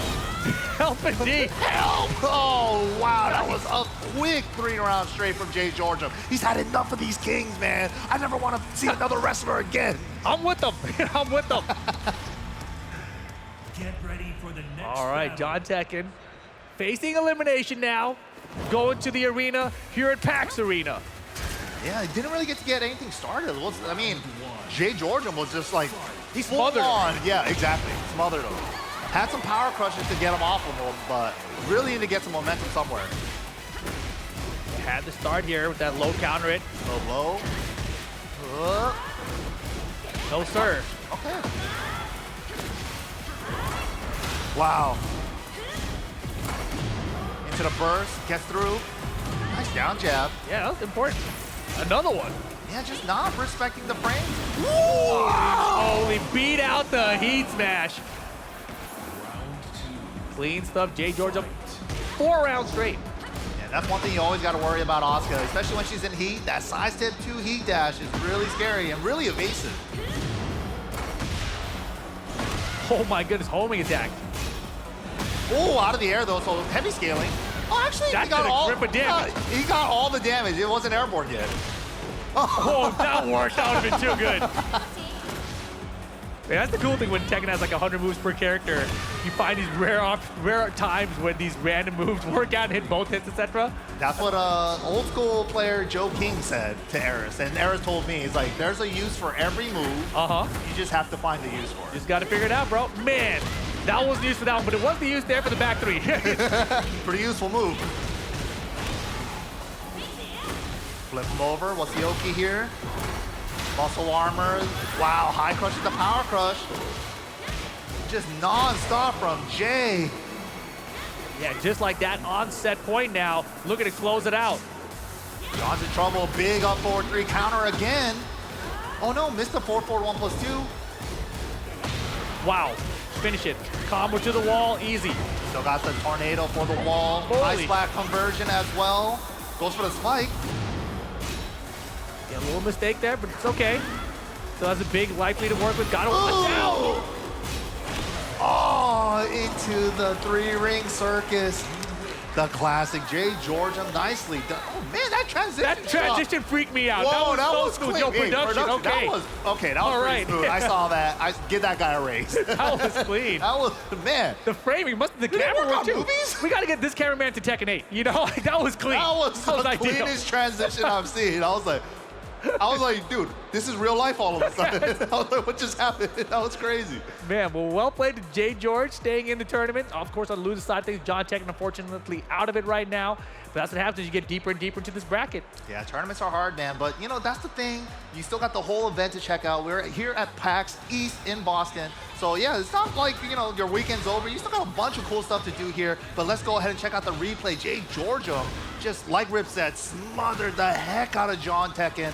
And also right there at the end, new Season 2 unblockable tech traps. That didn't exist before because she never had that move. Yeah, I mean, just non-stop aggression. And John Tekken, you know, he found a couple moments right in this game too here. He found a counter launch earlier. The home attacks were working out, but really it's just the same story the whole way through. Jay George was keeping on that pressure the whole way throughout, smothering John Tekken and closing it out with a quick 2-0. And that's kind of what you want to do, especially in Tekken 8, right? Especially with their focus on aggression and stuff. Especially if you can make them not play. Exactly. Is like the best way to play. Exactly. Looks like we do have Effect coming back up in here. So it looks like we're moving back to the winner's side of the bracket, the winner's final even. So I believe this is Effect going up against Sour Llama. Sour Llama, all right. First time hearing this player's name, but Effect, of course, we saw him earlier, rocking the king, coming back on stage. We'll see what they're going to be going with in a second. But I believe it's going to be Leo. So Leo, of course, in this patch also pretty good, right? Yeah, not bad. Yeah, Leo got a lot of good changes, especially Leo's one of the characters that got the running 3. It's like a plus on block move. Not a lot of those in Tekken, especially for a lot of characters, but Leo got it off the running 3 and then can go into stance off of it now. And has a new low out of that stance. So those are 2 pretty good things for that character. So running 3 to like Bach stance? Yep, Bach into the Bach double low. And it's only minus 12. Bach, yo, how's it going, PAX? Oh my goodness, still early out here. We got a lot of stuff lined up, a lot of Tekken action throughout the whole weekend, actually. This is just day 1. We got day 2 and day 3 still coming as we wind our way down to the top 8 on Sunday. Yeah, we're gonna see who gets to wear that belt on Sunday. But yeah, Leo, Lars, I mean, I think a lot of the people have been saying those 2 characters have gotten a lot of good changes in Season 2. But I don't know, I feel like Leo is still kind of rare. You don't see that character that often. No, definitely. It definitely was a less popular character than expected. When that character came out in Tekken 6, I wanted to main that character, actually. I don't know what it was. I was like, this character looks so cool. His back turn options and things. I was like, oh, it's interesting. But then for whatever reason, when I tried using it, the inputs didn't match with what my brain wanted to with my hands. I was like, oh, it's not for me, right? So there's something there that I feel like is a little bit of a disconnect between players and the character. Yeah, I think that character is pretty strong, but we'll see. Oh, definitely a strong character right now, without a doubt. And of course, you're in the winner final of a pool. You know it's going to be a strong character with a strong player, too. Yeah, super scary character, man. Especially just so many good options from that character. The 12 frame, minus 12 low, the new one we're talking about, but they still have the old one where it's the down forward 2+3 counter launcher. Just like super long range whip punishers with like down forward 2 and stuff, but. Right, and that down forward 2, it is at least punishable, right? But it feels like Leo kind of reaches out there for it and then kind of retracts a bit. It feels like that, yeah. Right? No, So you're feel right. like, is my punch going to reach here? I'm not really sure. Especially when it's like on whiff, it feels like it retracts even more. On block, it feels like, okay, my punish should hit. Should work here, Yeah, right. but on whiff, it's like, oh, what the hell? Where's that arm going? It's all the way back there now. So yeah, Leo, very, very interesting character. And I think if you don't have experience against it, you can get really run down by the character, especially here in Season 2 now. Oh, yeah. Which Leo- makes me a little concerned for Effect, because we saw the combos not using the King Wall combo. I don't know how much Effect has been playing in Season 2 of Tekken 8. Right, yeah. Yeah, that King New wall combo is pretty juicy. I don't know anybody who is a King main who says, like, I like the Season 1 wall stuff instead of Season 2. No, yeah. Right? I don't think anybody says that. Well, let's see what happens. Winners final loading up right now. Yakushima's going to be the stage. Very large open stage to play on. Effect versus Sour Llama. Oh, we got some music pump. Let's go. Oh, damn, it's a Leroy. Oh, that Not is a Leo. not at all Leo. Okay. And we got first two letters, right? Counter gets giant swing. You better tech roll this. Uh-huh. No tech roll. Oh, my God. We just took all the damage? We're at Leroy, another character who has gotten some decent buffs here in Season 2 as well, right? Yeah. Leroy, size set 3+4. That move is ridiculous. One throw broken. Oh, my Face God. massage. Didn't have any greater recovery, but doesn't matter. Oh, he ducked the high there. Oh, dang. What was that? Oh, my gosh, the damage on the RKO. Oh, pop off afterwards, too? Right? He's been popping off with the muscle armor. Got the counter hit. Oh, that was sick. Unblockable moonsault from King. Wow, second hit of Hermit, 1-2. New moves. Oh no, messed up the heat burst. Wow, all right. do it. Oh, counter Wake up, it. giant swing. Still broke it though, wow. Wow, just out of range of that throw, but look at that. Sidestep left into the gut punch. Nice conversion, but drops the combo into the DDT. American reset, here we go. Dash up giant 2, broken. Wow, interrupts the 4-4-2 with the 1-2 keep out. Nice timing from Effect there. You're right, he's popping off with the muscle armor all day. Oh no, oh no. I don't think I will. He does, I don't think so. Yeah, no, I'm good. I'm full. Combo Oh, check. Mr. No. Shining. Man, Sour Llama with a lot of good breaks on these giant swings. But not the Shining, Wizard. the blue one. Down 3-2, finally. Again, the new moves. Second hit. I would keep using it, man, if it keeps working. I'm telling you. Season 2, bro, new stuff. You gotta test them. Take advantage while you can. Right. How much homework did you actually do? You know, that's the test. Man, that down forward one looks so funny now. It's a nice duck call on the down 3-2. Second hit is a high. And Effect able to close out game 1. 3 rounds straight. Very clean, very controlled. Like really just kept the pace of the match in his favor. Just didn't let his opponent get too crazy. Nicely done. Oh, that was clean. So far, so good. Running it back with the Leroy. So we're not going to get a Leo here. We actually get walls, so maybe this can favor Sour Llama a little bit. We haven't been seeing a lot of the new move a lot though from Leroy. So I said 3+4. It's a really crazy move. Plus on block, and he leaves him in Hermit. Yeah. Uh-oh. Oh, buddy, we're getting the bridge. This is going to do a little bit of damage. Watch the life bar. He's just fixing his back. Uh-huh. He has a bad back. He's old. I know how it feels, bro. No engager here, though. Oh, my God. He's going to do... Oh, what a block. He could launch. Oh, there's the sidestep moves. Yeah, just a tiny pixel. It's so hard to win from this situation. It's never over till it's over. It's true. The alley kick again. 3 tries. I like how he never gave up on that option. He's like, I want to get you with the ollie kick, man. It's such a long-range low, right? It's hard to defend that from that range while also trying to get it to do your offense and make the comeback. Oh, it takes the spike from the Jaguar. Wow, Jaguar 2, huh? Oh, wow. I love that. Using the sidestep multi-throw cancel into the gut punch. That's a classic. Oh, my goodness. And look at this. Oh, guaranteed. Wait, that's guaranteed after RKO? The heat smash? Yeah. Huh? Unbreakable throw and a guaranteed heat smash? Yeah, bro. He gets free ollie kick, too. Oh. I don't know Giant swing. Counter it. It's going to kill. Set point for Effect here. All right, Sour Llama, now's the time. Pull out everything out of your bag of tricks. It's now or never. Okay, face massage didn't confirm. Wow, he thought he was gonna chase it, but he saw that the first hit whiffed. Good thing to not pull the trigger. Ooh. Wow, and he actually tried to mix up the options there. And Effect's like patient. Oh, get it in the gut punch again. Oh, Effect is definitely doing that on purpose. Intentionally ending the combo short to set him up. Oh my God, he decapitated it in front of a live audience, bro.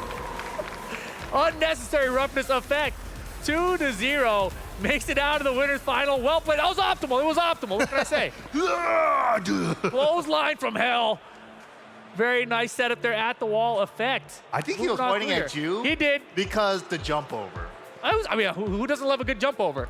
I don't, but yeah. Come on, get out. That was pretty good. That was pretty good. Of course it was good. That's why you got so hyped. See that? This guy spun around and he said, like, I don't like it. I just don't like it because my character's on. You just haven't been creative enough to make it work. What is Steve's gonna do? Make something up, bro. What is Steve gonna do? Make something up. Double albatross backwards, then back and forth, then back. I already do that. From the jump over, though. It makes it cooler. That's how it works. You'll learn one day, kid. But nicely done, Effect.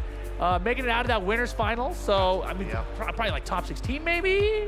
Yeah, he definitely made it pretty far. I'm guessing that might be his last match for today. I'm guessing we might see him on day 2 or day 3, but yeah, good stuff to Effect. Both matches we saw from him on stream, both dubs, so what more can you ask for, right? Yeah, without a doubt. But I do believe we're going to take a short break soon in a second, too. So let's take a short break, guys. Don't go anywhere. When we get back, we will continue with more Almost Pro Tekken 8 action live from PAX East.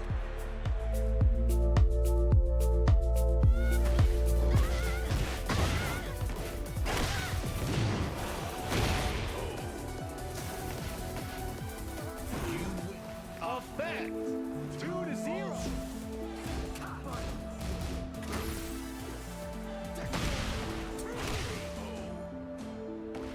This is not enough.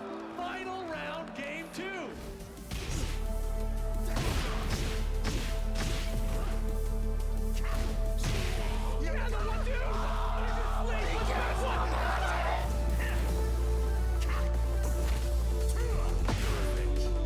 Because he messed up that dash comp, but it worked out.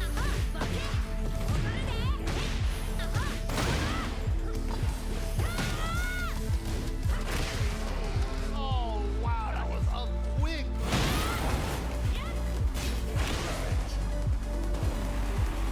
That was All right. smooth. I saw that.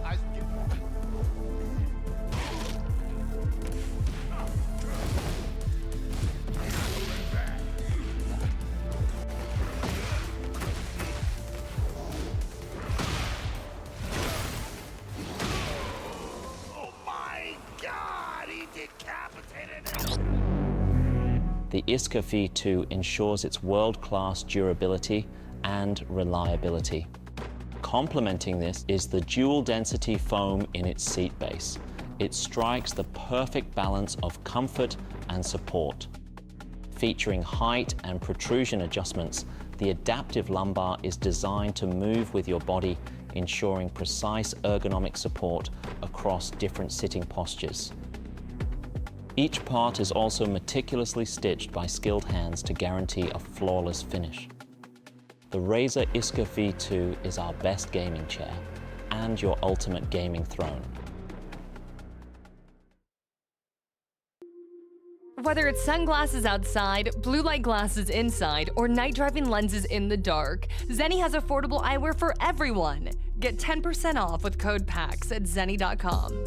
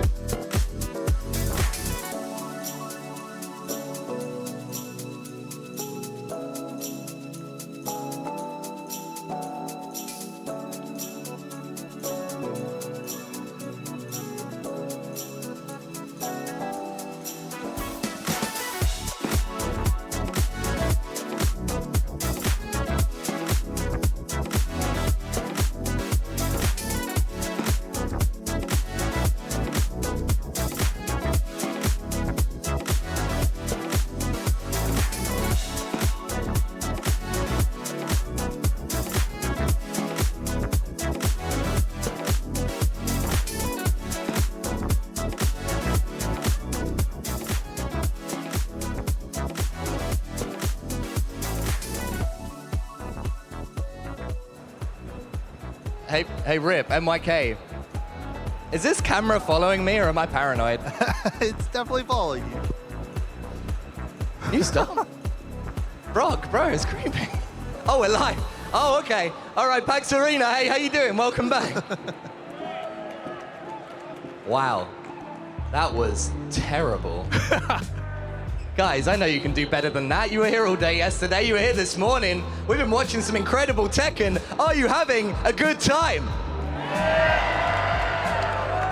All right, you maybe just convinced me to give away some pins. Who's got the most pins on their lanyard? I'm sorry, Brock. I'm making it so difficult for you to follow me. Every time. Ooh, that's a few pins right there. Hang on a sec. We're gonna sit down over here. Can you get me here, bro? Oh, you're doing God's work. This phenomenal cameramanship. Hey, what's your name? My name's Hayden. Hayden? Yes. Good to meet you, Hayden. I'm Elliot. Let's have a look at the pins. Brock, can you hold them up to the camera, Hayden? Let's take a look. Which one's your favorite pin? Oh man. Well, fun fact, I got all of these today. So I'm gonna have to say one of my favorites is definitely the Madeline one. I do like the Madeline one. It's a whole new collection. They're all from today? Yeah, I was never a pin person before this, and I bought the Splatoon pins at like the PAX merch booth. Just cause, and then it just grew into this. It ballooned, and I don't know what to do now. Do you think you might be at the beginning of becoming a pin person? I might be. It's definitely a possibility. Could I maybe help you along that path by giving you some limited edition PAX East 2025 pins? Would you like that? I would love that. Thank you so much. You're very welcome. Hey, make some noise for Hayden. Miles Max up in the crowd with the big energy. I know you're here as well. And I see a lot of my friends in the crowd. We got Trey, and we got some Tekken people everywhere. I think I recognize this guy with the purple hair, maybe. I don't know. Something like that. Look, guys, enough of this. I know what you're here for. You're here to see some good-ass Tekken, huh? Huh? Huh? Right? Well, let's kick it back over to the casters. MYK, Rip. Take it away, guys. Shout outs to our host, man. That was awesome. But yeah, the energy is exciting here at PAX Arena here in Boston. We are back for another round of pools action here for you guys. I'm MYK. Joining me is Rip. We're going to be holding it down for you guys on this block. But yeah, how's it going, Rip? How you It's guys? chilling, man. We had some great matches. Of course, I talked to Effect, asked him about the 3-2-2. He says he prefers the other combo for the Oki timing. So, okay. It is optimal, actually, for Effect. It's player decision. It's player choice. Expression.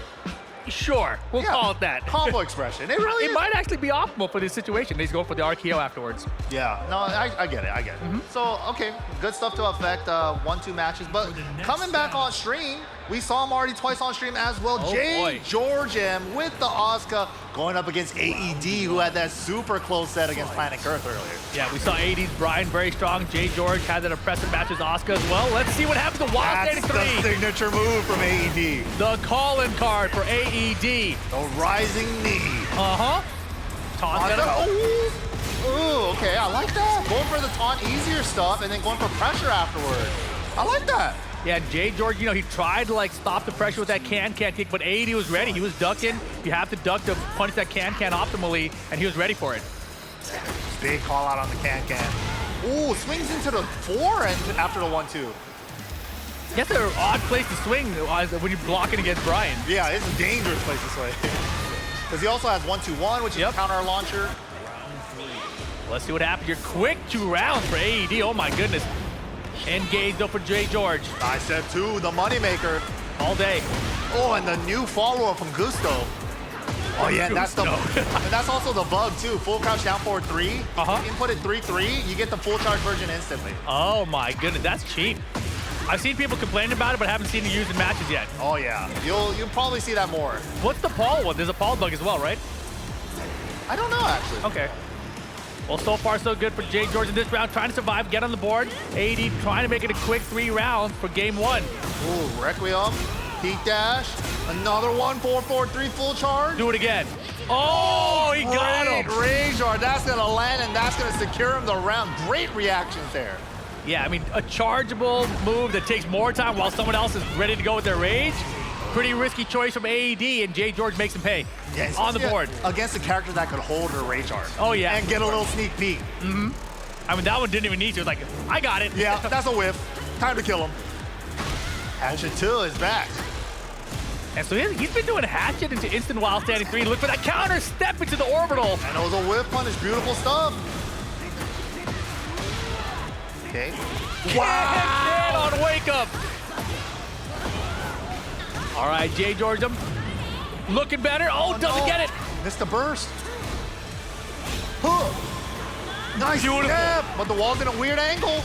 Not weird enough, apparently. Oh, maybe it was. Pumping the taunts. And great patience. A block on the 1, 2, 3. Orbital! My goodness! What a call out for the low that time. Big lead and time winding down. Gonna be hard for Jay George to make this comeback with just 10 seconds to go. Oh my God! No chance! Great option there. Enhanced Mach Punch with the Snake Eyes. It would have armored through the highs and the mids too anyways, but just found him on the timing. Yeah, very nicely done there by AED. Up 1-0 right now. Looks like we're gonna get some coaching up here. Yeah, over on the side of Jay George. Yeah. Jay George getting some coaching from Fred Distance here. Get ready for the next battle. Yeah, in and out with the coaching. Right back to the game. Genmaji Temple for game number 2 now. Oh, no punish on the 1, 2, 4. Oh, that had to be a mistake. I don't know, man. Might have been intentional, Mike. Player choice, player expression. I don't know about that one. That's what Fred told him to try, man. You don't know. Oh. But yeah, once you let AED start getting comfortable, the hatches start coming out, man. Uh-oh. Whoa, that was a setup. Was that the bug into the setup? That is so cheap. Yeah, it was. Wow, but just wake up while standing 3. Opportunity to make this comeback. You're going to give me a chance to while standing 3. I'm going to do it. Yeah, and regaining all that great health that he had. Rage and heat available. AD all caught up. The taunt's going to be enough. Beautiful comeback. Good stuff there. AED goes for like the Tekken 7 wall combo too to set up the taunt. Everyone's bringing out the old combos, man. No one's going to the Not even a season 1 combo. The previous Go back to Tekken 7. Yeah. He wants that combo. Ooh, the taunt dashes though. Wow, gets clipped. Trying to move. Hey. Got the burst this time. Damn, how many? Bro, yeah. I was like, the way he's spun too is like so far. The game was like, we should allow this roll. Yeah, that was the change from season 1.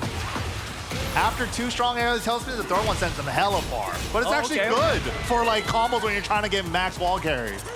Got it. Here we go. 2 rounds up. AED looking to make it a quick 2 games. Oh, I have to hit. Confirm. Didn't want it yet. He's like, let me get some gray on my side. Oh, he went for it. Man. Wow. Jay Georgian just not getting to start. Okay. But low parrying to nothing here. Half-life for a lead anyway. Finds the engage side to 2, but no gray health to recover that time, and spends the heat dash immediately. But we get a wall splat out of it. Angle's a little weird. Oh, nice. Actually got a resplat, clean resplat, but went for the unblockable tech trap. Yeah, didn't believe in it. Wall in the way. Wow. No, perfect. No burst though. Nice ender. Yeah, the perfect combo there. Got to be careful not to get caught with some kind of orbital with some kind of... There we go, Jay George. Sometimes you just need that 1 round. You just need to start believing after that 1. Let's see if Jay George can turn things around. Wow, the hatchet found the sidestep too. Woo. Taunt into hatchet. That's a new one. It's an AED special, bro. It's gonna be taunt, hatchet, into while standing 3. Unblockable! Oh! Didn't splat. -10, nice punish. Oh my God, he's doing strings! He's doing all the things. The taunt of the wall's enough. AED 2-0 to stay in the tournament. Jay George, nice try, but that's gonna be enough to send him home.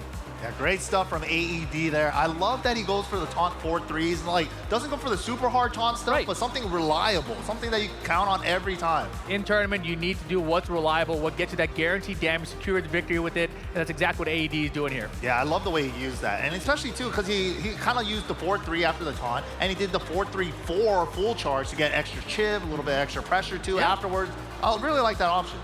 And great choices so far. There you saw Fred distance a second ago. I wonder if he's still in the bracket as well. I mean, I could only imagine that he is, right? The 20Z boys giving each other tips Never out know, here. man. You never know how things are going to go, though, right? So we'll see who's left in the bracket. You know, if you guys have to take a look, you can find it on the Star GG, of course. But we do have some big names coming up. But before we get there, let's take a look back at some of these highlights from this last one. AD, it looked very strong throughout. Yeah, he's looking really good. I mean, that crazy match we saw with Planet Girth earlier with that Steve Fox was so back and forth, right? So it could have gone either way. Could have been still on the winner side of the bracket. Here he's now in the loser semis, getting it done here. Little smile. He's like, yeah, I did whip. I do deserve to get whip punished. All right, that's fair. But bam! Just let it rock with the Snake Eyes Mach Punch. He just started feeling really comfortable with just letting the hatchets rock. You know, just why not? And Jay Jordan was trying to get around a lot of their options with the side step too, but he was pulling the trigger a little too early. So he's expanding his hurt box into his active move. So, and had the duck there, swung to the wrong part of the string, and then the taunt at the end to close it out. Well played by AED. I'm really interested to see how far AED goes in all this. You know, see where he ends up. Damn, the Demon Slayer cosplays though. That was tight, man. They're clean. Yeah, shout out to all you guys out in the crowd right now watching some Tekken 8 Almost Pro $10,000 tournament. 3 days of action incoming. This is just day number 1 as we watch these players day after day. And if you guys haven't, maybe they can still get in the tournament day 2. I don't know. Yeah, no, exactly. Who knows? Yeah, it's crazy, man. We already got a couple players into the top 24 for probably day 2, day 3. So, like players like Effect, we saw him do really well. AED also made it pretty far today, too. Of course, that was the loser side. So, unfortunate for Jay Georgium, but AED made it pretty far. Oh, yeah, Jay Georgium, a great Oscar player, but just not going to be going farther. And look at this guy coming up to the stage right now.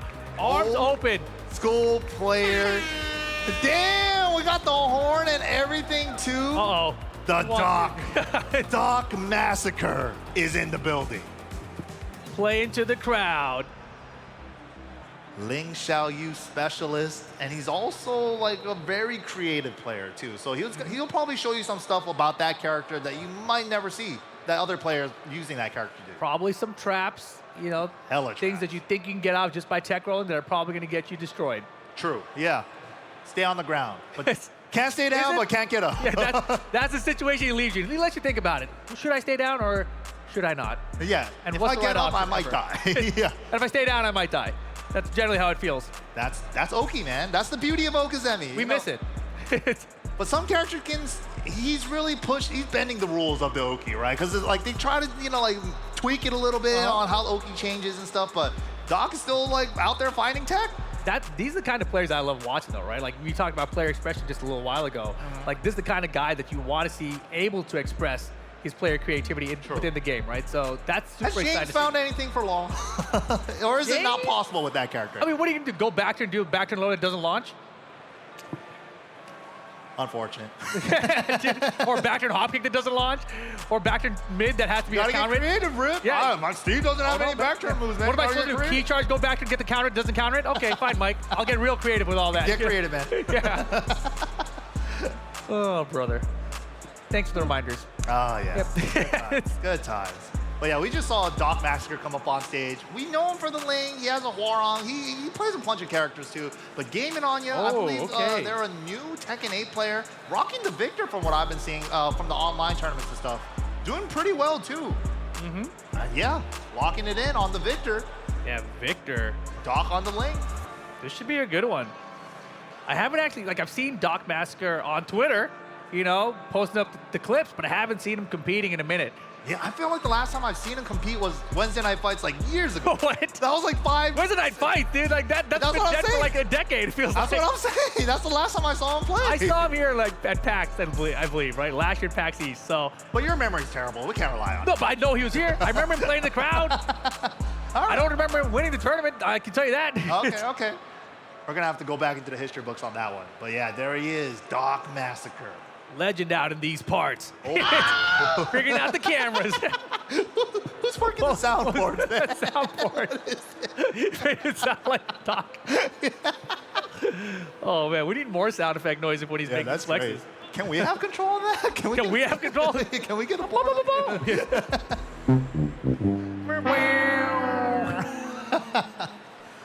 All right, here we go, though. Game it on you. Victor, walking in the stage. Where are we going? Well, this should be fun. Victor's kind of crazy this season, too. Yeah, I know they removed or they reduced a lot of the chip for Victor, right? So he doesn't do as much chip as the character used to, but then also lost the high power crush, right? A heat engager at least. So I mean, where's the character stand overall? He's got the forward 1+2, the big like weapon overhead thing. That's plus now. It never used to be plus. And running low as well, right? Running low and a bunch of stance stuff too. Like he could do 1-1-2 into stance now, while standing 1+2 into stance, full crouch low into stance. Okay. So he's got a bunch of that stuff for offense now. More stance pressure. Exactly. Like, right? Yeah. A lot more perfumer stance pressure after punishes and stuff. Got it. Pose. Well, let's get it. Game and Anya versus Doc Masker. Victor versus Ling Xiaoyu. Game 1. Damn. Round start down 1. Oh, that's guaranteed. What are we doing? What? All right, he's trying to cook. He is cooking, Mike. Who let him in the kitchen? Okay. Yeah, this music got crazy real fast, too. Oh, yeah, the Victor new move. Yeah, he down 1. Hop and throw. Wow. Good armor usage. How are we going to hit Ling? She's so evasive. She's so evasive. She's so slippery. Even that back 1, right? Such a good interrupt as well. Doc Masker, round 1. Wow, beautiful great. patience. Yeah, the patience good. The down 4-2, perfect range. Just let him swing from downtown, get the whip punish. Nicely done. Still had the tornado saved up. Set it up from the stance. Run all separate. Nice punish. Optimal punish. The Doc. Unblockable? Oh, good back roll to get up. So I didn't see any sparkle. Did you see how sparkle? Yeah. Not? Oh, she didn't have him good. Okay, my memory and my vision's going bad, I guess. A little bit. Okay, a lot of neutral going on. Gaming on you. He's on the dick. life lead. Not trying to overextend when she doesn't have to. No. Wow, great punish, but doesn't wall slap from back turn. Counter oh my God. Two off the roll. Oh, wait. Chance for Doc, 13 seconds. Oh, funky. Not a lot of time, though. What's he cooking up? Heat. What's he cooking up? Oh my God! He's gonna win it. Doc Master 3, it's not over, it's not over. The fact that he ran in there and swung is so risky. Right? Rage was available. That could have been a rage art. Would have froze the clock and won the round for game 9, but she didn't pull the trigger on the rage art. But yeah, I think Masker had to calculate. He's like, even if they rage art, the running 3 should kill them. They don't have enough Really? life. I think so. Oh, back 1 interrupt. It's a rule breaker. It's one of the fastest moves in the game. Low heat smash. Still got one of those. Big lead right after game and Anya, round 3. Look at his movement. Oh, shot her in the back of the head. Dance on these bullets. Wow, airborne because the Cali roll. Yeah, Doc's in big trouble. Tiniest of a sliver of health. Huge life lead to make up. Yeah, it's going to be really hard. Game and Anya on the board, though. Important, very important. Stop Doc's momentum. You still get this game back. What? Oh my God. That second hit saved her. Oh my God. Big time saved her. Doclin's real patient right now, trying to figure out some kind of obstacle in lethal while standing 2, find a counter it off of it. I like the strategy though for gaming on you, just going for the chip strategy right now. Yeah, look at the chip added up. Doc's got a ton of gray health over there. Yeah, why not? Let me just do a bunch of moves that do chip unlock. Side rolls out of the low follow-up, nice. But one engager is going to make all that hard work just go to waste. Oh. Oh, nice. I like the interrupt with the down back too. Man, and even more gray. Nicely done. I like that strategy, that switch up in the strategy in that round. Game and Anya brings it up to a final round. Hop and throw. Hop and throw. Waning moon. The special style preview. Think about it. Combo. Wow, the back one interrupts doing so much work for Doc. Beautiful Art of Phoenix there. Doc's got the life lead down. You see these rounds having to go a little bit lower in time at least. Interrupt. Back turn throw, mix-ups. Rage and Heat still available for Game and Anya though. Has enough health to survive. Interrupt. Not anymore. Fishing for the down back 4 counter it. So scary. Oh boy, and nicely done. Very nicely done. It was getting kind of scary. Definitely. Like if Game and Anya found one big opportunity there, she was right back in the game. So yeah, Game and Anya was tried the down back 4, right? If that had been a counter, it all of a sudden everything flipped around. So Doc had to be real cautious on the approach to close it out and did just that with the jabs at the end. Yeah, nice patient controlled play there by Doc. And you know, a lot of the times you see him like dancing around with the lane, being really flashy and stuff, but right there you're just like, nah, I gotta just stay put. Nothing crazy, don't get counter hit by nothing, just close it out. Game Anya taking a second now.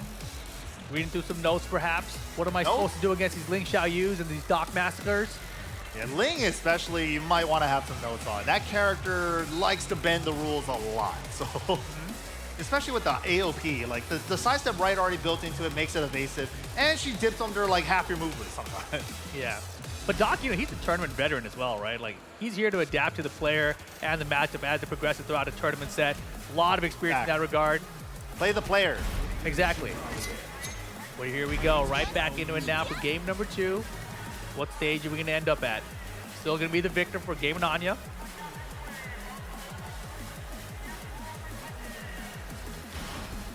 All right, going to outer space. Damn, he got the gamer lean. He's locked in, bro. Still locked in after all these years. The Doc. He's still out there competing. He's 43. What? Yeah, man. That's not true. That's true. No, it's not. Yeah. He's like your age. That's not. What? He's like 37 or something, dude. No way. You might be right. Oh my goodness, all the right way. There too. You saw the extension with the stance to get a little more wall carry. That's crazy far wall carry for Victor. A lot of great inside of Doc Mask. Can we find an engager is the question. Can't guarantee because those in the back. Good awareness there. Man, what are Ling's best heat engagers? I feel like the one we see the most is like down back 4-1. It's like her 13 frame punish. Yeah. Oh, gun mix! And Doc has been going low all day. Oh, we're pulling out the special style? That's allowed, actually? It is. Was there something in the rules that said something about that, though? No? I think this year they updated the rules about it. Counter it's the down back 4, though. I'd have to look into that. But yeah, counter it down back 4. This is big. And the wall carry, we still got burst. We still got tornado. There it is. Hey. The low smash. Oh, no duck. No duck. Stuck in there either. AOP underneath, though. This is not going to be enough damage to kill, even with Rage Art, right? Still decides to take it, though. Yeah, it's not going to kill here. Game and Anya going to have just a sliver of health, maybe.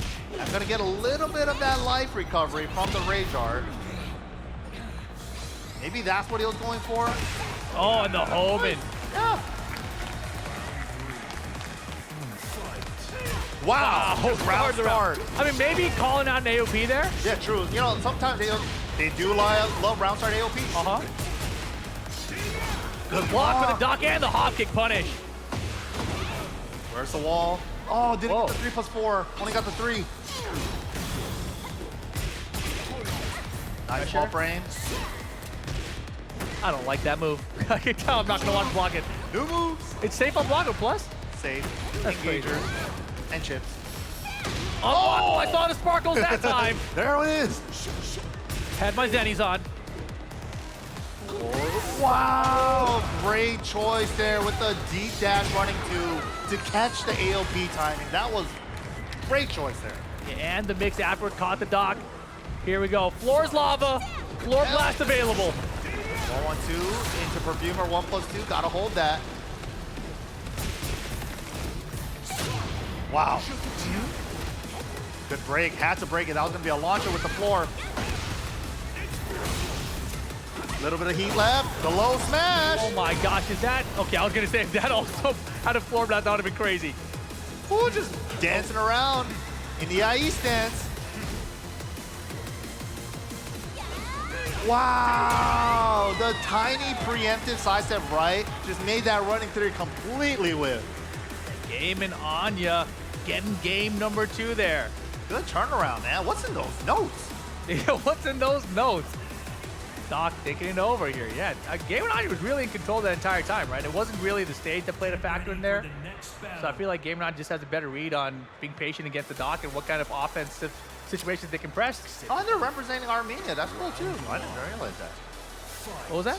They're representing Armenia. Oh, yeah. That's dope. Oh, yeah, the new stuff. The down forward 2 She gets a cancel now, and she also has a new mid out of it. It made me freeze verbally. So I can imagine playing against it, yeah. Yeah, it's like, and she could cancel it now. That's wild. Wow, float with the while standing 2. Easy conversion here. Saving the tornado. Yeah, there it is. Brother. Sheesh.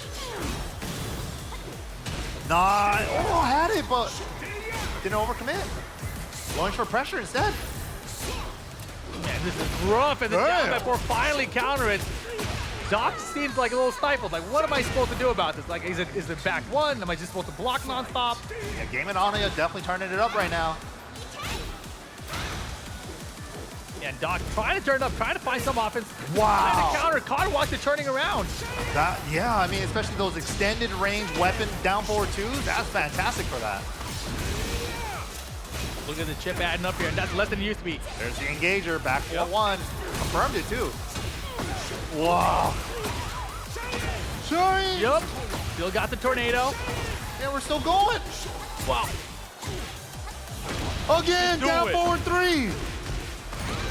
And the heat dash for the combo here. Jump over setup. Oh, sick. Oh my goodness. Oh, double reset. He could have just killed, I think. But this is a block down for the range art, and Doc should be able to close out the round anyway. 1 round apiece, final game. Hear that crowd, Mike? That's what they're like, jump over setups. The sidewalk. Wow, second hit of X marks the spot. Classic move. Can we reach though? No, a little short. Oh, I like that. He goes into Hypnotist double to get a little bit of heat back after the combo. Oh, cheating. Heat recovery, man, is good. Ooh, in the back, guarantee. Nice interrupt. No way. No way. Doc can do this. Oh my God! With the combo. No way. With the combo. Is that enough? I don't think it is. I think he needed to extend more, but the wall was in a weird spot. The wall stopped from finishing the combos, and now this Rage Art is not going to kill. Doxton gets some health back, and Game and Anya still has a chance. Pixel and a dream. Still has a chance. Pixel and a dream. Game and Anya steals the round back. Set point. Oh, wow. That down forward 2 is putting in work. Nice combo for the back turn position there. AOP didn't go. Wow, the second hit, third hit of that 2-2 saved him? Big saves. Yeah, that hits that low for Victor? Crazy. All right, countered it though, and here we go. Game and Anya, huge lead. Doc in huge trouble. Not gonna save his life. Help! Rage and heat available for the Doc. Can we find engagement to get the health back? Doc. He's just fighting it out. He's not fishing for engagers. He's looking for it, but still getting poked down.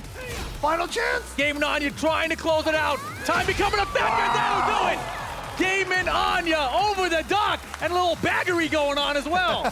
Tea bags, I love it. Yeah, tea's healthy for you. Yeah. But yeah, great stuff. That little backdash at the end. Oh, body slam. Hip toss back, no thanks. They're wrestling on stage. Nicely done, Game and Anya. 2-1 over Doc Massacre. Oh yeah, that custom stick is really cool too from Game and Anya. It's like a coffin. Look, it's a coffin, leverless. That's dope. Oh my goodness. Wow. Well, Doc falling to the loser side of things out here. That's how it goes sometimes, man. He did got the cool tricks. stuff, though. He's got the tricks. He did He had show the us some crowd on jump his over side. stuff, yeah. You know, the crowd liked it. That's the most hype I've ever heard anybody get for a jump over. Nah, I've heard. No. I've heard plenty louder, Mike. No, I've never heard it. You haven't heard it in Tekken 8. That's what it was. Look at the Doc, though. Good stuff, Started the Doc. Oh, blowing the kids, Right the back homies. at ya. Oh, you love to see it. But yeah, that was a crazy. There was one really crazy round from Game and Anya with the pixel left, and it's like pixel and a dream. That's what It's you gotta possible. do, man. It's never over till it's over. That's how Tekken goes usually. Oh, and that was a really good running too as well. Yeah, Extended run, make sure it's super deep so it could catch the AOP. Oh yeah, and Game and Anya's down forward 2s, man. It's since like game 2 and 3, where just like all of them started hitting. Yeah, I mean, again, necessary against Ling Xiaoyu sometimes, right? That's a good option, especially against the Ling AOP. But right there, catches the jump over with the mistrust. That was sick. But this was it, right down to the wire, the slow-mo finish. Doc tried the get-up kick. Maybe Backo might have been a safer option in that situation, right? Yep. And this was it to close it out. Just And the short of the running movement. three, yeah. That perfect backdash, right? Yeah, the little micro backdash, the side step right earlier on the running three. A lot of great movement options there from Game Anya. But moving on, Game Anya into the winner side of the tournament. Good stuff. Get more action, of course, coming your way, guys, in just a second as we set up. And we got another big hitter coming to the stage in just a second. Joe Crush. Ooh, one of the biggest, heaviest top competitors in NA right now, especially for the online tournament series. He's been making a name for himself since Tekken 7. He used to be a Geese Jack player, but Geese no longer in this game. Been really locking it in with the Jack in this game. And I feel like he's the most optimal Jack that we've seen so far in Tekken 8. He's the Uses most all Tekken the 8 options. Jack, I feel like. Yeah. But yeah, big shout outs to Razer for holding it down here at this event. Level up your gaming experience with top tier gear at Razer.com. Follow at Razer for more exciting news and giveaways. Exactly, man. Shout outs to Razer, man. They've got a bunch of stuff. They've got headsets, they've got mice and keyboards, they've got chairs around us as well, you know. So huge shout out to Razer for supporting us out here at PAX Arena this year. Oh. But yeah, this one should be good. Joe Crush, we were just talking about his Jack, you know, super strong Jack player. His opponent, though, I'm not too familiar with. No, neither am I. I do believe it is a Lars player, though. And Lars, Tekken 8 Season 2, some people seem to like that character. You know, in terms of, like, you know, if they're Lars main at least, you know, then they like the character. What are you trying to say, Rip? I'm saying that you used to be a Lars main, Mike. Let it out, man. I'm just saying, Mike, tell us more about how much you love Lars. Why'd you do this to me? You did it to yourself, bro. You did it to yourself. Oh, he used to be cool. He didn't. Never was cool, man. That's all you see. You realize it now. It took you 10 years, but I here was you young are. back then, all right?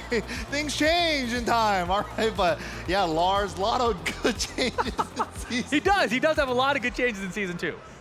Oh man, they gave him a string after down forward 1. Like his offense during heat is ridiculous. Hopefully we get to see some of that. Him just doing stand stuff in heat refills his heat timer. That's for some reason. wild, right? It Just is going into stance refills your heat timer. Which is kind of the character, you know? Yeah, definitely, especially now. But it looks like more stance heavy than it's ever been, which is, yeah. I am so curious about this, though. Here's Joe Crush. Definitely one of the favorites for the tournament. You make top 8, you got to believe. But you never know what's going to happen. That's the beauty of a tournament, man. One bad set and you're in loser side, and one bad read or two, and then boom, you're out of the tournament. It could happen to anybody. Especially when you got a Lars on the screen. And, you know, what do you think about a Jack? Obviously, you know, after the emergency patch, his character isn't as strong as he was initially in Season 2. So where do you think this character stands now? I think he's fine, honestly. I mean, make some noise, that move, the way it was, especially after 2-1. Sure.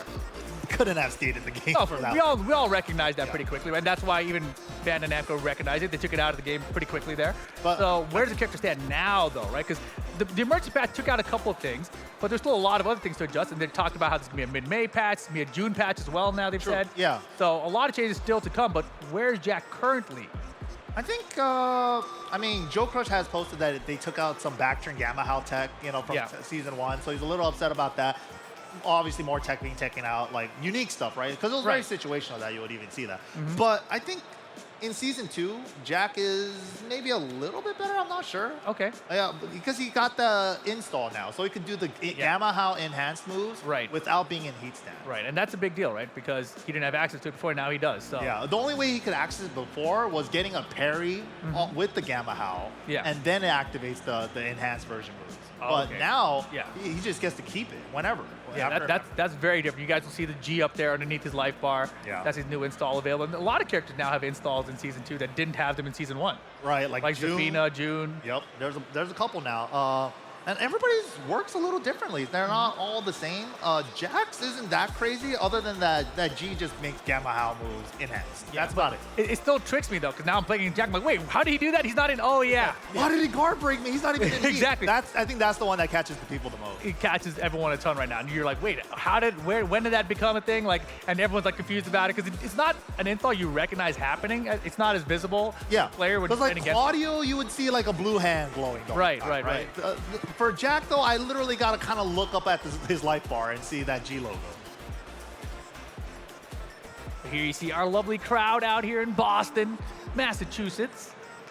watching some almost pro Tekken 8 action. Black Diamonds, I do remember him from last year as well, actually. Oh, Heidi. Haiti? Yeah, Haiti. Heidi, really, Mike? Yes, Haiti. Whoops. Well, at least you caught yourself, though. You know, that was impressive.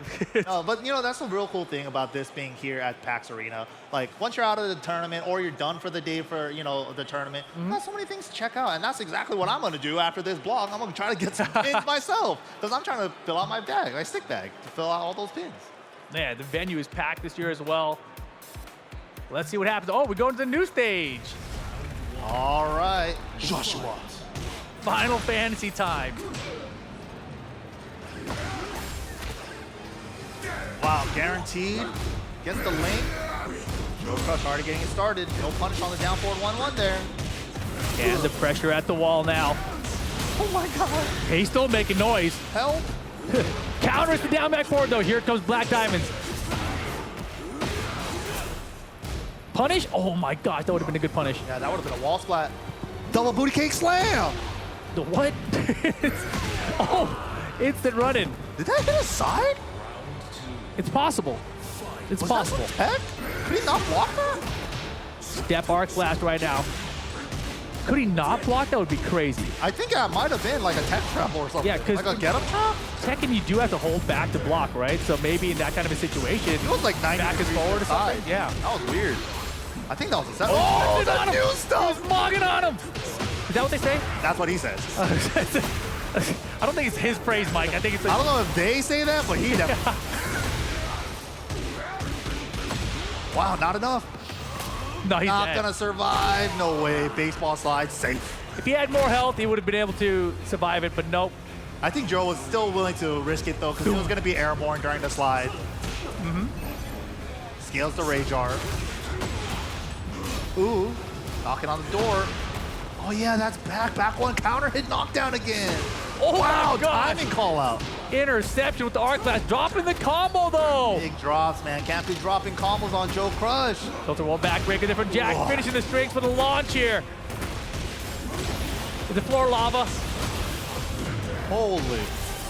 Brother, what is, oh, he missed the extend. That would have been sick though. He wanted, doesn't even matter. Joe Crush, game one. Very convincingly, very convincing. Yeah, that is scary. That is a scary Jack. As we talked about earlier, when Tekken 8 came around, this character had to be played very differently, much more of a stance-based character than past Tekken games. And Joe Crush was definitely at the forefront of pushing Jack in that direction. True, yeah. He was really the only one really rocking the gamma, how parries like that too against things. Previously, Jack, we only saw like jackhammer and lows. But now you gotta use a lot more stuff with Jack. Ooh, like the bubble. Try to drill him. Ooh, he's fishing for the parries. Low conversion though, very nice. Not a ton of damage, but better than getting hit yourself. Nice punish from Joe. Out of the air, 1 damage to the floor. We want another one? Yes, sir. That's cheap. Back turn combo situation though, going for the heat dash. Oh, you know he got a combo for this. Oh my goodness. Oh my God, and the sexy time. Rage mode now, Black Diamonds. Beautiful spacing and patience from Joe there. Dude, you give Joe an inch, he takes a mile. You cannot drop anything on this guy. And tournament veteran here, making some noise. Get it out of here. Lightning screw. Oh no. Combo drops, man. Oh, you can't be dropping combos against someone like Joe. And now the combo, no pickup, too far. No throw break, and we're going downstairs again. Now we get to see the full episode. The wall ruined the show last time. Let's see what happens this time. Here's the heat first for the combo extension. Oh, does that work? That's nasty. He was going to get an unskill after that. Bro, last chance, not going to get it there. And okay, set point, Joe Crush. Black Diamonds, now's your time. Come alive with something. I mean, he's found some really good launchers in the set, but just haven't seen like full combo completion. Okay, here we go. Another chance. Again. No tornado necessary. Arc blast. Combo, please. Please.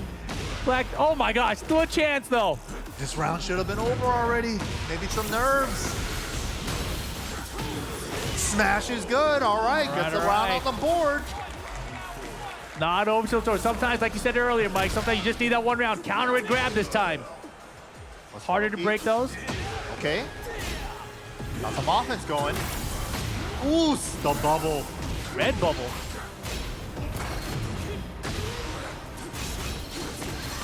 Wow, counter hit, heat dash combo confirmed. Beautiful stuff from Joe. Hey. Man, I love making some noise with combos too.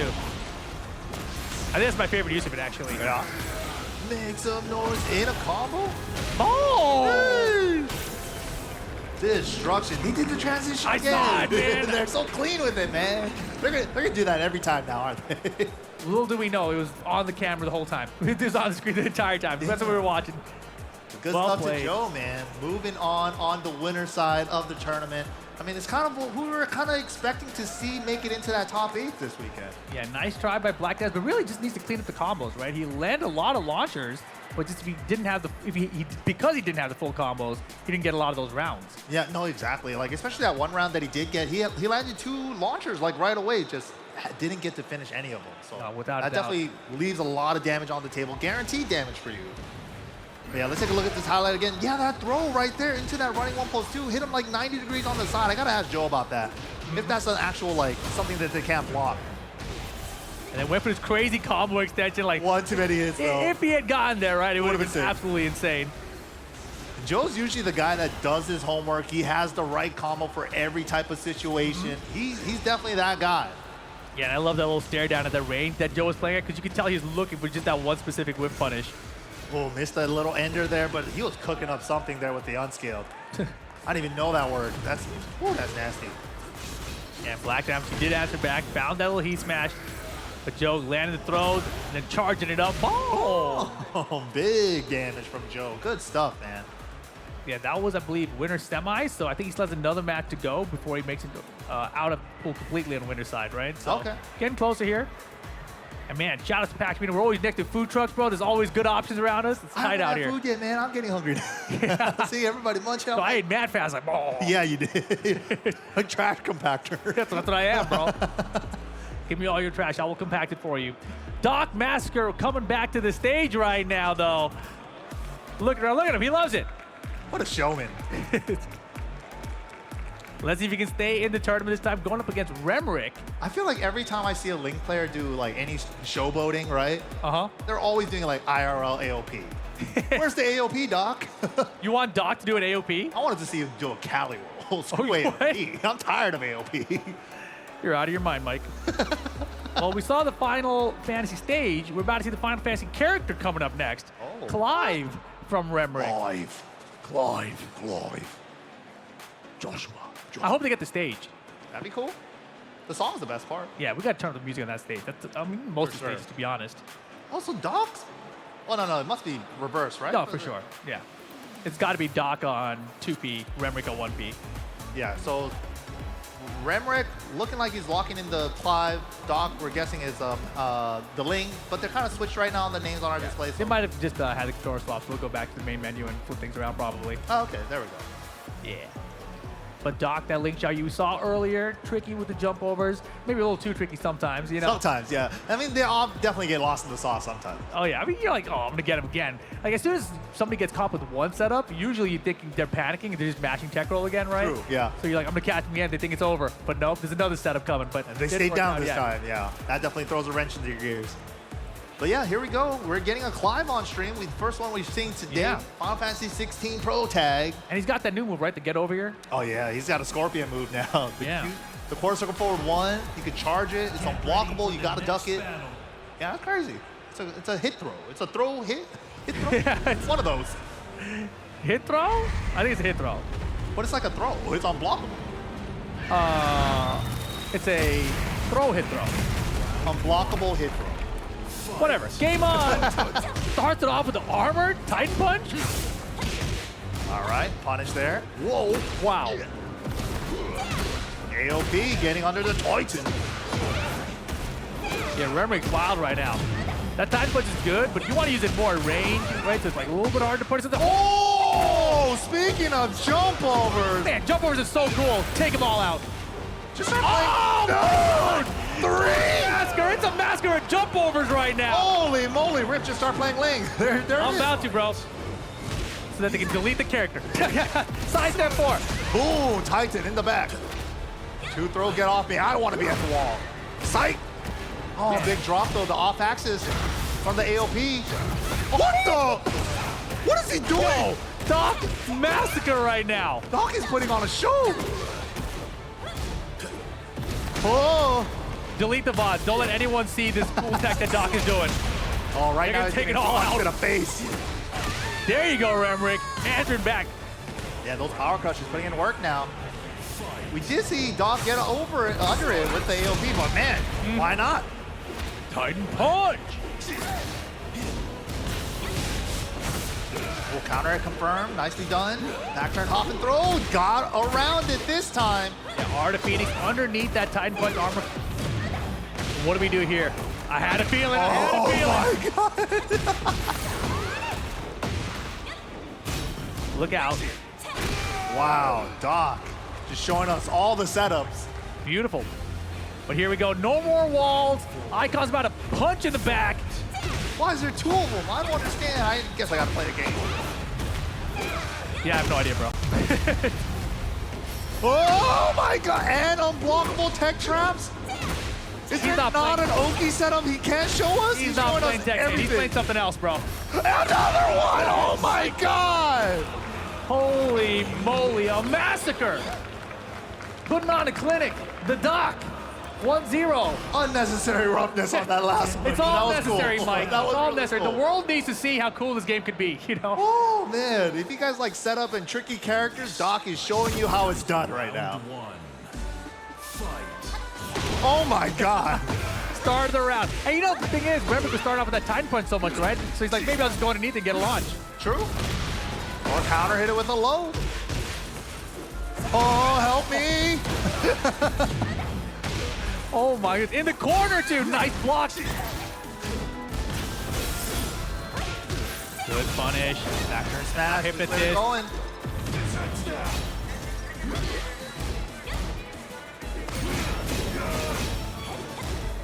Wow. Back turn side steps. Pretty good. Third hit. Pixel. Chance for Remrick. Not going to happen. Back one. Always got to be aware of that. Great round closer for Ling Xiaoyu. That's so good.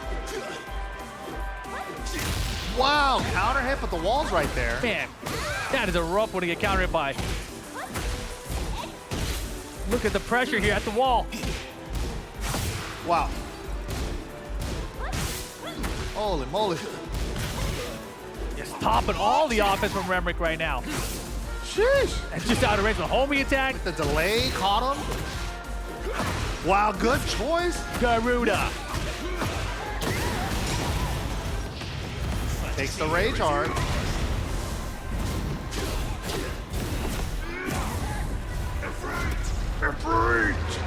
That's so dope. Why is there 2 of them? That's what you said.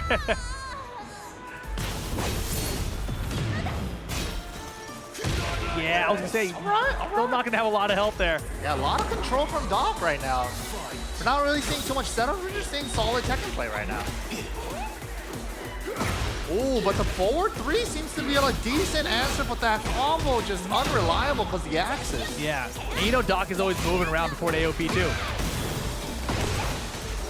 Main combo conversion set point right now for Doc Massacre with a decent life lead. Ooh, just fishing for the engager, wants to heal, but not gonna get a chance to do it.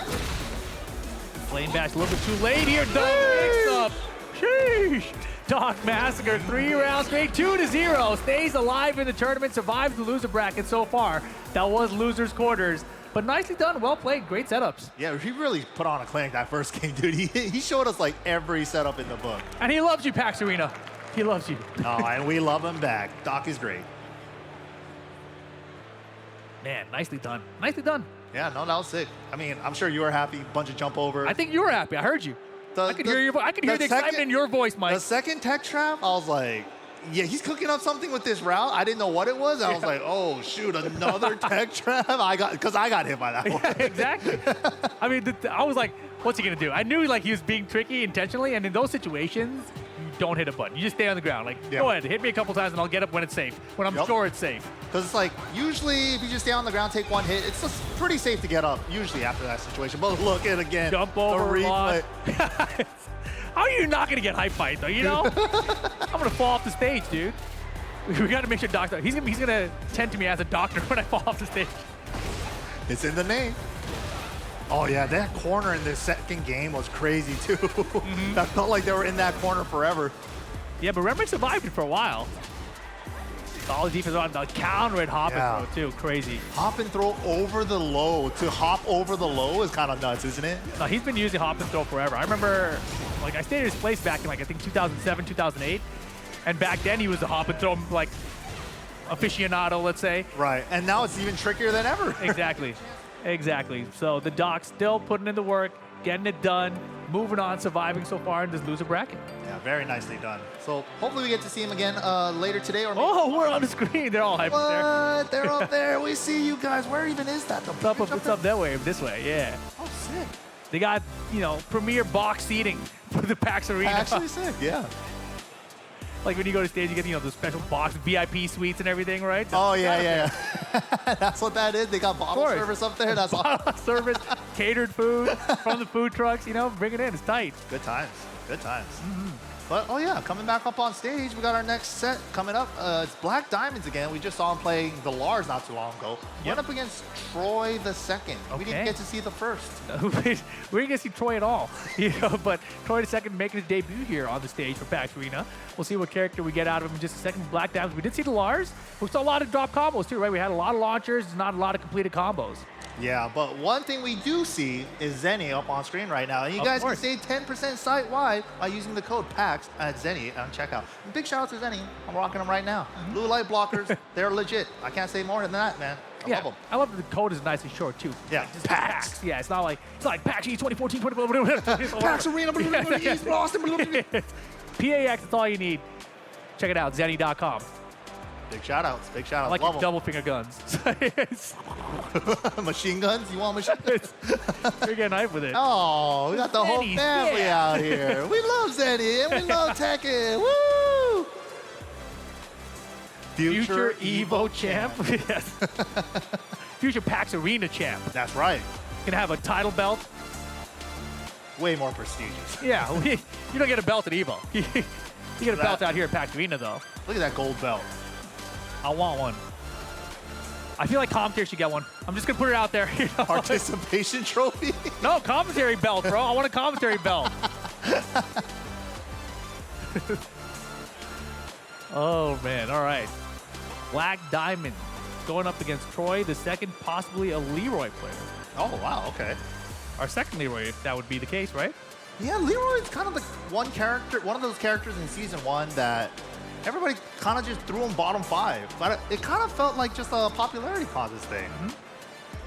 I don't think Leroy's that bad, and especially in this version right now. I feel like everyone talked about Leroy, and they were like, oh, I guess he's not as good as everyone else. But then not a lot of people were playing him. That's exactly what happened. What was the Korean player? Who's Leroy? Breadman. Breadman. I was going to say Cloudman. I'm like, that's not right. Cloudman? I don't know where it came from, bro. That's why I knew I was wrong. I was like, tell me who he is. You know, Breadman, yeah. No, Breadman was doing very well with Leroy in season 1. Yeah. But not a lot of other people were. Now I feel like the character got even stronger. So I'm really curious to see how Breadman does in this season. Cloudman. That's a good one. Oh, wow. Yeah, Black Diamond's going in this time. Big block. Nice punish. Hey. Ooh, sick. Ooh. Fancy. Oh, no. Wall wasn't quite there, but we got the back one +2. No tornado. He dashed off it though to Mix. You know it. Mix time again. Yes, sir. All the lows. All the lows. Oops, all lows. Some classic Tekken 7 style Leroy right now. No duck on the high there. Yeah. That forward 4-4 still good. Whoa, oh, damn, no. they're shotgunning each other. That looks so crazy. Is that a Hermit cancel or is that just doing heat burst from Hermit? You can do heat burst from Hermit. Yeah. So that's just what it looks like. It looks like he's canceling the Hermit into it though. Yeah. Whoa.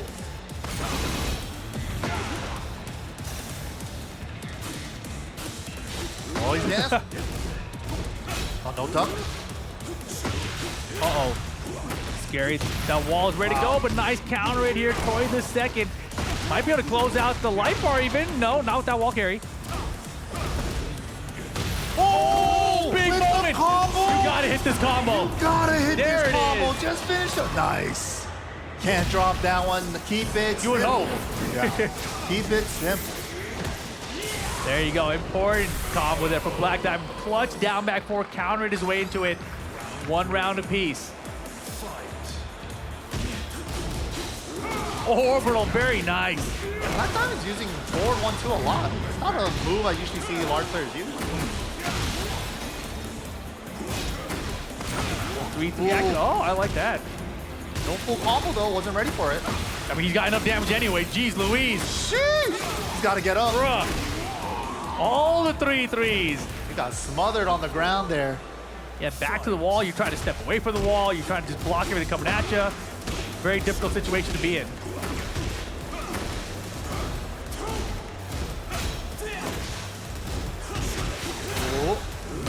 Oh, okay, another big counter low. Wall's a little too close for that combo though. Oh, I love it. The 3-3 pressure. He knows he wants to swing back. Decisively there. Look at this time. Oh, peels him off the side. That was nice. Are we gonna heat dash it? We are. No. Oh, he wanted more punches. Burst. It's gonna be. Yo, grounded. this Sabaki though doesn't even matter. First game, going to Troy the second. I love that move. The one. Oh, he knows. He dropped that call. I was like, wait a second, that was kind of crazy. Oh man. I think the big thing for Black Diamond, once you get hit by that 3-3, you got to block. You got to make the right decision there. You can't be swinging back at it. It's like it's causing him a lot of issues. That's a very common Leroy setup. 3-3 into shotgun. Yeah, block or sidestep, block, but don't try to swing back against it, basically. Definitely not.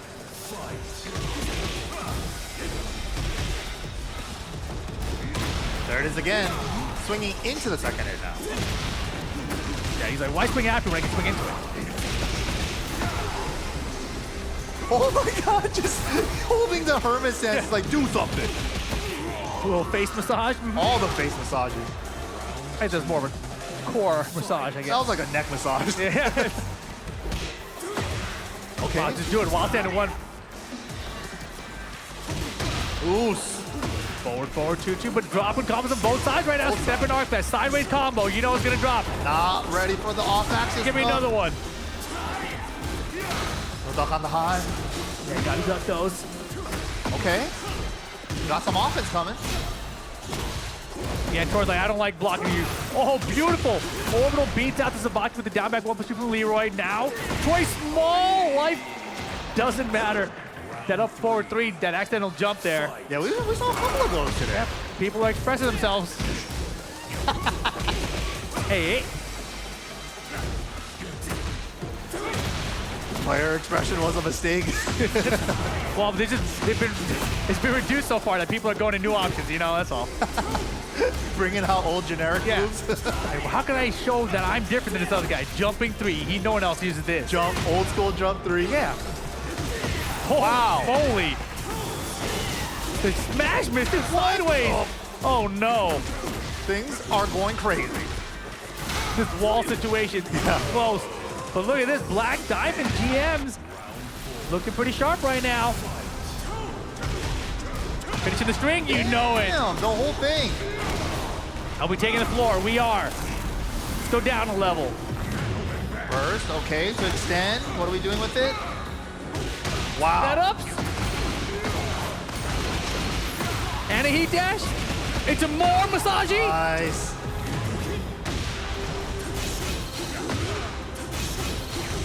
Good down forward one check. Great check. Oh, he had it.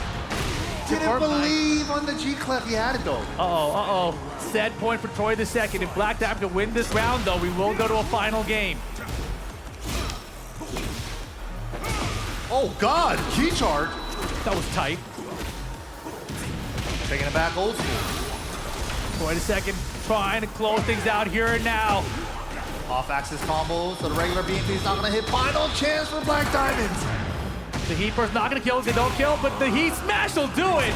Troy the second, 2-0, stays alive in the losing side of the bracket here. Nicely done. The Leroy's, man, putting in work today. Leroy Season 2 changes looking good. Yeah, we haven't really seen much of the side step though, right? Still? Yeah, the side step 3+4. I still want to see that move. It's cheap. Is it? Yeah. Super cheap. It's good I would because like to see more of it then. Yeah, it's plus. You get to Hermit offense after, and then it like plays into the side step 1+2 with chips. Also plus. I think the side step 1+2 is what everyone likes though, right? This Yeah. is from season 1, you're familiar with it. Exactly, yeah. It's Right, still- you get the heat, still does a lot really of new. chip. Yeah. So Leroy's still a good character out here. I mean, I say still because people didn't believe it in season 1, so still a good character. Even better in season 2. Yeah, exactly.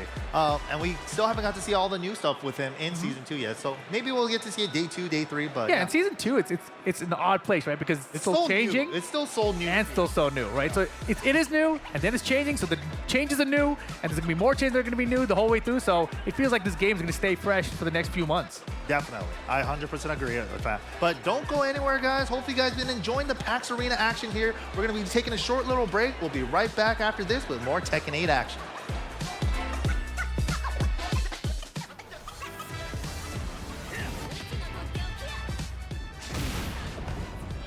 Oh, he got him. Razor, that's gonna land it.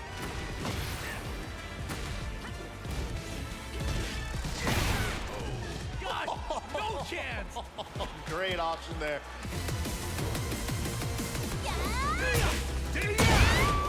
Oh, the tiny preemptive side step right.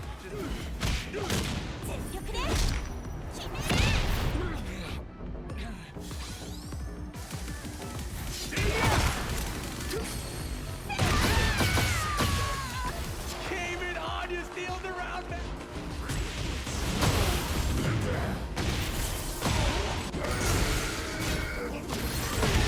That chance, not gonna get it there. And okay, set.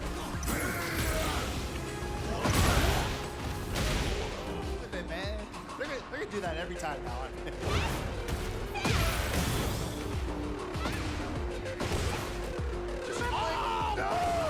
He's not gonna get a chance to do it. Lane back a little bit too late here. 2-0, stays alive in the tournament, survives the loser bracket so far. That was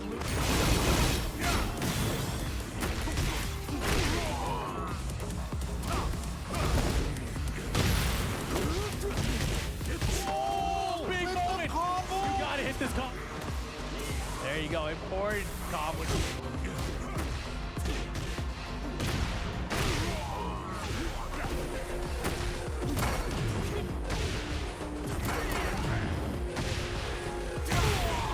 Kill, but the heat smash will do it. Troy the second, 2-0.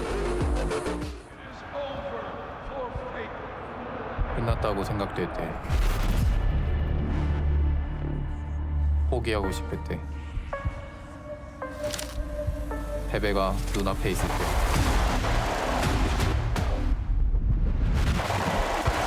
기억하라. The game is never over. 우리는 플레이를 이어간다. 모든 한계를 뛰어넘어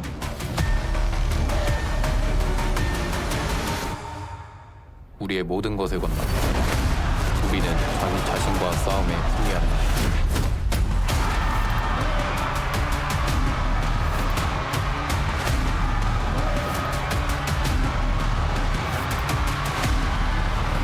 We play to win. 화이팅! Whether it's sunglasses outside, blue light glasses inside, or night driving lenses in the dark, Zenni has affordable eyewear for everyone.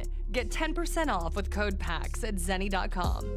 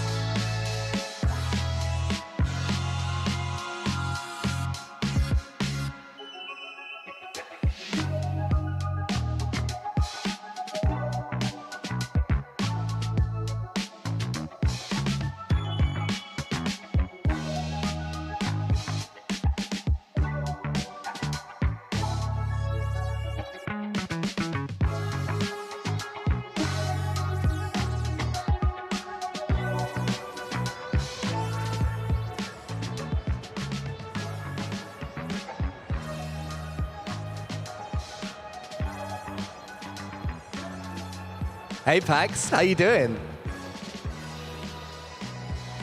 I got one silent hey and a wave. Guys, PAX Arena, you could do better than that. How are you doing? Oh, man, that's some weak sauce. I'm gonna be real. Maybe I'm gonna have to give this to Rip. He was asking after it. Oh my God, you're kidding. I'll give them one more chance. PAX Arena, how you doing? All right, all right, all right. You know, it's getting a little bit chilly in here, huh?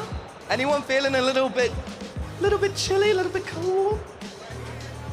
Anyone in need of something to warm themselves up right now? Woo. Look at this scarf. Oh, what does it say on it? That's now arriving in Boston. Huh? Huh? Who wants it? Oh, come on, that's cheating. That's cheating, come on. That's not cool, I'm sorry, no, I'm sorry. Like, look, when you see, you'll understand. All right, this is cheating, come on. That's not fair. You should be disqualified, but instead you're gonna win the prize, huh? Hello there, young fan. What's your name? Hayden. Hayden! The second Hayden I've met today. Hey, look, this is fantastic stuff. You guys, you win a prize here at the PAX Arena. Hayden, give me a high five. Nice one. All right, thanks very much. Hey, make some noise for Hayden, come on. PAX Arena, I'm Elliot, I'm your host. But who cares? Let's get back into some Tekken. TK, Breezy, and Rip, make some noise for your commentators! Not the air horn. Dude, the air horn every time. I love it. Welcome back, guys. It's PAX Arena. I'm back in the building now with Rip. Rip, how you doing? Feeling good, my friend? Been good so far. It's been a great time. Yeah, I've been in the front just watching pretty much all the matches. I got a lot of my friends here, too. So Joe Crush, actually part of my team.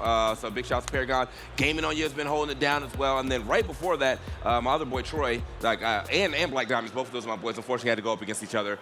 But, you know, we had that match as well, too. Now I'm just excited to see what happens with the rest of this because, yeah, from what I saw from Gaming on You, had to make I think a game comeback. Yep. To like, actually keep it going. And that Victor was cooking, bro. That Victor was cooking. I mean, Doc, you know, he had all the tricks and everything, but Game Nanya settled him down, kept him in check, stepped to the loser bracket. So Game Nanya now going up against Joe Crush in the winner's final here of this pool. So gonna be a good one. Joe Crush, of course, that Jack, and Game Nanya's got that Victor. Oh yeah, and I mean, again, Joe Crush, as we've gotten to season 2, you know, there was some craziness for Jack. Has been calmed down a little bit, but Joe Crush has been such a phenomenal Jack player since the entirety of Tekken 8. It doesn't matter what really I think happens with his character, assuming not getting put all the way in the dirt. Joe Crush is going to make it happen. Here on the other side, I think Victor has only been getting better, or at least more mixed, and we're going to see a lot of cool sword stuff coming out from Gaming on You, which I'm super excited for. Exactly. Just because I think that character. Shout out to Razor. You know, level up your gaming experience with top tier gear on Razor.com. Make sure you guys follow at Razor now for more exciting news and giveaways. They've also got peripherals, they've got keyboards, mice, headsets, chairs, etc. Right? So they've got everything for us. Right here. Look at that. Little Razor action, you know?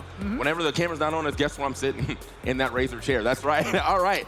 Yeah, get everything started, man. I'm excited to be here yet again for the first day here at Tekken. I was here yesterday for some of the Stream Star stuff, but we got a lot of Tekken going on. We also got a cool little Capcom thing going on tomorrow. So we just got all kind of cool stuff going on in the arena. I see a lot of people standing around to you. You know, you always can come through and sit with us here in the arena too. Very comfortable chairs. That's what I'm talking. Can't lie about that. Anytime and I'm at any kind of convention, I'm walking around, I want to sit down somewhere. Oh right? yeah. PAX Arena, we got plenty of seats, bro. This is the perfect spot. Now they're on the hot seat right there on the stage, just getting everything ready to go. Joe Crush is, I mean, I can see what's going on here. Gaming on You has been picked. Joe Crush is big chilling. He must be really thinking about this matchup right now. Oh yeah. Should be a good one. Winners final of this pool. Again, if you guys are new around, you just watched for the first time, Almost Pro at PAX Arena, $10,000 tournament. It's huge out here. Yeah, I think first place walks away with $3K. And that's pretty insane for a tournament that you just walked in and signed up for. Like, if you already had a PAX badge, anybody in this room, in this arena could have played today. All you had to do was like, hey, I want to enter the tournament. Boom, you're in the tournament. Looks like we're headed to Yakushima, though, for game number 1. Largest stage in the game. Absolutely. Okay, quick little mid check there. Oh, the last hit, unfortunate. Yeah, you got to wait for it, you know, count him out and then get the punish on it. Game on just a little bit early that time. And Joe actually whipped the heat burst. Game on late on the punish. Oh, okay, nice actual punish right there from Joe. Ducking the gun from deep. Definitely catching Gaming on you on that warp that automatically happens regardless of if the shot hits or not. Man, So, Joe Crush's combos are so good too. Nice punish there on the wild stand and one. And now the pressure with the blockable shoulder. Good trade for Joe there. That could have been dangerous.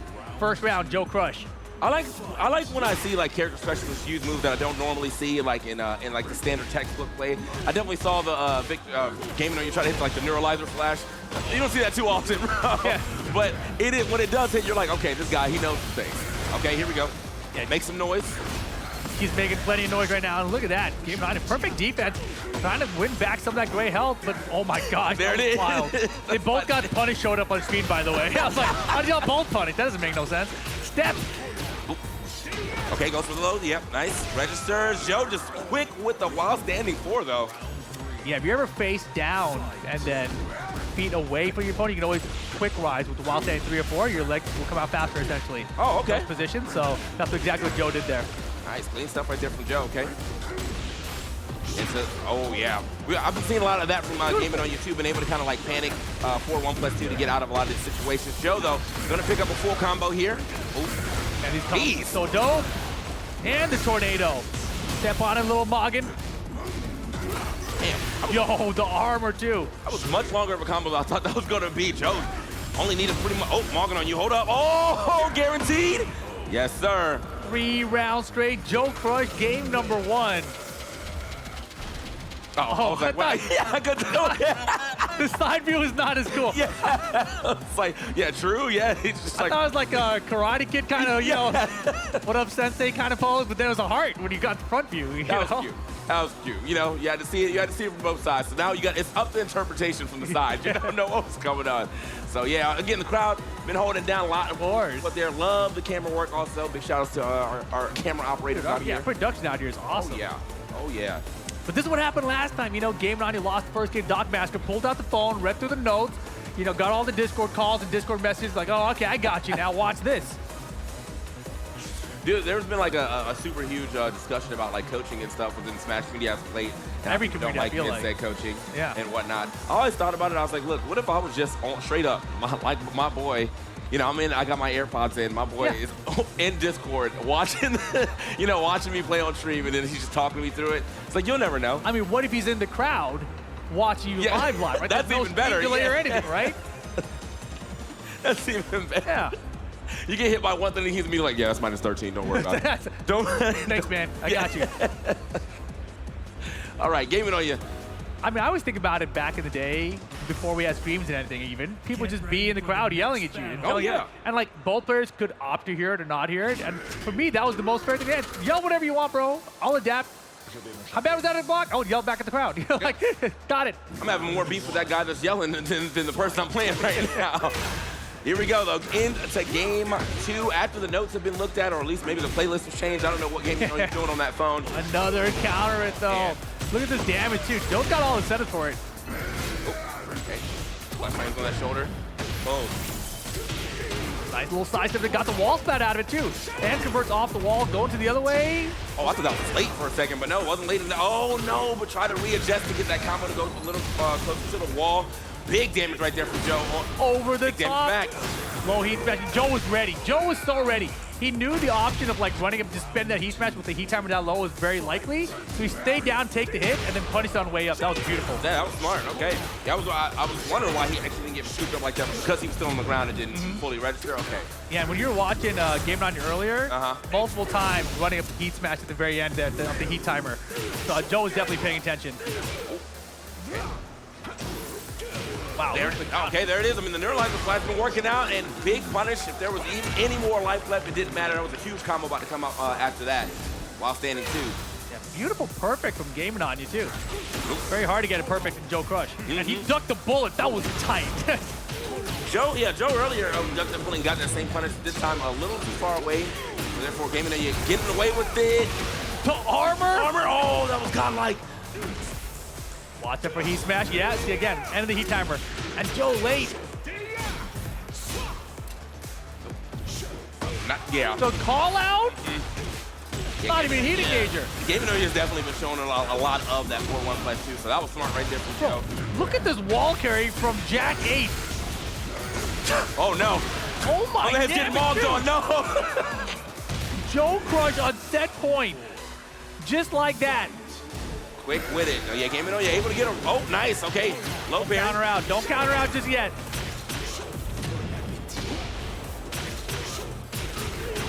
Never over till it's over. Corner control. Joe off the tech roll. Gets the balcony.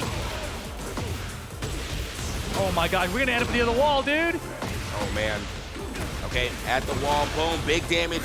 Joe. We need a couple more hits here. One more big combo, honestly. From this point in time. Clean. Get the heat smash. Doesn't get stage hazard. Doesn't matter. Down back one to close it out. Joe Crush takes out the winner's final 2-0 over Game and Anya. Yeah, Joe Crush looking super clean again with the Jack 8. Very hard competition for Game and Anya to overcome, but do not believe that she's out of this by any means. We'll probably see them move on even further in that loser's bracket for sure. Exactly. I mean, it is going to be much harder, though, to win this tournament from the loser side of the bracket, as it always is. But, one step closer, to even getting into that top 8. Of course, this is a 3-day event, so by the time we get to Sunday, that's when we'll finally get down to our top 8 and crown all of our champions, essentially. But it's going to be a long road for most of these players to get there. Absolutely. So, Joe's trying to make it a little easier for himself, obviously staying in the winner's side of things. Love to see that. But up next, we're going to have Troy the second, who we saw earlier, that Leroy was kind of cooking up against Massacre. And Massacre, a very big showman up there on that stage. Before that, let's talk about these replays. There it is. There. See, now we got the heart for real this time. Yeah. Got it. That's so funny seeing it from the side. On the side is beautiful. Yeah. Danielson, bro. At least, come on, man. And this, yeah, I mean, dude, Joe Crush very good at like all the cool tools that Jack has. Having one of the fastest, I think actually maybe the fastest heat smash in the game. Yeah. That's 10 frame punish doing that much damage. Gotta feel nice. No, of course, yeah, fantastic heat smash for Joe, and for Jack, I should say. But this was a great situation too. The late tech roll there, so that he was off the side, let the whip happen, then got the balcony break, full wall carry. Heat smash it didn't quite kill, but run up down back one did. So well done to Joe Crush there. More hearts for everybody, man. Hearts for everybody. Is that like a Morgan heart? What is that? Yeah, I don't even know. Yeah, maybe that's what it is. It says in there, yeah, Morgan. Love Morgan. So here we go, though. Yeah, we're going to get our other players up on the actually, they're already on there. There we go. Love it. Getting our players up on to the stage. Excited to see what my boy Troy can do again. That was one of our friends, one of the longtime subs as well, too. Oh, sick. Yeah. Troy the second. Troy the second. Doc Massacre here, though. And Doc is wild, man. He's been putting out all the traps and tricks today. Yeah. I love to see it. I think, yeah, also, again, one of those character specialists that I know plays a lot different than what I usually see. I'm used to watching P-Lane play, so in my head, I'm always like, okay, this is what Jiayu looks like. These are the moves that she used. I saw Doc using a lot of moves I have not seen I heard in a while. that Peeling is here. Ooh. I heard Peeling flew in like today or yesterday or something. So I think we're going to get Peeling and Doc perhaps. Maybe eventually down the line. That would be sick to see him line up. I feel like if Peeling watched more of Doc and he stole some of that stuff, Peeling would be crazy. I mean, Peeling already is pretty tricky as is. Absolutely. I feel like they both can steal from each other, actually. Yeah. Then he gets super Link Xiaoyu, and that superpower is terrifying. Are we fusing? We're fusing Link Xiaoyu right now? Yes. That would be nice. That would be sick. I mean, I would definitely love to see some more of the flashier play from Peeling. Very, very textbook. Obviously, very effective with the Link Xiaoyu, but I saw a lot more flash here from Doc Massacre. That's probably the most X marks the spot I've ever seen in neutral ever. You know what I mean? But it worked. It worked. Amen. X marks the spot, man. Classic Link Xiaoyu. Alongside Art of Phoenix, of course.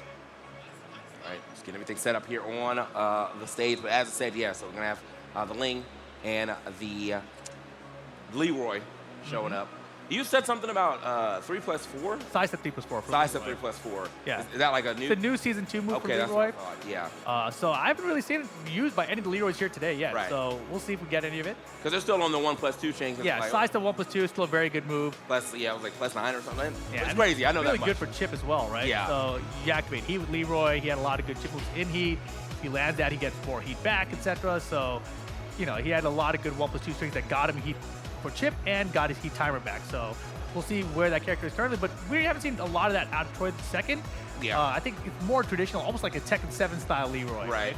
So we'll see what he brings to the table this time. I haven't even seen a cane out of anyone yet so far with Leroy. Honestly, I be feeling like people kind of forget the cane exists. like it's up there Like, I the got to entire manage my time. heat, I got to manage my this and that, my recoverable health. Oh yeah, cane. You know, it's like in Tekken 7 you'd forget about it. Right. Now there's even more things to remember on top of that. So And you're like, you know, you get to use it once in the game. I mean, it's there until it's not. And I think a lot of the time, by the time people even think about it, it's like the game's probably over. I don't know if you want to do one of those like I'm waiting until the last round types to use it. It's just if you have a chance to use it, try it. I always saved it as a comeback mechanic. Oh yeah. I need it, and like I already, like for example, I used my heat smash, didn't work out. I used my rage art, somehow I survived, didn't work out. Time for the cane, you know? Like, I go down the list of stuff that's not supposed to let me win, that's going to let me win, you know? That's nice. All right, here we go. Troy the second, Massacre, stepping up. Oh, Sugar.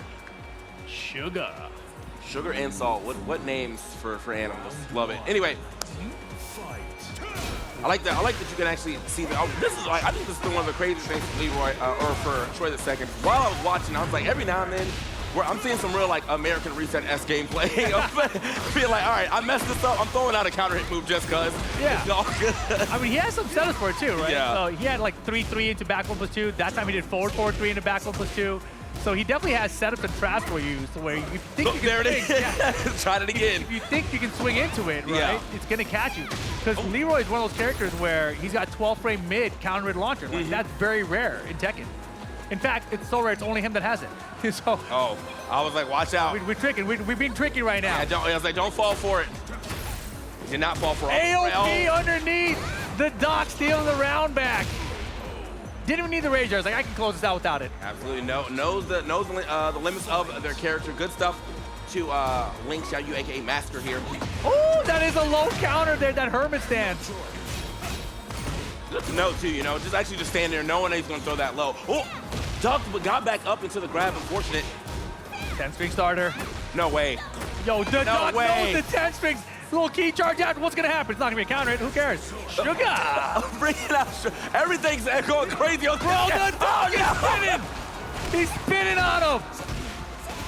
But dropping the end of the combo, not gonna matter. Doc up 2 rounds to 0. All right, showman. You know what time it is, Troy? Bring out the cane. Bring out the cane. Bring out the cane. Peter down with the cane, bro. Now's the time. He deserves it. The down 4-3 for the Doc, though.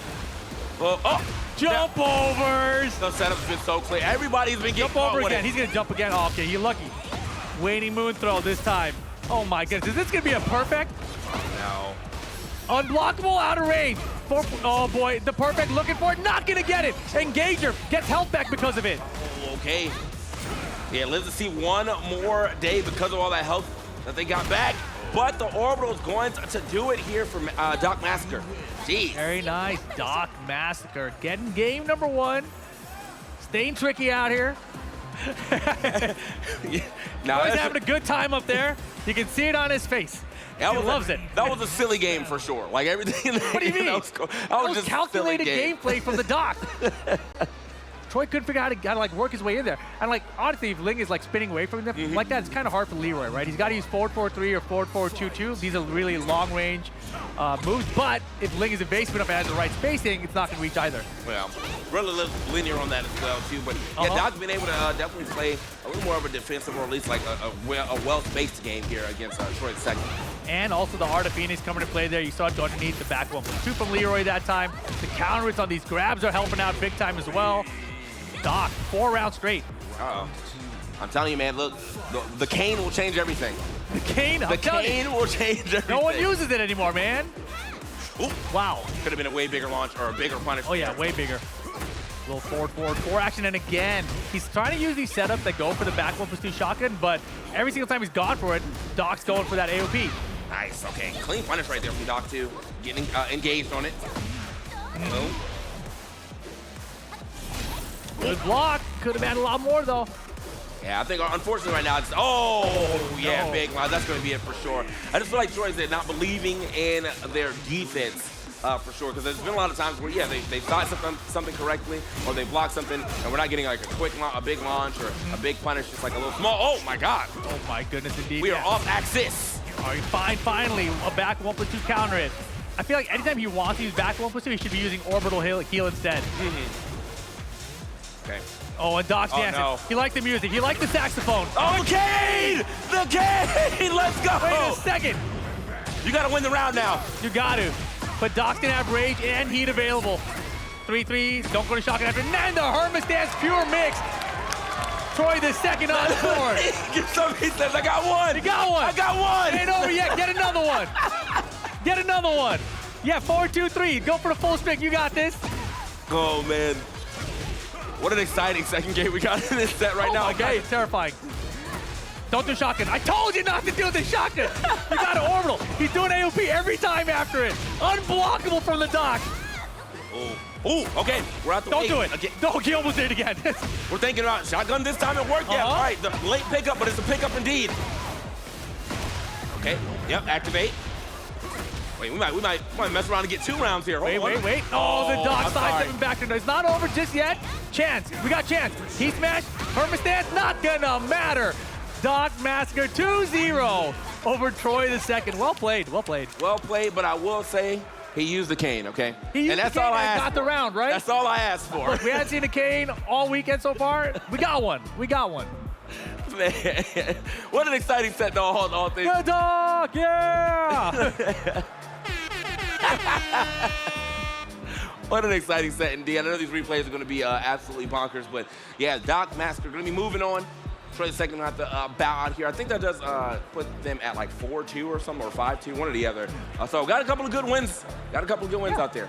That's pretty solid, man. I mean, you know, you come to a tournament, most people aren't going to win, right? You just want to get the best record you can possibly get. 4-2, 5-2, that means you took out a bunch of people. You took out more people than took out you. Absolutely. That's all that really matters to do. I'm telling you, and regardless of what game I'm playing, my goal is always to be, let me just at least go 2-2. Let me just at least go 2-2. Oh, here's Doc fooling around. Look at this. He tried the running 3, which you would think has some good range there, right?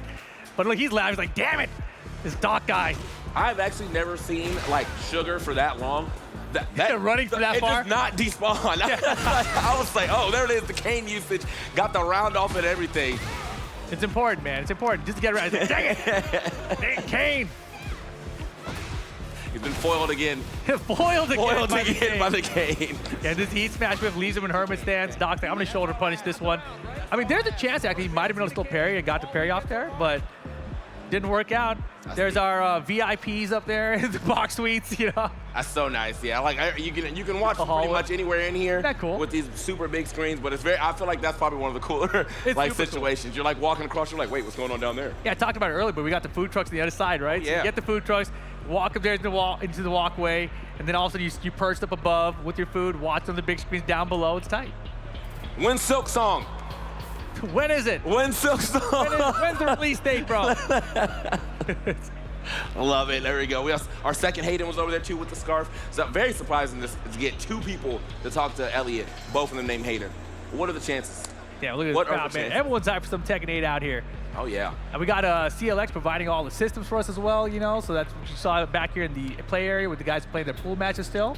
So it's pretty tight out here. Yeah. And by the time, like, I think this next pool is over, we'll have a lot of time for you to like kind of come over here and do some free play. So if you want to play some casuals, mess around with some Tekken, we got a lot of good setups right in front of me where, you know, and they're nice. They are super nice. I'm very excited for CLX to be our partner yet again for another PAX Arena.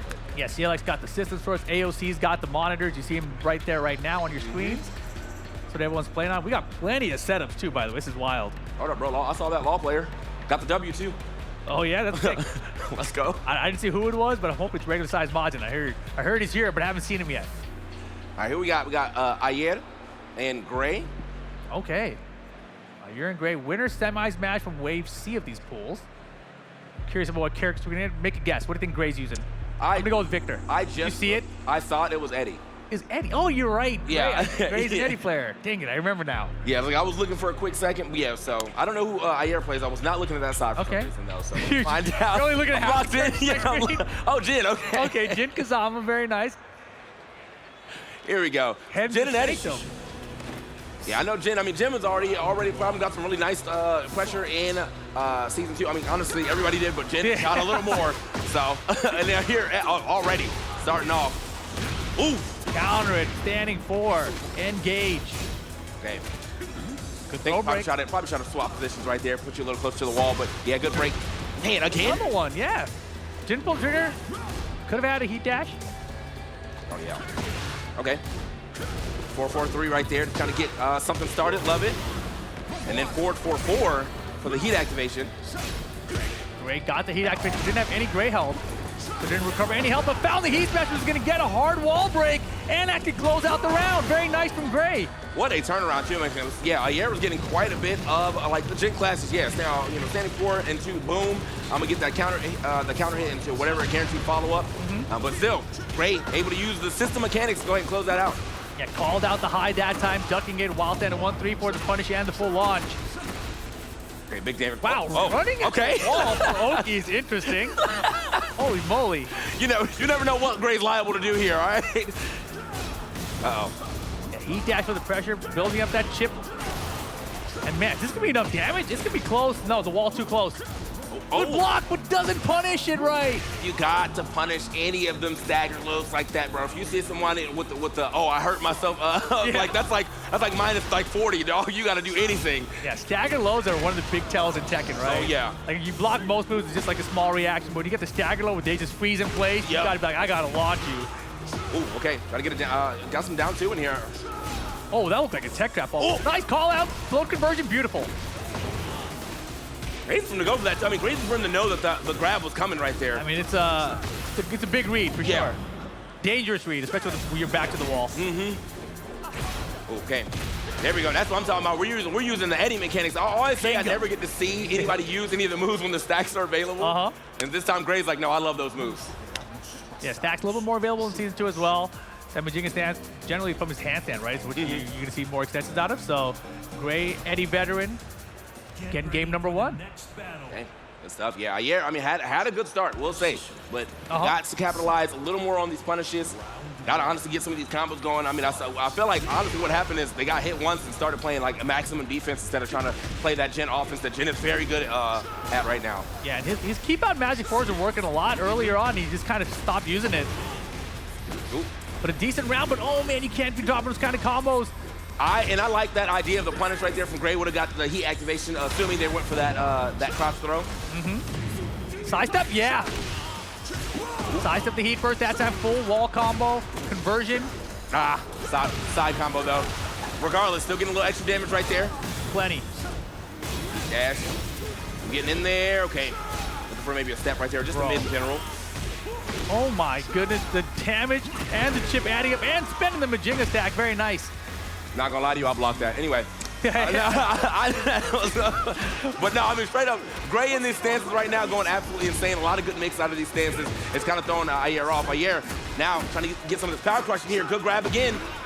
Yeah, rodeo grabs, all the grabs working out for him right now. Okay. I was gonna say, yeah, if you're Gray and you recognize that you land the rodeo, you're going for it again. We've seen 3 grabs out of him this round. Found the engager for Ayer, but obviously no Gray to recover. Yeah, just enough helps to survive that though. But yeah, we got with a little bit of Gray that we could have got back. Did not matter. That 4-4-3 gonna scoop you up anyway. And here we go, just like that. It is set point for Gray, moving along quick right now.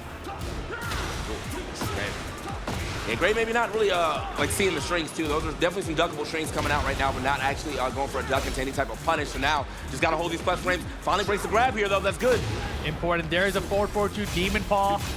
That does give him the engager. He's got the heat pressure now. We haven't seen any kind of running 3 in a stance or anything like that out of him. Okay.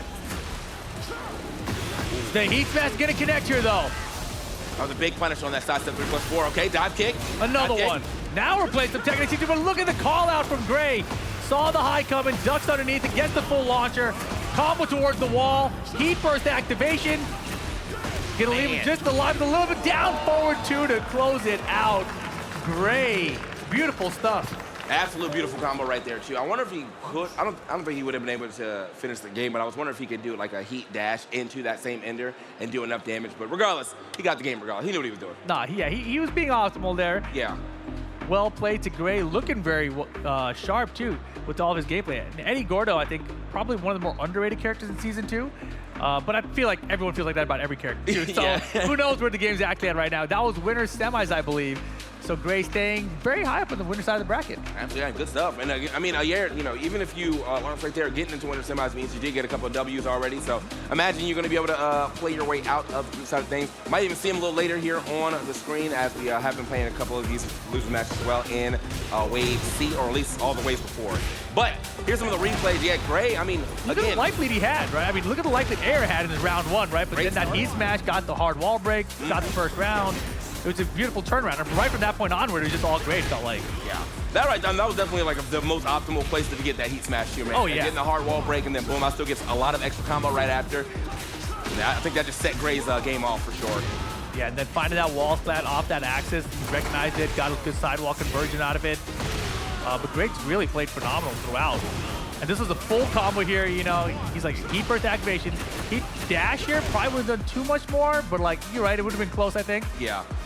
Oh my goodness, what is happening out here? It's a party. Party hat on and everything. I wish I knew what that was on that mask. Like, it looks like a chocolate ice cream head. I was gonna say, it looks like candy to me. I'm a big fan of candy and chocolate, I'm just saying. So, I'm not trying to eat someone's face, you know? Like, yeah, definitely. Yeah, I'm not trying to be a cannibal out here regardless. No. It looked like that's what it's designed for, though. Do you want to be a cannibal? It's chocolate. I just don't think I have it in me, Rip. I just don't think I have it in me. All right, who we got coming up next? Like on the other side of winter semis, we have Epic C, I'm assuming. Or just Epic? Or just Epic. No, just Epic, okay. And then Hobo 4K. Yeah, Epic Hobo, nice. In Epic. 4K even. But this is what they're playing for, that Almost Pro 10K Open Championship belt 2025, plus those medals if they can make it into the top 8. $10,000 prize pool if you guys can get that far into the bracket. And this is one of those weekends where a lot of the top players in the world are traveling around the world to, you know, other events like Evo Japan, right? That's a Master Plus event. We have a TWT dojo right here, 96 Plus. That's the largest dojo available for the tour. And so these guys here are all gunning for some points that are going to be hard to come by later in the season. Oh, yeah. So, I mean, I think we're already getting some fresh faces up here just in general, though. You know, again, a convention tournament, you could just walk in and sign up, and you could have got a chance to play. Maybe you were just walking by, I was like, hey, I love some Tekken. So, boom, there you are. And I'm excited to see all the people that we've seen so far. But, yeah, as you said, there is quite a bit of events going on this weekend. So, may not see all of your favorites, but you're going to see some of them for sure. No, yeah, I mean, we still got some heavy hitters here. Like, heavy hitters. You said Peeling is definitely potentially in the building. That's well, I heard Peeling landed. So he landed. Okay. If they landed in Boston, I don't think Peeling is here to just sightsee. I would assume it's for some PAX Arena Tekken 8. Absolutely. We saw Joe Crush earlier, too. Another heavy hitter out there. So, Effects back in the building, you know. Yeah, this top 16 is going to be crazy. Top 24 is going to be absolutely kind of crazy. Absolutely. I say all those tweets just to come and play some more Tekken. I saw you, bro. I mean, you got to make the decision. Something like that. This ain't that far. $10,000. All right, I think I can play. Yeah, man. Yeah. I mean, again, first place walking away with 3K. Even ninth place gets paid out here too. Yeah. So I think you walk away with a smooth like 250 or something. What? Like that. For ninth? Yeah. That's awesome. Yeah. If you bought your ticket, you pretty much paid for it. Just hit ninth place. So Hobo 4K. If that's correct, we're going to see a Yoshimitsu. Oh, fun. All right. And then I guess we have a couple technical difficulties here on the other side. Maybe controller issues, but we'll get that sorted out relatively soon. Here on the other side, yeah, it's going to be Epic. Didn't really get a chance to... Oh, Lee. Okay. Cool. I can see it. You guys see that? That's cool. Oh. That's dope. Very clever. Very clever. But yeah, Lee and Yoshi. I didn't really get a chance to look at what they've got, but they were already pretty cool characters as is. Lee has some of the best wall carry in the game. Love seeing that like the stance cancel wall carry combo. Love that.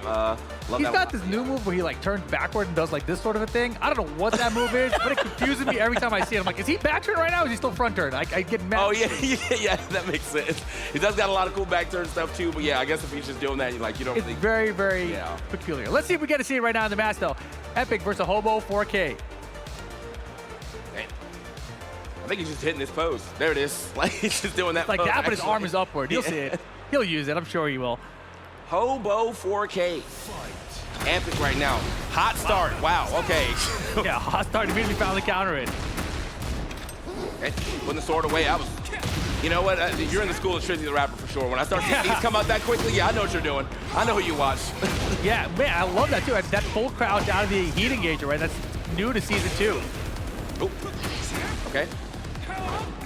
Sidewalk the slide. I like what I'm seeing from Hobo right now. Absolutely, yeah. Clean punish on that. Oh, I mean, a very good punish with all that damage he was able to get right there. Got Epic stuck at the wall. Epic looking a little lost for a second there in that first round. Not gonna lie, I was lost too. That was very hard to deal with.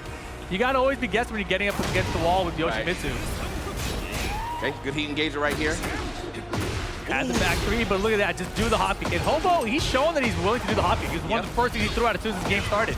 Yeah, I'm pretty sure that was his second move. Like in the first game was the hop knee. And So. look at the wall carry there. That was crazy far. Sword sweep, not gonna happen. Epic aware. And the forward three got the heat dash with no combo. Ooh, I think I should probably interrupted another knee right there with that wall standing forward. Smart. However, yeah, that's twice now he's gone sidewalk left to get around the slide and get a full launcher. doesn't matter too much right there. Boom, stuck at this wall. Got to get up off the ground. Yep. But if you get up, sometimes there's a sword sweep there. Yeah. It's a mix-up. It's the same situation. You got put at the wall one more time with the same move. Go ahead and end the round. A little unfortunate right here for Epic. Got to find a way to stay on the aggression. Has been getting some solid hits, but didn't even pull the trigger on that back 3-3. Again, 3 times in 3 rounds. Slide comes out from Lee. Sidewalk left is there to get the full punish. Ooh. Okay, yeah, pick up. Nice. Oh no, we're dropping combos though. Engage it for Epic. Here we go. Sword flash is there. Yeah. Epic has got away with quite a bit of back 3-3 though. I think that's when Hobo's gonna have to start looking a little low here, try to get himself a punish. May not matter though. All right, my bro is chilling. Bro is on the ground. I am big chilling. Nice. Okay, low heat smash gonna work. Yo, breaking the glass. Got the smash. Ooh.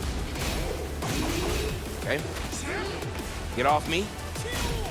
Does get the wall positioning though right here, but still, again, you got to push. You have to push the offense when you have such an advantageous position. Not gonna work out though. Hobo 4K. Gonna go ahead and get that counter hit sweep. Finish the game. That was very nice. Oh, coaching. Uh-oh. Gotta do it, man. Let him know. Tell him everything he did right and wrong.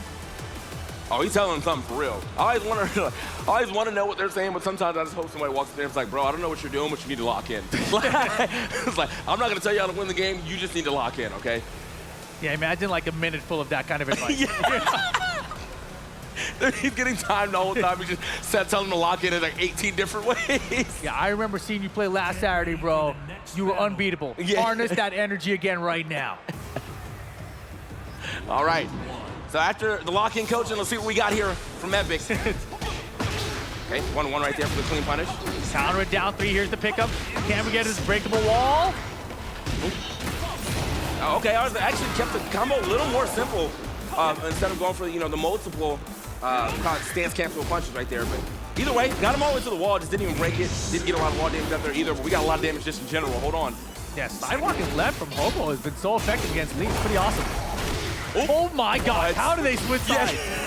Look at this sidewalk, bro. Sidewalk left everything right now. Uh-oh. And the regular grab as well. Hobo picking up where he left off. Got. Yeah, I mean, right now, Epic definitely can show you that he has a little bit of offense here, but I feel like, once he gets staggered once, he's right back on defense. A little too heavy. Got to fight your way back in here. Nice counter hit. Okay. Man, huge lead. All right, this is the Epic's best round yet, it looks like. Right. Playing, pick it up. Okay. I didn't go for the full pickup. Could have got a full combo there, but... And could have had a full punish there. It could have been over, but doesn't matter. Gets it done. Epic on the board. Just one thing. I mean, it might be the nerves of being on the main stage, but... That's a great point. This is a big stage. There's a lot of people watching right now. A lot of people. And you're like, you can kind of see a lot of those people probably over the monitor as well, too. Yeah. So, might be getting to you. But yeah, you got to be able to clean these combos up. Clean, okay, with the counter hit sweep. Let's go. Who's going to take the combo at the wall? Wow, nice get up there. Hobo reducing the damage from the combo. Okay, whole time I thought that kick at the end where he got up, I thought that was guaranteed. So I've just been getting up wrong the whole time. Damn. Perhaps. Or the range maybe. I couldn't tell you. Down back 3s. Ooh. Okay. Not sending the full thing right there. All good though, still. And he's trying to bait out the flash. Just hasn't gotten a launch off it yet. Nice back 2-2 whip punish for the engager. Straight in the hop kick this time. And it was because he had the full crouch mix last time he dropped the combo. Activated out the skies too. Okay, yeah, hit him out. Oh, okay, back way. And he is that's it. Yeah, okay. Don't turn it back. I don't know what the hell that guy's doing there, man. Nice grab. We're doing a lot right here. Oh, breaks the glass on him though. And here we go. Rage mode available from both players. Time winding down. Life bar's about even. Counter hit with the low, and Hobo 4K on set point. Epic needs this round to send it to a final game. I'm thinking that Epic tried in that stance to try to bait out that Rage Art. Because he got the low and then just got right out of stance, but nothing happened. So yeah, unfortunately though, a great start here. Fortunately for him in this final round. Might be able to get himself a game here. Boom. Huge lead. Oh. Activate for activate, yep. Then the heat smash, now you gotta deal with the mix. Up and down we go, boom. Uh-oh, it's getting a little scary. Again, Rage still fully available. Oh, heat smash will do it. Epic ties it up, 1 game each. Just like last Saturday, bro. Yeah, that's what I'm telling you, man. I've seen you play at your best. You weren't playing your best, now you're playing your best. There it is, yo, Epic, yeah, I mean, very good on Epic to really kind of like slow it down, and also like, I think the combos got a lot better as this set for sure. For sure. But here we go, final game situation now. Genmaji Temple, winner's side of the bracket. Who's staying on the winner's side? Okay. Love the stage, by the way. Here we go. Pick up, nice. Okay. Ooh, okay, there we go. To the wall. Hey.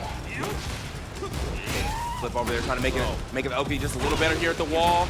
My man is getting destroyed at this wall right now, though. And he goes for chip afterwards, too, which is also good. And this time, just a forward 2-1. Epic building some momentum right now. Chat, crowd, looks like he's locked in, okay? Coach, whatever you said, it works. I want that guy to be my coach. Yeah. Oh, into the low heat smash. I'm also still not sure. It looks. I think he's front turn. Yeah, I think he's front turn. That's what makes it so confusing. Yeah. Okay. Oh yeah. Took a lot of damage off that one right there. The high. Big home and attack. And the full forward. And you know, earlier in that first game, we saw so many sidewalks versus slide. So now he's doing full crouch into the forward 3, so it has some tracking on it. And Epic now on set point, just like that. I think Epic is doing a really good job of also. Oh! Wait a second, low query from Hobo. It's time, yeah. I would say these back 3-3s have been registering quite a bit, but I think Epic is doing a good job of knowing that Hobo wants to. I'm out! It's my hop time. Let's go! And he was so ready. He's like, just in case this sorts of here, I'm checking, but I'm gonna hop kick immediately. Hop and knee. A lot of damage off that, almost 50%. Front turn. It's a low heat smash.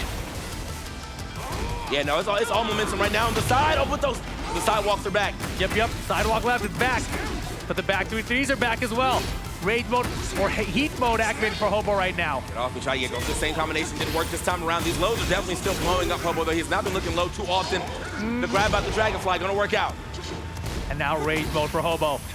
Uh-oh, the slide is good. Finally finds a slide, and Epic closes it out. What a comeback. I think the one time he finally looked low, he got hit with a miss. That's so unfortunate. So, and then the slide to go ahead and finish it off. Good, yeah, as you said, good stuff to Epic. Good stuff to the coach. Yeah, you locked in, bro. That was actually so impressive, though, right? Because Epic, he tried to slide so often early, and he got sidewalk every single time, but he was persistent. He's like, even if this keeps on getting sidewalk, I'm still going to commit to it. Absolutely. And by the end of the game, it won him the set. Good stuff. I mean, hey, love to see that. Love to see the adjustments. Again, don't actually know what his coach said, but whatever he said, it definitely worked out. But as a player and yourself, yeah, he played a lot more cleaner in the second and third game. Yeah, look, from the very beginning, right? You saw the sidewalk left coming out constantly from Hobo, and it was working so effectively against so many of Lee's attacks, not just the slide. Yeah. Damn. Yeah, counter hit sweep. Oh, there it is. This was the moment. Bro, lock in. I could just tell from the stance. Like, yeah. That was you need a lock-in stance. Like, I don't know what you're doing right now, but this ain't you, bro. Yeah. It's like not even coaching counseling up there. Yeah. All right. He's a therapist, not a coach. Yeah. You know? But these low heat smashes really added up too. You know, he got multiple throughout the set. And then we go into this final game. Epic just ran away with it 2 rounds straight. Goes down the wire here, and Hobo looked like he had a chance for the slide. Closes it out. So Epic, nice comeback there. And a very surprising final game, getting those 3 rounds straight. Absolutely. I think the craziest part is too, I just really, I feel like in that game. Hey now, I want some of those cups. What's in those cups? Those like Slurpees or something? You know what I'm saying? Slushies? Everybody's got candy or some type of sweet. Dude, I think you're hungry. I think you're hungry. You saw a mask and you thought it was food, bro. It looked. Come on. You agree though? It looked like it was chocolate. After like you said it, because I like chocolate. I put it in your head. Yeah. I got it. So, but yeah, over here at the PAX Arena, I hope you guys, if you can hear us, I hope you're enjoying the time here. If you're standing around, we got several seats, hella seats here for you to go ahead and sit down and watch some of this tech in action, as these people have been doing. You know, everybody's been hanging out with us. Looks like we're gonna have some more of Wave C playing as we have our losers quarters coming up. Ayer back in the building against the Pied Piplup. Okay. I think you're right. That's a. I tried to read it as well. The Pied Piplup. Yep. Pied Piplup. Yeah, shout outs to, I don't remember what gen that is. Maybe 3 or 4, something like that. I'm way off. What gen is that? Y'all know. Somebody know, right? 4? My man. See, I knew somebody knew. I knew somebody It's knew. the right crowd to ask. Yeah. Let's see what Piplup is bringing. Alyssa, okay. Oh, okay. Yeah, this is one of those characters that's still been good, right? Throughout since Tekken 7, Tekken 8, Season 2. Yeah. Regardless, right? So this character is still very strong, and now sidesteps are better than ever. So Elisa is going to be extra good at sidestepping. So we'll see how this plays out. If it's even Elisa, I don't think it's locked in, right? It's just character. Yeah, he's just a button select right now, but you did have to kind of move over there. So I'm assuming that it's Elisa. We'll have to see. Personally, whenever I have to set my buttons, I always go to my character first, then click the button. I don't know why. No, I mean, it makes sense to me. Yeah. But I think normally what happens to me is that like I picked my character and then I'm like, wait a minute, and I have to go back and then like do it again. So here we are though. Ayer, we saw earlier, the gen, just gotta be able to play some more offense out here. We kind of got hit and just kind of put on defensive mode, and even though Jen obviously has great offense now here in season, had great offense already, even better offense in season 2. But here on the other side thing, I'd say, Alyssa got a couple new things, I think, out of her, like her booster. She's got like that new like windmill move. With the chainsaws. Yeah, the chainsaws are always super nice, and then a couple of. That's a great name for it. I was like, what's a good name for it? Windmill's not bad actually. Yeah. She is spinning like a windmill. Yeah. So we'll see how this plays out. Propeller. Yeah, it's either a windmill or propeller. That's like the two ways. Because she doesn't have any other moves that look like a propeller. Not in that direction, right? Yeah, no, because the other one is like she's standing like that, but that's like the ballerina spin. Yeah. But she also has a ballerina spin that can go into. Man, you got any spinning moves? That's what I'm getting at right now. Why are you spinning so much? Some of them are like helicopters. Yeah. These ones are more like windmills or propellers. I'm gonna go. Technically, though, a helicopter has a propeller. That is true. Are you getting? I feel like you're getting philosophical on me right now. I think I'm breaking my own brain. Right now. Let's go to the Coliseum and have a match. Jin Kazama versus Elisa Boskanovich. All right. Here. Philosophical? Really? Philosophical. He's like, not everything that spins is a propeller. Like, all right, but hey, all right, Sun Tzu. Yeah, bro, gotcha. Pick it up. Lost down to 1-2. All right, hot start right here. Yeah. We didn't get a chance to see Pied Piplup before, but we did get a chance to see Ayer. Ayer already kind of on the back foot. Oh, nice. Okay. Good tucking damage. There it is. The helichopper. What is that? What do you call it? The helichopper? Good armor usage, too. Nice play. Clean. Actually getting the wall now on your side. Let's take some advantage here. Yep. Oh, we got some Jin offense. Okay, let's go. Wow. Okay, good stuff. Nice. Good check right there with the 4-4. Pick up. Ooh, watch your legs. Off me. Back to the wall, though, unfortunately. Oh! Fist! And he finished it. Nicely done. Damn, that was a lot of damage. 80. Woo! Jin Kazama. Like, bro. A full 8 hits. How did you average 10 damage per hit? All right. Wow, look at the Wow, all right. That was much better than 5 hits for 17 damage. Yeah. That was averaging about, I think, 3.2 or something. Still a little mad. Oh, okay. Double register right there on those counter hits. Not gonna break it this time. Oh, I think you're gone, actually. Oh, just a sliver. Doesn't matter. Down. Or there, yes, 1+2 just in case. Yep. One apiece right now. Oh, we got strings. Hop kicks, no. Man, that is terrifying. I'll tell you right now, Pied Piplup would beat me. The style play, I'm running to all these hits, dude. I think I kind of want to. Oh, okay, nice little step back right there. I want to see some more strings here from Ayer, to be honest, bro. Jin's got some crazy strings in this game. Just throw them out sometime and see if your opponent knows. Ooh, that was a sick combo. Okay, oh. Coming back, the old school stuff. Bring it all the way back, Tekken 6. We're going forward. No heat activated. Can't go forward. Getting kind of locked in right here. We got to start. Oh no, the one time you try to use armor though, ends up eating that grab. Oh, nice block. Nice punish. Big chance for Ayer here. Okay. Decent. 65 is nice, but no way. No way. Off the skies though. Back to one. Took out the heat smash, and she's got the rage art. That was crazy. It is airborne, so it does less damage, but I think it should still be enough because it's a raw hit, right? Absolutely. I think it's going to be down for sure. Boom. It's enough. For a second, I thought I saw a little sliver. Yeah, I thought so too. Yeah. I saw whatever you saw. All right. Ayer, though, obviously being able to get some clean counter hits here, and the combos look good as far as the damage goes, but yeah, I mean, the offense has been mostly ran by Pied Piplup right now. Clean with it. Counter hit right there, guaranteed hit. I like the Toki get it. Man, what a run up 2-1 challenge. Got the float conversion out of it. Not gonna be a ton of damage though. Ooh. Wow. Okay, down 2. Stands right up down 2 though. Oh, brother, man, we are whiffing. It's martial arts out here. Absolutely. Don't duck this one. I like the throw attempt. Okay, the slide, get off me again. She'll get those arms back. Run into Pied Piplup game number 1. Could you imagine if you didn't? Like you break that grab and she just loses all her arms. Just until you pick them back up. Imagine it just takes like 10 seconds to regenerate them or something. Like, oh no, I had no arms for 10 seconds. The Pied Piplup, able to take that first game yet for sure. Clean at least the gameplay, but not count Ayer out yet. Ayer looking a lot cleaner in this set than the set before this. Wow, beautiful timing there. Caught him right when he tried to move. Doesn't even matter right there. He does it again. Man, you are getting chopped up right now. It's a chainsaw massacre. Boston Chainsaw Massacre this time around. Oh my goodness, it really is. Last pixel, there it is. Little mid check there, down forward 4, Pied Piplup. Yeah, at that point in time, it's just because of the things you never even get a chance to start playing some offense there. It's getting ran down by these chainsaws. This time they'll get in a hook fist. Oh my gosh. Nice patience actually there from my ear though. The double backdash, nice back one. No ducking that high. Blows out again. Oh, no. Big damage here. Oh, doesn't get the third hit. That must have been something weird with the wall right there. Gotta be. That third hit. However, though, we're going to keep the wall just messing everything up right now. Shrinks. Oh my goodness, and you're right. The strings have been working out, but here we're getting the heat dash in the mix again. Same mid. Oh. Second hit. Yeah, got caught with the 1+2 after the down four and porch. And could have actually ducked down. It wasn't unblocked. He's not going to jail in that situation.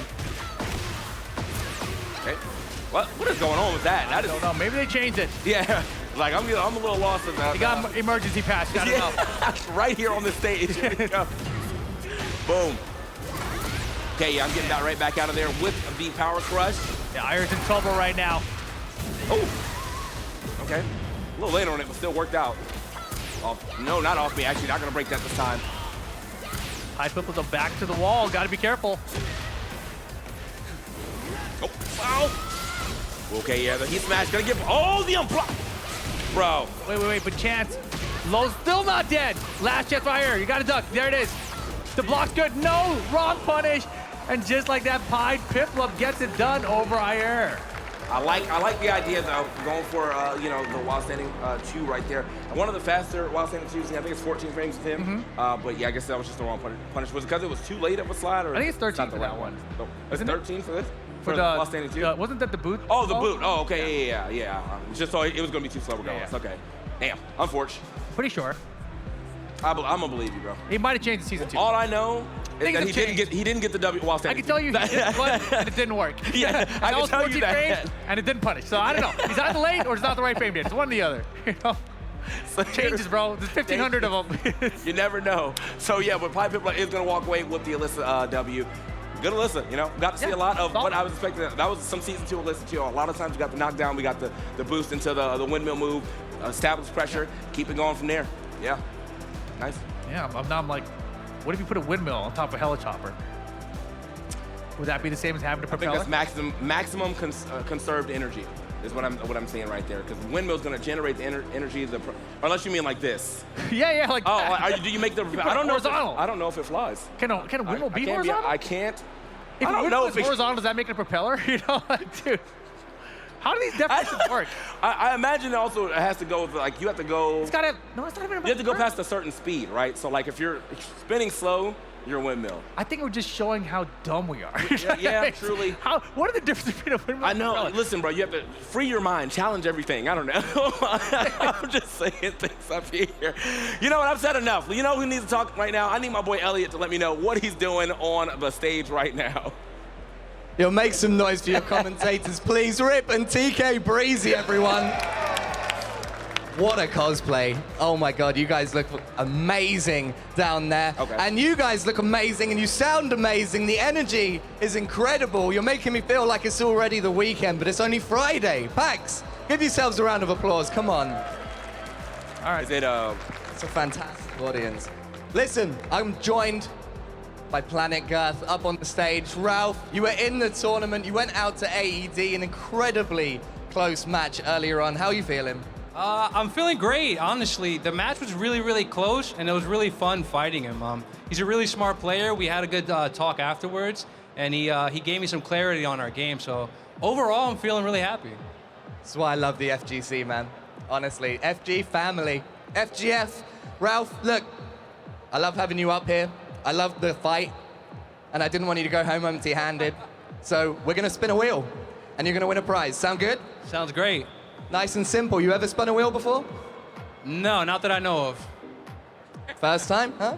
That's a prize in and of itself. PAX Arena, you ready? Let's take a look at it first, okay? We got 4 different prizes, 4 different colors. Take a look. We got a hoodie, we got pins, we got jacket, and we've got a scarf. What do you want to win? I think I'm torn between either the hoodie or the jacket. Hoodie or the jacket? I'm seeing a lot of nods. Yeah, I think those are the prime time prizes right here. Let's see if you can do it. This is a skill, a highly skilled game right here. When you're ready. Oh, that was gentle. He primed himself. I thought he was gonna send it. Planet Girth. Is it? Oh! Let's go, Planet. Don't leave me hanging like this. Thank you. Oh my goodness, that's a camera right there.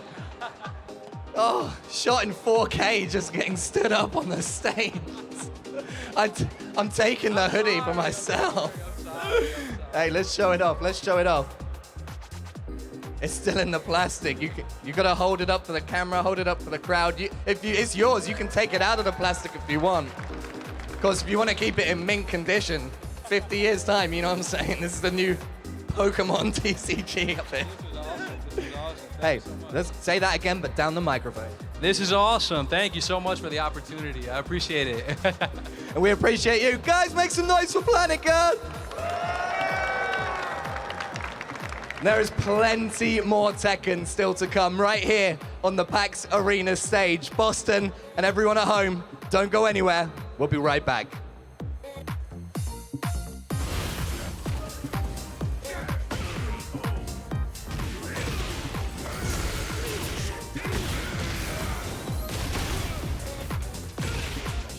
Takes out the winners final 2.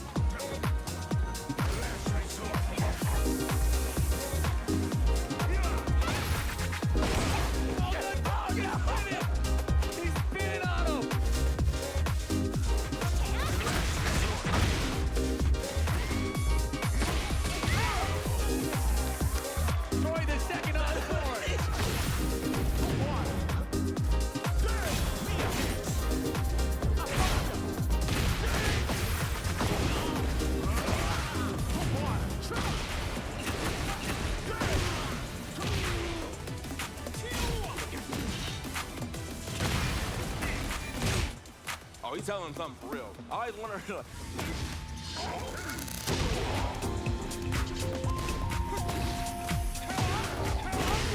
Bonnet looked low. He got hit with a miss.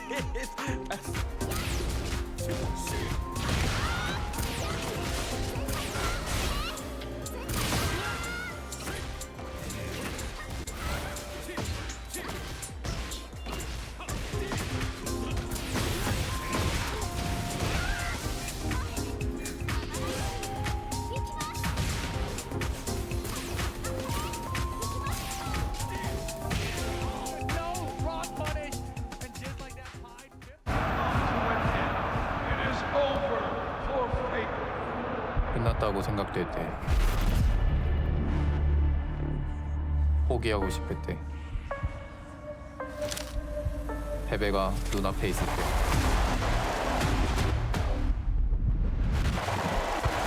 기억하라. The game is never over. 우리는 플레이를 이어간다. 모든 한계를 뛰어넘어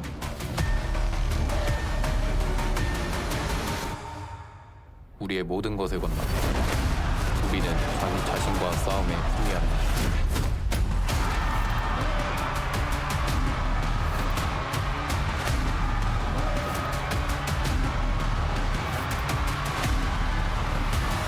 play to win. 화이팅. Whether it's sunglasses outside, blue light glasses inside, or night driving lenses in the dark, Zenni has affordable eyewear for everyone. Get 10% off with code PAX at zenni.com.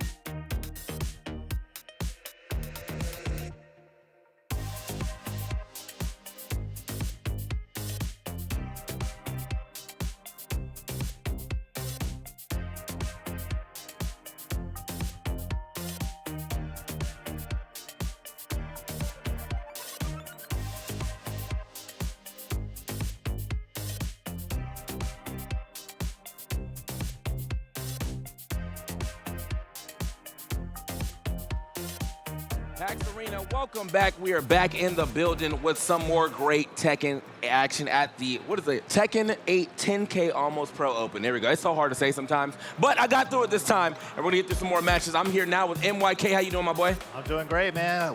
How's it going, TK? It's going great, man. We had some great matches before this. We actually got some of the people that we got to see a little before when I was hanging out with Rip. Hobo 4K coming back on the screen. And then, of course, Demon, who we have not seen today, but we're seeing now, other 20Z boys. I've known Demon for quite a bit, though. I've seen him in quite a bit of tournaments, so I know that June's about to be pretty fire. Straight up. I'm excited to see the season 2 June. She was one of the most talked about characters this season. Absolutely. I know she got herself a new little install as well, right? Like she kind of gets a lot, or she gets points that add up to that like 100 total, and then exactly. all the moves. Yeah, that is a cool mechanic. When I do say the 100, I'm like, GG's. Like, you got it, man. You got it. Like I've been there forever. Yeah, once she gets it, she has it for life. So it's pretty good. So we're gonna see how this one plays out for sure, man. Yeah. On the other side of the thing, though, we did see Hobo earlier with the Yoshimitsu. I think.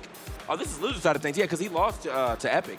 Oh, okay, so loser side action here. We still got a couple of matches to close out today. Day number 1. This is a 3-day event, guys, so make sure to come back for day 2, day 3. We got the top 8 action on the finals day. It's going to be good. But yeah. I believe you can still sign up tomorrow, too.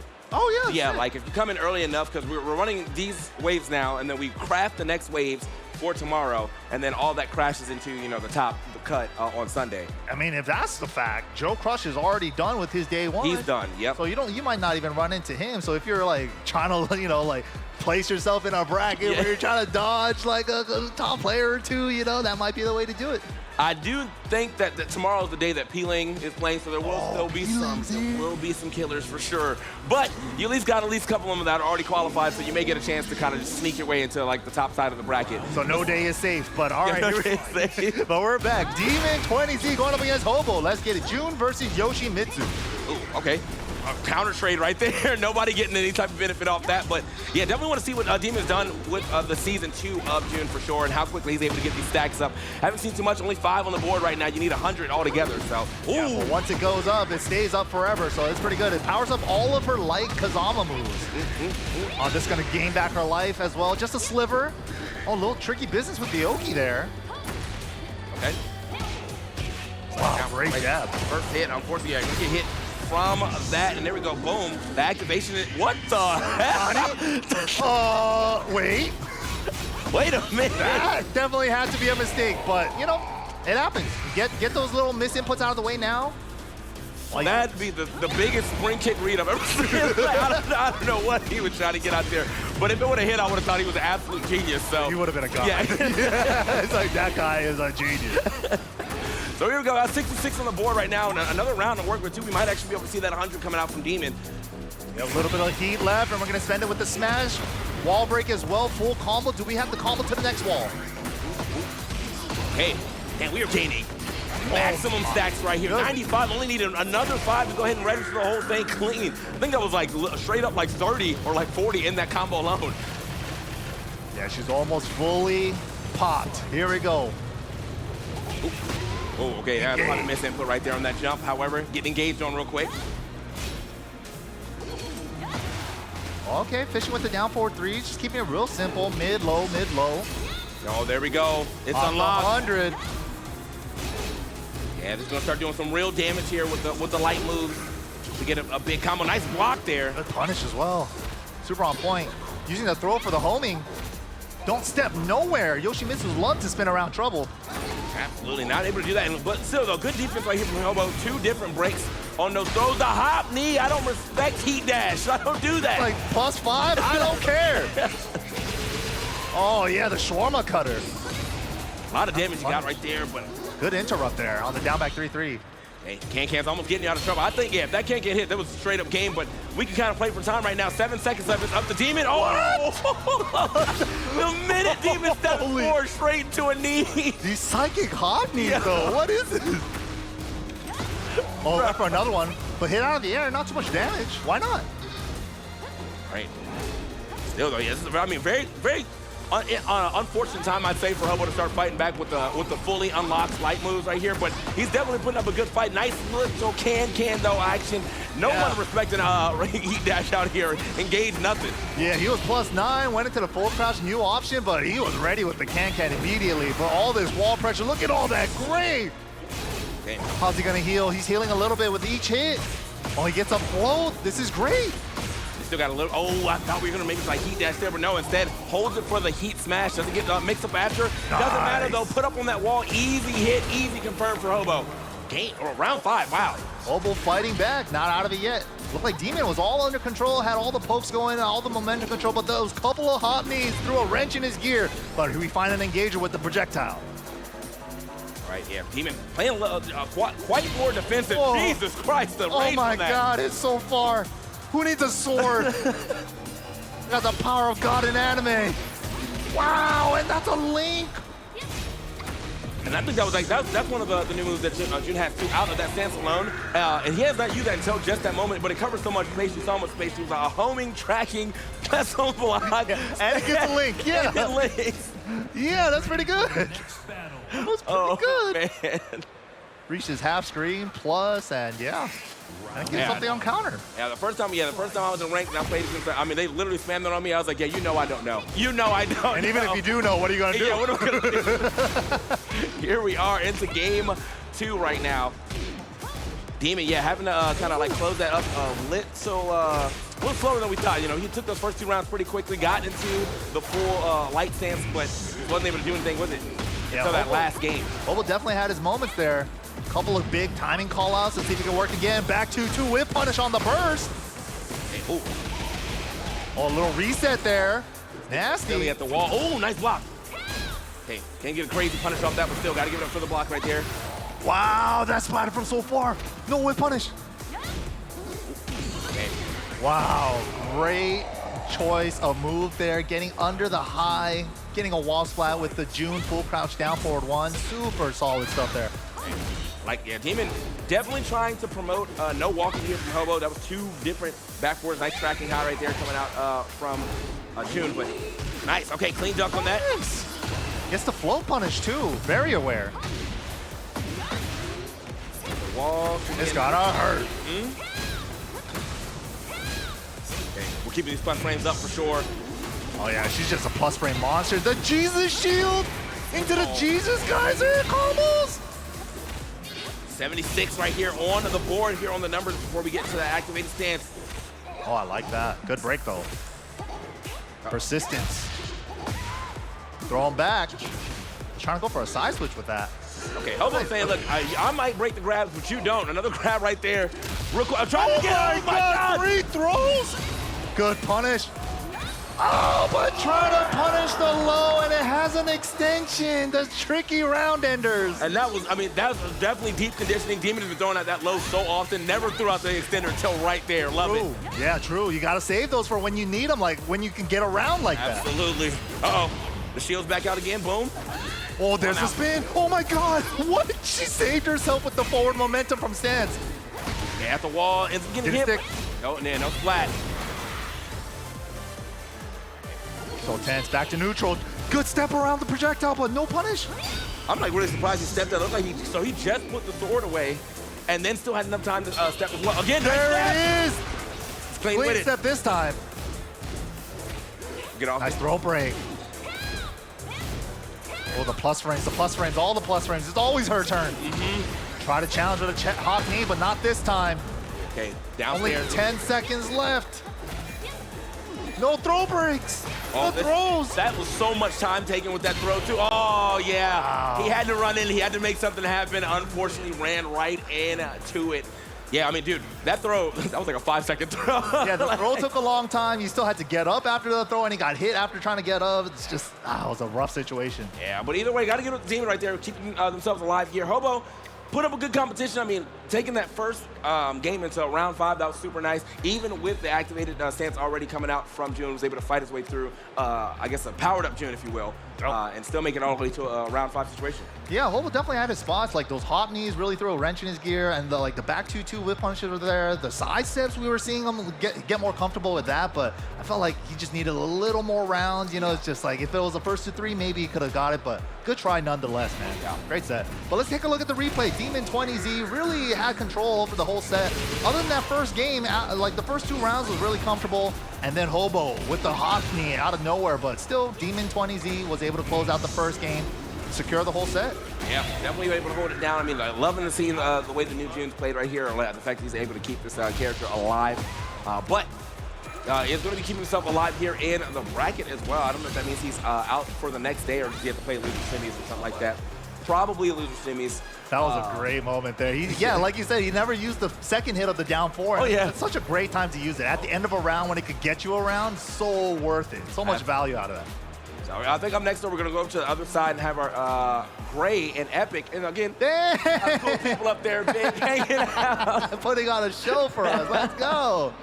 But yeah, shout outs to everybody here at PAX Arena in Boston. A bunch of people just checking out the convention here. A bunch of stuff to check out. But if you guys are here and want to check out some sick-ass Tekken, we got a good-ass Tekken right here on the PAX Arena stage. And we see you guys in the crowd. Woo! I always love where it's at, like located within the main hall too, because you can pretty much see it as soon as you're coming down the escalator. And then as you you're walking your way through, you checked out a lot of stuff. You get right to the end. You're like, wait a minute, what's going on over there? Some good ass Tekken's going on over here. That's right. We got a lot of seats for you to be able to hang out and watch it. As we got, I'd say about like 7 to 8 more matches left for the day before we, get ourselves out of here and then set up for the next day. But one of those matches happened to be Gray and Epic. We saw Epic earlier on the Lee. And then Gray, also, I saw Gray earlier too. I think the Eddie. Eddie, yep. Yeah. Okay. Long-time Eddie player, but yeah, he's been really grinding, I feel like. And he's been leveling up ever since, like, I think 7. So this should be an interesting. Epic has been around for a minute too. I do recognize the name from Tekken 7 days as well. So both these guys have been around at least since the last iteration of the game. Yeah. So. And that was a long time too. I mean, it may not sound like it was a long time, but Tekken 7, I mean, came out. They had 5 seasons, I think. So. It was out for. It was like 4 seasons, but if you want to count the arcade, it's technically like 5. Yeah, it's like that game was out for almost 10 years. It was yeah. So I mean, if you started near the end, that means you've been around in the Tekken sphere for about 10 years now. Like that's a long time. Usually, like Tekken games, if you guys don't know, like 5, 6, Tag 2, they usually have like a 2-3 year lifespan competitively, and then the next one comes out, right? So for the fact that Tekken 7 has such a long lifespan like that was really cool to see, because some players came into the game in the middle of the lifespan. So it's like a lot of these players, they came in like season 2, season 3. They're like heavy hitters now in Tekken 8, So it's a beautiful sight. Yeah, bro. That was definitely the first one I took like the most serious. Like I came in right around the end of like 6, just like trying to learn it. But I was like, I'm at the end trying to start from ground zero. That was not it. But starting from ground zero with everybody else was great when 7 came out. And so I've just been able to hold it down ever since then. Here we are though in 8 and in our first match our first game here between Gray and Epic. Let's see what we get. Yeah, nice punish there from Gray on the infinity kicks. Ooh, and new strong aerial tailspin combos for Eddie. Oh, and the scoot forward and relax to get the wall combo. Sick. All right, so gonna get off the ground real quick. Nice little jab check right there. Clean with it. The activation off the 4-4-4, the heat dash 2. Hold up. Yeah, that counter hit, heat dash launcher. Nice combo adjustments. Yeah, I think this might be a hard-fought battle here for Epic, but... Oh no, missed the back 2 loop. And that's I think he's been trying that too, but like in the first game, he also dropped it at the beginning, and then he started to go for the more simplified combo, which might be something he'll pull out here in this game. Yeah, the back 2 loop is nice for the carry, obviously, but not able to get it this time around. Oh! Okay, could have got way hard punish right there, but wow, okay. Let's live. Got a stock. Oh, 2 of them immediately. And he teched right back into the wall, so he's going to get a wall break with this. Oh, man. And he's all powered up with the 2-man Jenga stocks. Bro, he is taking you on a trip. I was like, I don't even know if he's... Bruh. Bro, how is combo's not over? 16 hits right there. Oh, my God. 3. Help. Oh, let my man play the game. Unbreakable throw on top of that. Sheesh. My man took you for a ride. He showed you the whole establishment here. Here's like, the balcony, here's the lab. Place. Yeah. It's his place. You don't have to show him around. He owns the place. It's like, let me show you where the magic really happens. Better start right here for the Epic this time around, though. Hold on. Okay, burst cancel to activate heat, and that's going to be smashed into the wall. Does he have the wall-to-wall on this stage? Bro, he's putting on a combo exhibition clinic. And we still have a chance to go ahead and go for a heat dash. It's going to hold that heat for just a little. Oh, that's Lee's heat. Never mind. My fault. Regardless, doesn't even matter. Ends up getting kicked out of that and out of that first game. What a show right there from Gray. Yeah, he was just Exhibition City, man. He was just showing us all the combos, the wall balcony break, everything, man.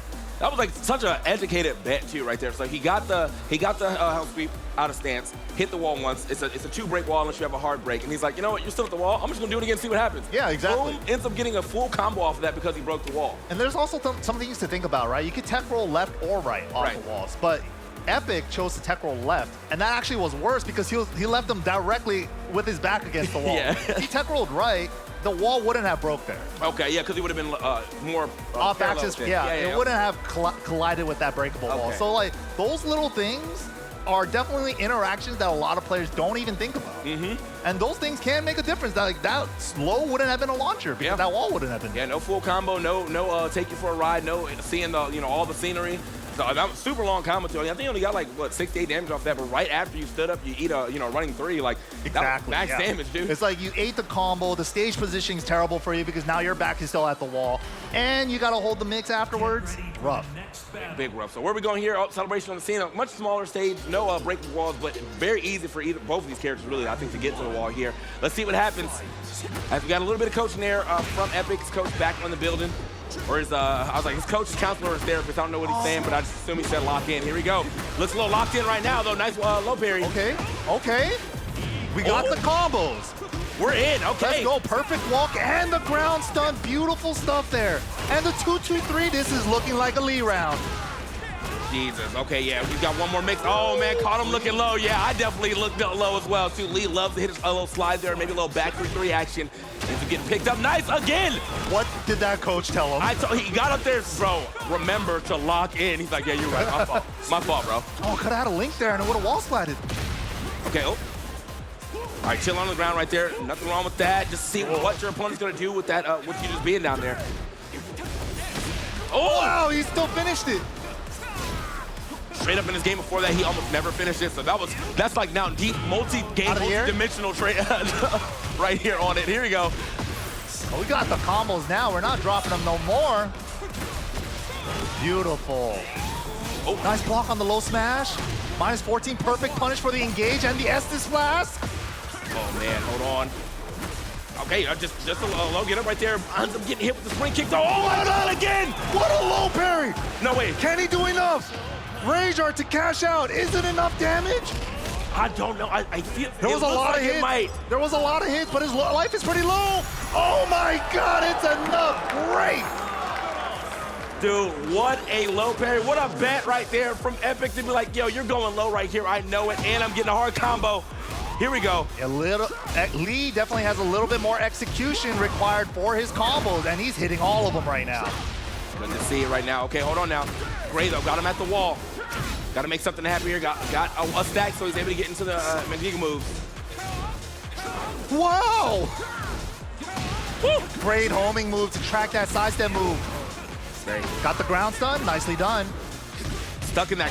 Again, same this sequence. Is probably the worst spot to be, bro. It didn't matter if you take left or right. You still had a wall behind you in that corner. What a power up. Pop off, let's go. He's what a game, himself. dude. He's like, I'm telling you, dude, that coach comes up and he tells them exactly what he needs to do, and he executes it perfectly. Damn, he just came up and whispered, win. Yeah. And he did it. He's doing exactly that. Bro, you know you're him, bro. You got this. Oh, you know what? You're right. Here we go. Pretty clean, though, man. He really cleaned it up. Guaranteed. Activated. Little low tab for Oki as well. Oh, my God. The mix-ups help. Aorta, mix again. Oh, no. Yeah, great. Oh, okay. Good spring kick, avoiding the low. Counter fishing for the Hitman 1-4. Fighting his way out of the corner. Good throw to side switch, but why did that beat armor? Oh, man. That doesn't even make sense. I don't know what, I mean, he hit him with the side step 3+4, but yeah, how did it beat the armor? Maybe he just hit just early enough. Okay, guys, again, hold on. That was crazy. Yeah, he tried that game 1 and he was ready for it. Good looking great round right now. Already got the first round out the way. Get himself a stack here. Ooh. Nice combo again. Pressure time, yeah, that Majinga. The handstand back 4 into the relaxed mix-ups has been working every time for Gray. As I said, like when Eddie first, got around, and I don't feel like people weren't really using the stacks, so I do like to see the use of the stacks right now to establish a little more pressure here from Gray. No duck on the high there, and that's going to open up a free mix-up opportunity. That relaxed 2-4 has a mid-high. You have to duck the second hit, otherwise Eddie is at advantage. Okay. This has been a straight-up turnaround from what that game we saw earlier here from Epic, but lucky break with the floor. Nice combo right here. I mean, got the break, so therefore not going to be getting a lot of damage.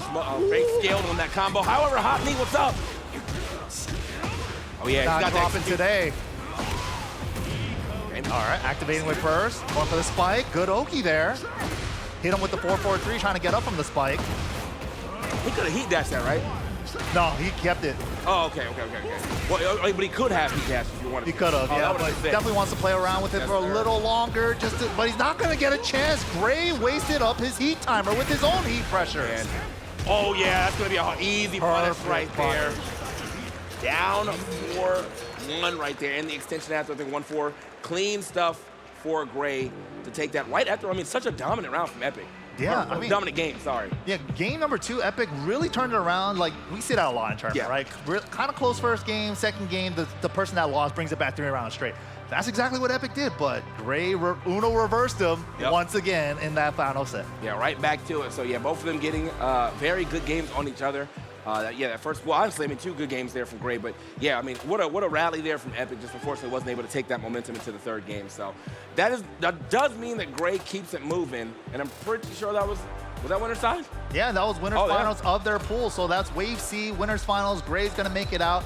We're not. That's not gonna be the end of Epic. He still does have another chance here today. It's a double elimination tournament. And we're gonna get to see the replay of that set once again. And this was that same scenario, that balcony break, or that hard wall break that led to the balcony break. And then the momentum just kept going up and up for Gray this game. 3 rounds straight. Next game, Epic answers back with the 3 rounds of his own. The classics.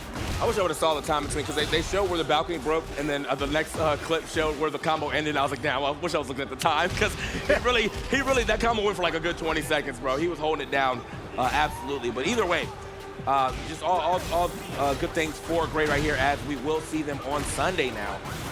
Sick. Yeah, no, I really love the way that you were saying that he was implementing the Manjinga stock moves. A lot of Eddies don't use that still, so it's like, it's not bad. They also got tuned up a little bit in the most recent version, so that's I feel like if you got the tool, and if it's something that you got to power up into, there's no way that they give you a power up that's like useless. But I feel like Eddie's offense was already so good before that people were just like, I don't really need it. But now, we're in season 2 now. You're getting even more plus frames. You're getting even more chances to really establish your pressure. Might as well try to implement it into your gameplay.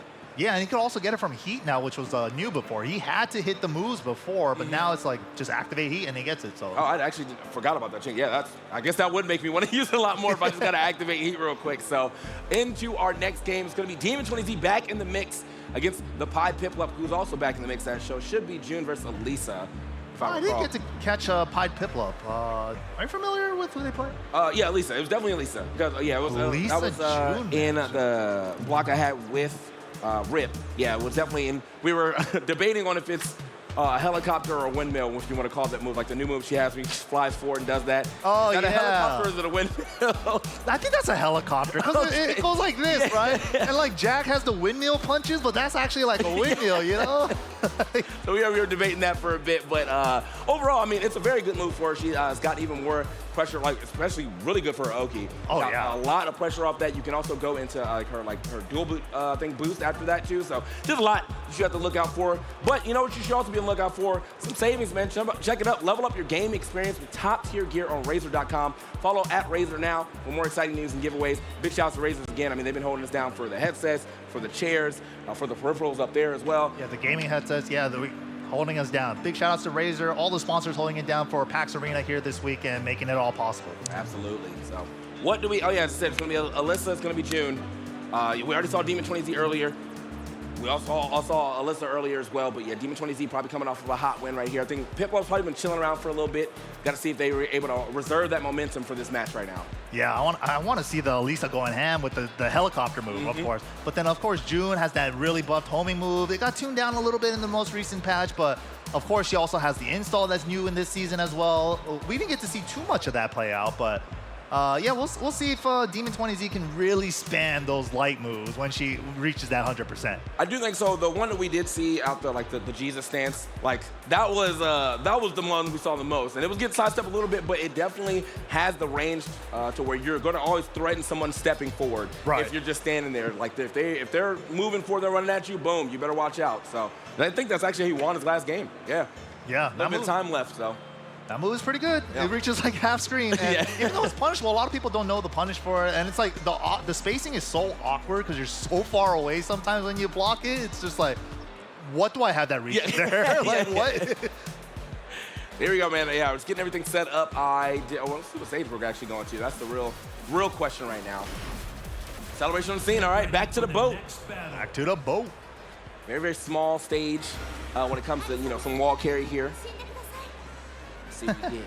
Shinde Kudasai is so crazy. Please die. It's insane.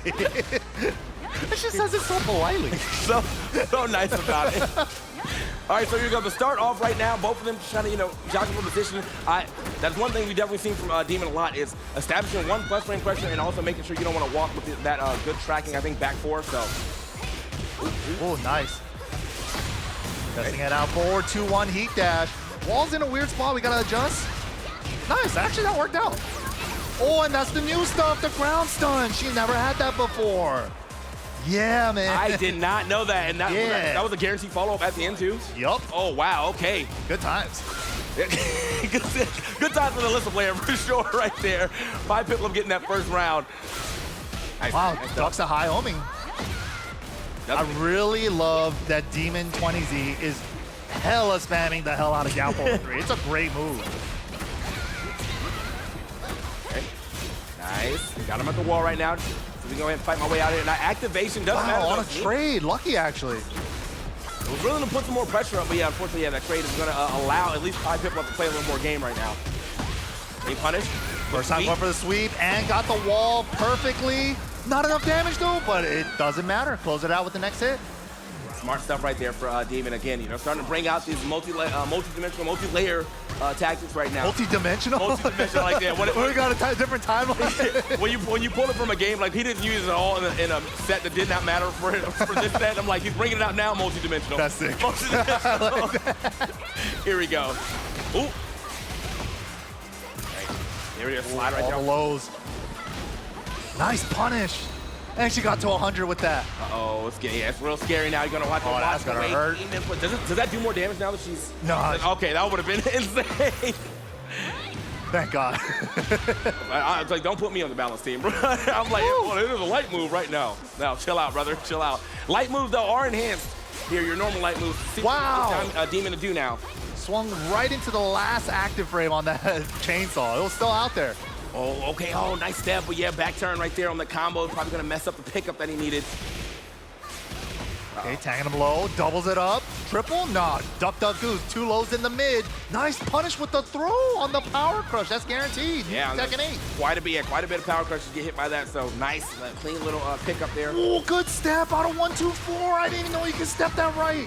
I'm writing that down. Write that down. Oh, that should definitely be enough. There we go. Didn't even realize we still had the heat available too. So yeah, the heat smash is just guaranteed the end of that round. Round 5 situation. Wow. Starting off with a Dragon Slayer. I see you. Really close set. Both pretty evenly matched. Whoa, big step. Okay. Oh no, misjudged the wall. Unfortunate, but gets a wall slap immediately right after anyway. Max damage right there, 74, and you're at the wall, guaranteed, and the grab too. Not guaranteed, but it's guaranteed if you're not gonna break it, I'll tell you that. Here it is, good stuff to Demon. Another one of them situations where he goes up 2 in the rounds, and then like his opponent really starts to like catch on, but is able to still close out the game, and that's all that matters. That's absolutely true. Yeah, and I like the move choices from Demon as well. The down forward 3, really long range homing move, and he's really just controlling the pace of the match with that move a lot. And yeah, like also too, like just the right amount of mix-ups, doesn't overly spam the lows or anything, just mixing it up very well. Oh, absolutely. So, as I said, I mean, it's one of those things too, you have that deep level conditioning where you have a move that is a part of a string, but it's just a good move by itself. You don't throw it out at all until you actually need the second part of the string, and it works out for him. He's also, yeah, as you say, he's been picking out really good moves. First time he tried to go for, a Demon Slayer there, Didn't hit, but he also didn't get punished. So it's just one of the things you're like, all right, bro, he's available and he's willing to go for something crazy, and now I gotta be on notice. Well, that's a good point, yeah. If you just bring those out sparingly, it might be like, oh shoot, why did they do that? It's like, I wasn't ready for it. Yeah.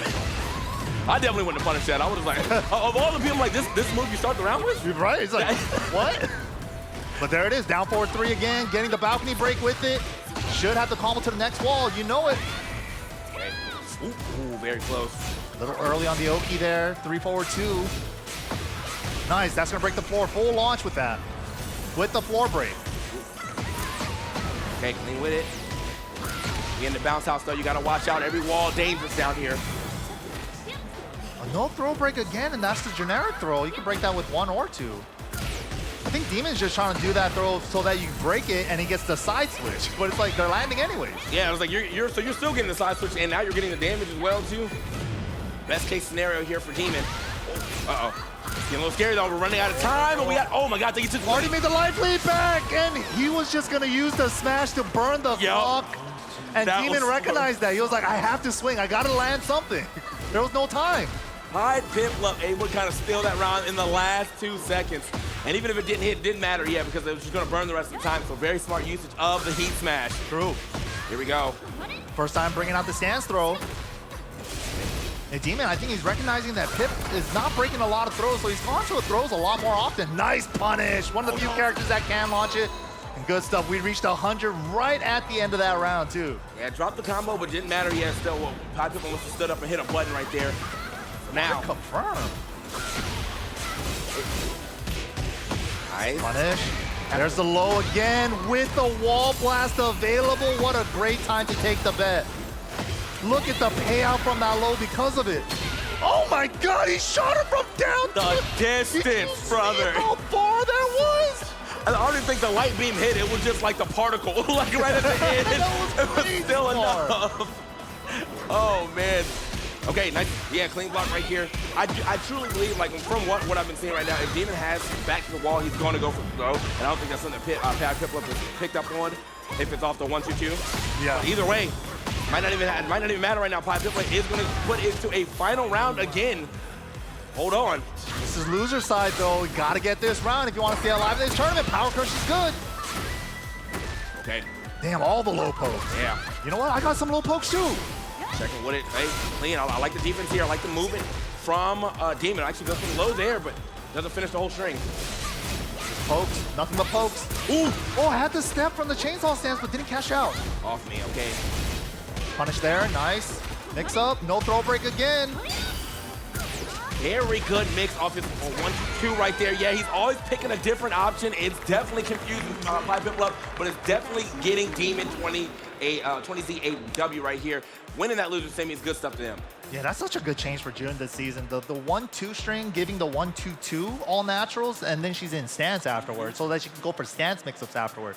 Makes her little jab punish way scarier. Absolutely, and he was mixing quite well. I think maybe one thing got blocked, but it wasn't anything that was going to get him blown up. So like, the lows never got blocked, which is definitely the one you want to look out for. Because if you do get that block, you do have a pretty clean punish on it. But with the way that with the defense, the offense that we saw from Demon 20Z, I think it was just scared to even look for it. You know? Yeah, I mean, Demon 20Z also too recognized that Piplup wasn't breaking any throws, so he went for that a lot. It's like, if you notice certain weaknesses like that against your opponents sometimes in tournament, you got to keep running it. Why not? It's like, if it keeps working, why change it? That's like, a lot of people think about that as like, oh, they're just spamming fighting. They're just spamming throws. Like, why should I change up my strategy if you can't beat it? Yeah, I always say, like, yeah, don't believe your opponent is smart until your opponent proves that they are smart. So there you go. If one move is working the entire game and they still can't figure it out, hey, throw that out. That's on them. Yeah, that really is on them. So here we got a little bit of the replays here.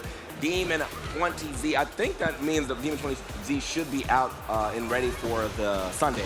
I'm sure if you will. Nicely done. Yeah. Yeah, out. So yeah. Staying alive in this tournament, that hit from so far. Yeah, I mean, that's an honest reaction. Like, you wouldn't think that you were in danger zone from that far, you know? That was like the biggest, like, oh, that season. You got season. It's like, right oh, there. dang, Yeah, it really hit from that far. Okay, it really is that big. So here we are. We're moving on to Wave D here. I see Elbow and Sith Lord Doll. Lord? One of them. Lord? Sith Lord. There it is. That's what I'm just going to call him. Is that invincible? Yeah, my man just Invincible coming to watch it. Invincible You know what? walk right past us, bro. This is he might be foreshadowing watch him be season 3 DLC, bro. Just season 3 DLC. We have to have a guest character. It might be Invincible. Bro! That'd be sick. That would be sick, though. But yeah, big shout outs to the crowd here at PAX Arena. Once again, checking out this Tekken 8 action. This is the Almost Pro event, man. They're playing for $10,000 and a nice golden belt to take home to add to your trophy collection. Also got medals too for all the top 8 placers as well. So these guys are out here to try to have a chance at that title. Yeah, it's pretty crazy too because not only is it paying out the top 8, but they are still playing out ninth place. So if you almost at the top 8, you still get $250. Like if you're ninth, you didn't make the top 8, you might not get a medal. But you do walk out with 250 extra bucks. That's nice. Not bad at all. Yeah. No, that's really nice. So usually, big tournaments like this, they only pay out the top 8. Right. So having even that 9th place spot, 250, not bad, bro. Yeah, it's a nice time. It's a nice time here in the PAX Arena. So again, if you are enjoying some of this PAX action and you hear us anywhere and you're like, man, what's going on over there? It's Second. Come sit down, come learn a little bit, and watch some good ass Second with us. This guy's name is Elbow, like the Korean legend Tekken player Knee, but instead of knee, he's Elbow. And they both play Brian because he's a kickboxer that knees and elbows. That's very good. All right, I see you, Elbow. I'm a fan. I don't think I've seen, I've only seen one Asuka today. So this is, actually I've only seen one Brian too, so now we might just be getting some fresh faces up here actually for Wave D, yeah, okay. Oh, damn, cool mask too. Oh yeah, super sick. I wonder is that Elbow? Or is that, he might be Sith Lord. Not quite sure, yeah. No, Elbow's, okay, no, Elbow's our first player right there. I hope that is a homage to Knee, bro. He's like, well, I couldn't be think Knee, it is, so, yeah. That's sick, though. He also plays Brian. And he does do a lot of elbows. Yeah. Brian definitely a lot scarier than this fat. Got a new hatchet kick. Because Mr. Hatchet Kick needed another Hatchet Kick. Mr. Hatchet Kick needs another one? But yeah, he has a super hatchet now, but also not as super as it was when Season 2 first dropped, because they toned it down a little bit. Okay. Well, that's good at least, but yeah, I mean, it's still scary, for him to have. He gets into heat mode, now you're like, all right, now we got full crouch mix and a better hatchet kick. Man, Yeah, and he also got that new Snake Eyes back 1+2 move. He also has a mid power crush he's never had before. His old power crush is plus now on blocking. Like, a lot of changes for Brian. Got some good stuff out here. Speaking of, tried it right there. Okay, Dragon Wheel though, off rip. Let's go. Run straight into this back 3 to the wall. Nicely done. Good chunk of damage as well. Wow! I'm gonna throw it back out to you. You're at the wall. Wait, hold on. Taunt you got animals? Okay, it's looking a little scary. Unfortunately, he'll put himself at the wall here. This could be a problem. Oh, he tried a wall jump. Nice block. Oh, that actually did enough damage to the wall, too. The next one should be able to take it out here. Side wall this time, though. Nice machine gun. Nice confirm on that. And closing it out with an elbow. Clean with it, too. I like that. One of the good things about machine, there's a lot of time that you can really, see if you hit it and get the confirm because there's so much space in between. So True, yeah. And especially that's a new thing in Tekken 2. We never had these indicators before, like these counter messages, the combo count and all that. And some strings have such a big window that you can confirm off the message. Oh, man. From counter. Right. It's up there, boom. Activated. Take the, Ooh, into the new stuff. That's what I'm saying. When the offense starts going, for sure, yeah. Not going to lose the game or the round off this, but is going to take a huge chunk of damage. And he's still got a sliver of heat after this Rage Art that he can try to use. There it is, Heat Smash. And he still got Snake Eyes, and he's going to use it there with the forward 2-on-2. What a way to do it, too. Yeah, I feel like you had to know that was coming, though. He wakes up, he wants to reestablish pressure. I'm using Brian's very far-reaching Heat Smash. Yeah. And also puts him in the air, so even if he gets floated, it might not hurt that bad. There's a lot of pluses to it. To the wall. Oh, just a little over-carried, unfortunate, but gets the throw. He's like, let's go to the other wall, actually. See if I can get another combo here. Oh, super hatchet. Let's go. Oh, good throw. Throws a power crush. Oh, wow. Didn't counter hit the throw. Lucky. I thought he counter hit that for sure. Oh, yeah, there it is. good, confirms. I love the usage of the down forward ones. Elbows playing really clean. Very clean. I think Siflor, I mean, is able to get, I think, one good launch in there. That's one of the things. I mean, you really do have to establish some combos here with Asuka. She does so much combo damage. Yeah. And it's not even like they're like really, really hard combos. She just does a bunch of damage after she's able to get a launch. You know that whole topic of like 100 men versus a gorilla? Yeah. Everybody said Asuka is the gorilla. You got to play her like the gorilla that she is. Got to establish a couple more plus frames out here. Yeah, you got to just run at him and do running 1+2 for no reason. You know, just do it. Gotta get. I would like to see maybe just a little more heat also activated here, but we'll see. You know, what Siflor is trying to play. You know, playing relatively safe right now. Ooh. Oh man. Ooh, that was scary. Yeah. Okay. Elbow, just nice movement, but okay. Oh, okay. I was wondering if he's gonna send that third hit. Not to send third hit of that string right there, but does still find a launch here. Boom, activated. Oh, okay. Interesting Oki, but wow, lucky trade for elbow, but still not gonna be enough. And actually combo. Yeah, clean. Didn't need the rest of the combination there, just need that last little hit. Works out. Counter hit though. Oh, messed up the while rising knee. He got snake edge instead. There it is this time. Oh, okay, drop combo here, but still, regardless, got you at the wall. Bad position right here for Siflor. The turnaround though. The counter hit, reversal not working out. Not this time, yeah, got hit with the low. No dunk on the high. Wow, challenges immediately after the heat smash. I mean, heat burst. Definitely in this second game, seeing a lot more strings coming out from elbow, but I think, yeah, just trying to see if Siflor is willing to press a button there yet. Siflor definitely respecting the strings though. Yeah, Siflor definitely trying to challenge timing a lot more often. And sometimes it works out and sometimes it doesn't. You get yourself countered sometimes if you're wrong, but sometimes you gotta take that risk. Yeah, gotta change up something. Luckily, oh! Big call outs on the down punch though. He's been so on point with blocking those. Yeah, honestly, I don't think he's been hit by either. Yeah, there was one in the first game, got the same punish. Now this is time two. Is gonna hit first, okay. It's getting a little scary though. Keeping the frames up, yeah. All the snake eye pressure. Oh, okay, we're out the corner. There we go. Now trying to healing a little bit. Damn. What a delay. Again, counter shows up on the screen. He's like, wait a minute. Let's confirm finish it. Yep. Yeah. Wow, same situation again. Counter hits the mock kick. Keep it simple right here.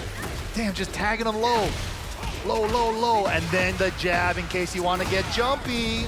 I imagine these are all cans getting stuffed right here, yeah.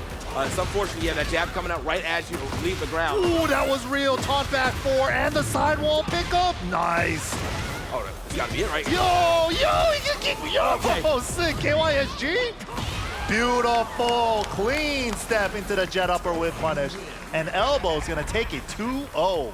Very nice. That was definitely a duel for you, knee. Duel for you right there. So good stuff to elbow. Definitely a very, very good Brian right there. Very established in the way that Brian was playing. Nothing to take away from Siflor right there. You know, just unfortunately a hard opponent to run up against. Seems like my man definitely be playing some Brian Fury. Yeah, I give it up for Siflor though. Game number 2, game number 1 didn't really work out the way they wanted to. They tried to switch it up, but elbow still too solid, was able to hold on. But good try to Siflor, man. Absolutely. So I want to see what else we got from elbow a little later, because I imagine that if that was winner semis, we should see them one more time here on the grand stage. But before that, we're going to see what we get out of these replays real quick. Very good to establish pressure right there off of getting hit with that Rage Art. Just wakes up immediately, he smashes. It's my turn. Yeah, elbow, man. He was just so clean. Just nothing too risky, just really clean Tekken play. Right. Other than that combo. There was like a couple little drops in there too. I know I saw like a counter hit 3+4 hit, but he wasn't able to get all the way over there and get that combo. It's one of those better keep out moves for Brian for sure, but also yeah. Oh, this combo was sick. I love that like caddy corner combo, like Casey Steve would call it. He's just like kept hitting a sidewall, but he kept converting it. That was sick. He almost got, yeah. I think if he would have hit that that kick at the end of that string, he would have converted it one more time too. So would have been super nice. But oh, look at that! It's not. We don't have to wait until tomorrow. It's today. P-Ling is in the building. What? That's crazy. P-Ling in the building, going up against RX for the other side of winter semis. I thought he landed today and he was gonna come play tomorrow, but he's like, nah, I'll just come play today. That's sick. No, it's super awesome to see P-Ling out here. He's also another super heavy hitter that you guys should be looking out for. I was talking about Joe Crush earlier, doing really well on the online tournament series and stuff. Peeling is also one of those beasts as well. He's also one of those players that's always finishing top 3 week in, week out, and now he's also competing offline at these major events as well. So really big threat in this bracket to look out for. If you're a TNS or a Paragon Online enjoyer, you definitely know these names. They be playing in quite a bit of them, showing up in a lot of top 8s. Probably have to play each other quite a bit just in general, Joe Crush and Peeling. So you're going to see Ling Xiaoyu most likely. But Peeling Online has played several characters. True, yeah. He also has Yoshimitsu. I think he's been playing Leroy too a little bit. And there's probably another character I'm missing too, but he plays a lot of trickster characters, and he really like optimizes them and uses like all the dirtiest stuff with them. It's really fun to watch. Like we saw a little bit glimpse of that with the earlier Ling with Doc Massacre, right? Really creative Ling player, but Peeling is like, it's hard to describe. He's not as tricky as Doc Massacre, but he will bring out some grind here and there. I'd say he's like textbook, but he wrote the textbook. Like you're learning like. Damn, he's writing the next chapter right now. You're learning optimal Ling when you watch Peeling right there. True, So, by the way, if you haven't already got a chance, make sure you go to the site right here. Boom, Zenny.com. You can save 10% on site-wide with the code Zenny. We got Zennies all over the place.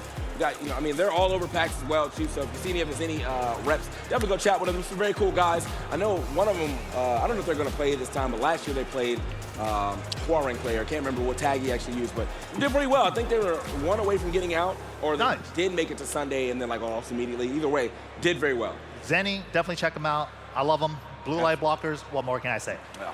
But all right, coming back to the action for Tekken.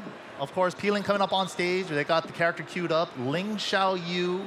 And it looks like his opponent's name is Eric's with an X, playing King. And this is one of King's historically worst matchups in this entire game. I assume AOP is like a super huge problem for him, huh? It's a huge problem against King. But in the more recent versions, he does have one move that hits consistently on AOP now, forward 4. It's the jumping Sobot kick. Okay. But the problem is it leaves him airborne, so he can get floated out of it, stuff like that. But we'll see how that comes into play in this matchup. Okay. Yeah, definitely excited to see what we get here, though, because, again, I'm a big fan of Peeling. Big fan of just seeing, honestly, good-ass Tekken regardless. But at the same time, I like seeing new faces establish themselves, in my, brain. I'm like, if this guy goes crazy, I'm like, that RX guy's pretty good. That's the beauty of fighting games, yeah. Right? Like, an underdog out of nowhere, just nobody knows about him, just shows up to a tournament, does good one day. It could literally be anybody at any time. Literally, he was. Here we go, though, into our first game. Oh, okay. I thought we were about to establish a little pressure right there off rip, but... Wow, again, eliminate 90% of his move list with that one stance. AOP, Art of Phoenix. Hey, yep, caught him right there off the... Oh, all right.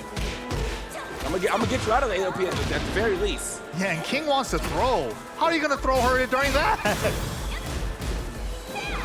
Oh, what? Nice duck. Somehow, though, she moved so far away, he couldn't get a punish on this guy. Yeah, he got robbed. All right, and I'm not able to establish too much there with the head toward combo, unfortunately. Nice. Out of the air, though. Dead? Okay. Out of the air, so scaled. Oh, my God. Running exploder from downtown. Drop it on her. RX getting that first run. Okay, all right. Try to get it. Maybe probably guaranteed to a pedigree right there. He said, you don't know who I am? You're going to know about me after today. Oh, yeah, he wants it. He definitely wants it. Back Jaguar step right there. This time around, not going to get it twice, though, so he's taking mad damage for going for it twice. On the lose round, oh, no. Healing, and it's the worst matchup for his character. That's going to be sick. But he's got a tall order ahead of him. One apiece now. Hey, finish. Oh, wow, converts that? That was sick. Hey, excuse me? Only a real master would have converted that. That is a real Ling master. All right. Out of the air? No, she landed. What? Damn. Got the punish, but yeah, not the one. Oh my God, he sends it. He doesn't care. He doesn't care, bro. Gotta do it. Risky Can't be man. scared. Can't be scared. Oh, all in the back. Can't throw her. Not allowed. Oh, trying to throw punish wasn't in time. Layout right there. Nice clean punish. Again. What are you trying to throw me for? I'm on the ground. Peeling's timings too on the... Oh, you don't have health. Yeah, you don't have health. He just had a sliver more. He would have made it through. Peeling's timing on these AOP ducks, though, very nice. Both times the Erics try to go for a grab after establishing a little bit of pressure. It's almost like you have to second guess yourself on your throw. Ooh. Okay. These Samus trying to keep the wall. Oh, tricky. Damn! Tricky. Cali roll, let's go. The wall, you know it. That should be it. Bing, bang, boom. Peeling takes the first game. Good stuff to Peeling there. Still, definitely want to say that Arts, started off, had a very clean first round, very cool, explosive ender there at the end, but yeah, he's got to fight a little harder and really just kind of time his throws better, or maybe just not even go for him at all, bro. He can't establish a throw. He tried to establish it, and every time he did, he got AOP, right? So it's like he got to second guess himself on the throws. Yep. That's kind of like hard to do when you have your own gear and your own mode and your own play style, you know? And you're also king, like you obviously want throws. Like you want to be able to get a throw in there, but you want to use your character's strengths, but this matchup, she doesn't allow it. Okay, he straight up does it. Not up the skies either, getting that full 60 this time. Whoa, scary. Peeling's getting crazy with it. Back turn throw mix up. Chilling. Oh, not a punish, not a punish. Wow, just sidesteps the 1+2 throw. Okay, floating right off the sky right there. Couldn't really get a punish off that. Finally trying to get a grab. Yeah, and when he finally does get a chance to grab, he just breaks it anyways. Quickest break right there. At the wall, that should be enough for sure, yeah. Good stuff, Peeling, running away with it now. All right, yeah, I think this is where you, oh, there we go. It's guaranteed pedigree. Boom. Time to play the game. Yeah, Eric's looked for that a lot earlier. Almost lost a full round just looking for that. This time, though, does get a chance to establish it. Look how much damage he got off that alone. Nice little chunk, nice start for his round. Eric's just getting smothered right now. Gets a low parry, gets off the wall, too. Oh! Sick! The train is coming! The Jaguar run in. He's gonna be armored. Uh-oh. We're establishing at least a round in these games, and that's got to feel good for Eric, for sure. If you could get a round, you just need to put 3 together to get a game. That's it. If you could get rounds on them, it's possible. That's all you need. Okay, we're starting to dance now. We're doing some box step stuff? Oh, damn, got him. Here on the other side, trying to step back. Man, there finally gets the Sabat in there, but yeah, it's so scary. Like, Peeling is in there, just walking toward King. King, like, what do I do? Yeah, we saw the rolling Soulbot there to answer the AOP. We saw that twice now. So he is aware. But it's when. The question is when. Good catch out the sky, though. Oh, did he get there in time? Oh! Try to challenge immediately after burst. Yeah, I like the delay from Peeling there. Really tricky, really tricky. All right, one more chance here for Eric to stay on the winner side of things and establish a little more, of a pressure here against Peeling and maybe even establish a game here. Yeah, right now, Peeling, it's all Peeling. The Peeling show. Once he gets going, it seems like he just has him on the ropes the entire time. Okay, out of the air? No, she landed. Damn, second time, he's done a really good idea of activating to try to get him out the air, but she lands just before he gets the hit. It's like, what? It's like she's mid-air while I'm activating. Yeah. Is that gonna hit the wall? No, not close enough. Tech roll, too.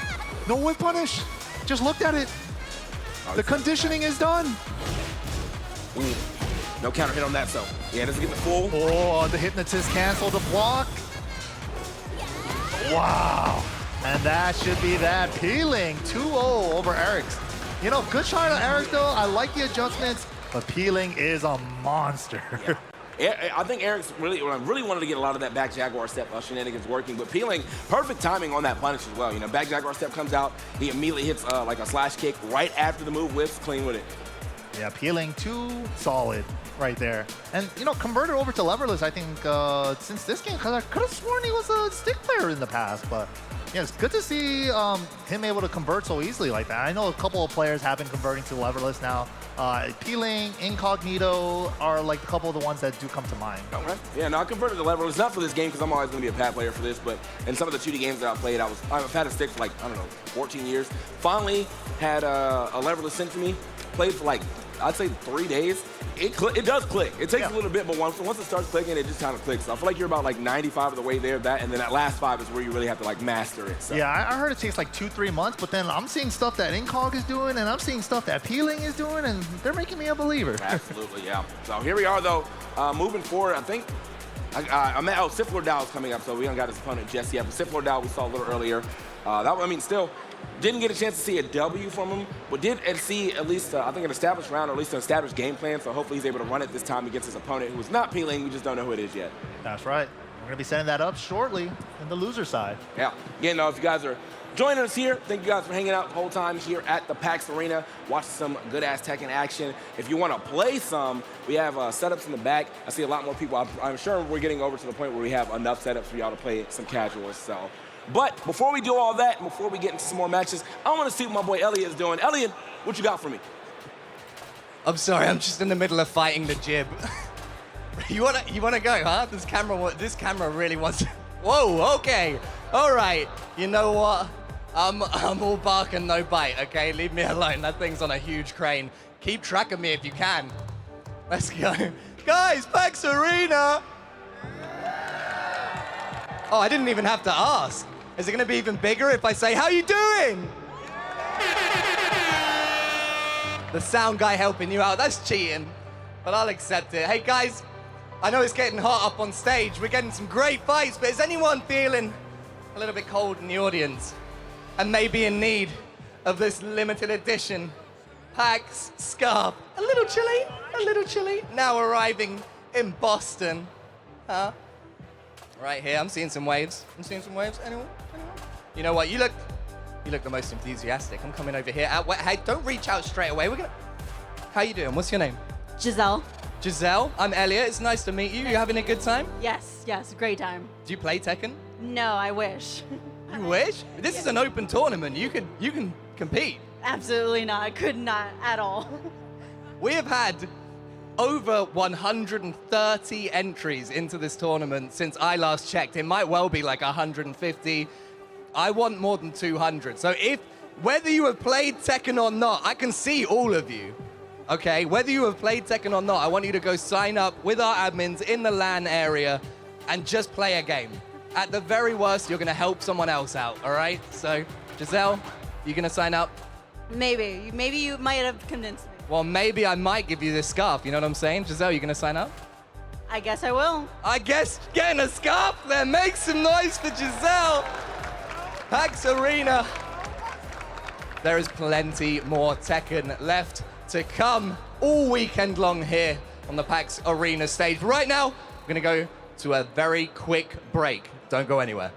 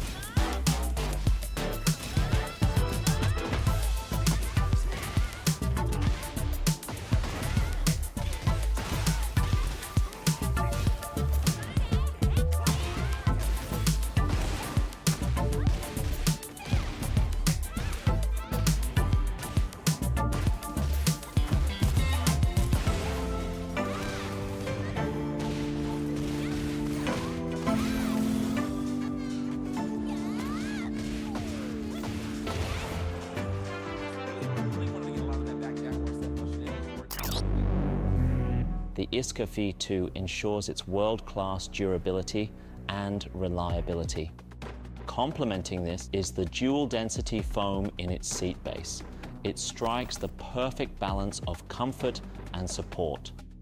Featuring height and protrusion adjustments, the adaptive lumbar is designed to move with your body, ensuring precise ergonomic support across different sitting postures. Each part is also meticulously stitched by skilled hands to guarantee a flawless finish. The Razer ISCA V2 is our best gaming chair and your ultimate gaming throne. Whether it's sunglasses outside, blue light glasses inside, or night driving lenses in the dark, Zenni has affordable eyewear for everyone. Get 10% off with code PAX at zenni.com.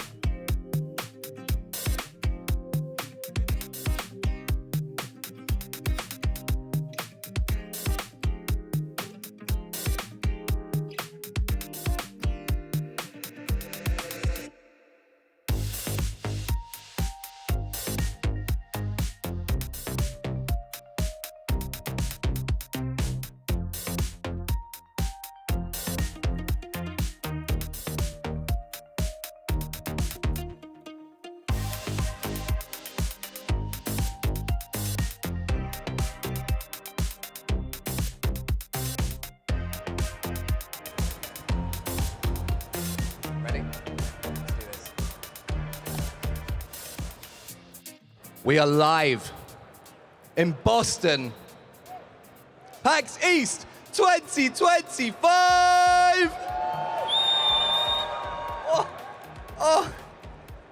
Oh, wow, okay. Never do that again, please, my friend. I'm absolutely begging you. PAX Arena, how are you doing? Tepid. Absolutely tepid, guys. Let's do better than that. Come on, we've got Aries up on stage. We've got our resident Stream Stars champion, Alex Noramaki, in the crowd. Make some noise, PAX Arena! That's better, thank you, I appreciate it. Look, see, I love you again now. That's how it works. We're very capricious. I've got Greek god incarnate, Aries, on the stage. Aries, how you doing? I'm doing well, how are you?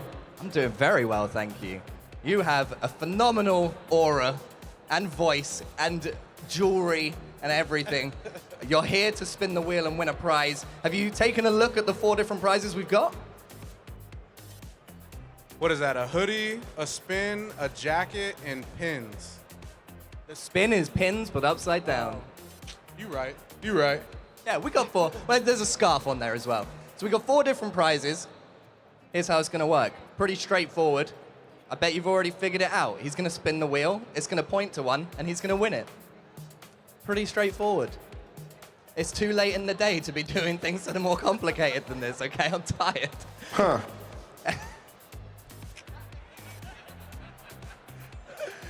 Oh my God, Aries. Which one? All right, so you got pins, you got jacket, you got hoodie, you got scarf. What do you want to walk away with? What are you aiming for when you spin? I think a scarf would be pretty cool. Okay, a scarf. Interesting choice. Most people go for the hoodies and the jackets, unless you get like a pin fiend, you know? I mean, that's why I said scarf, because typically everybody's like jacket, hoodie. I mean, I'll take a pin. Take a pin. He's just happy to be here. Aries, you ready to spin the wheel? Yeah, let's do it. PAX Arena, you ready to spin the wheel? Let's go. Give it a, my producer said to give it a good spin, so I'm gonna hold it. I'm gonna hold it tight. You look like you might tear a hole in the space-time continuum. All right, let's see. You got a good spin in my ear. My producer's happy. Going for that scarf. Oh, you tempted fate. You remember 30 seconds ago how you said you'd take a pen? I jinxed it. You sure did. You predicted it. It's kind of a foresight, you know? I'm saying, what did I call you? Greek demigod? You did, yep. Well, now you're the oracle. And we got both under the belt. Bro, you can't touch that belt unless you compete.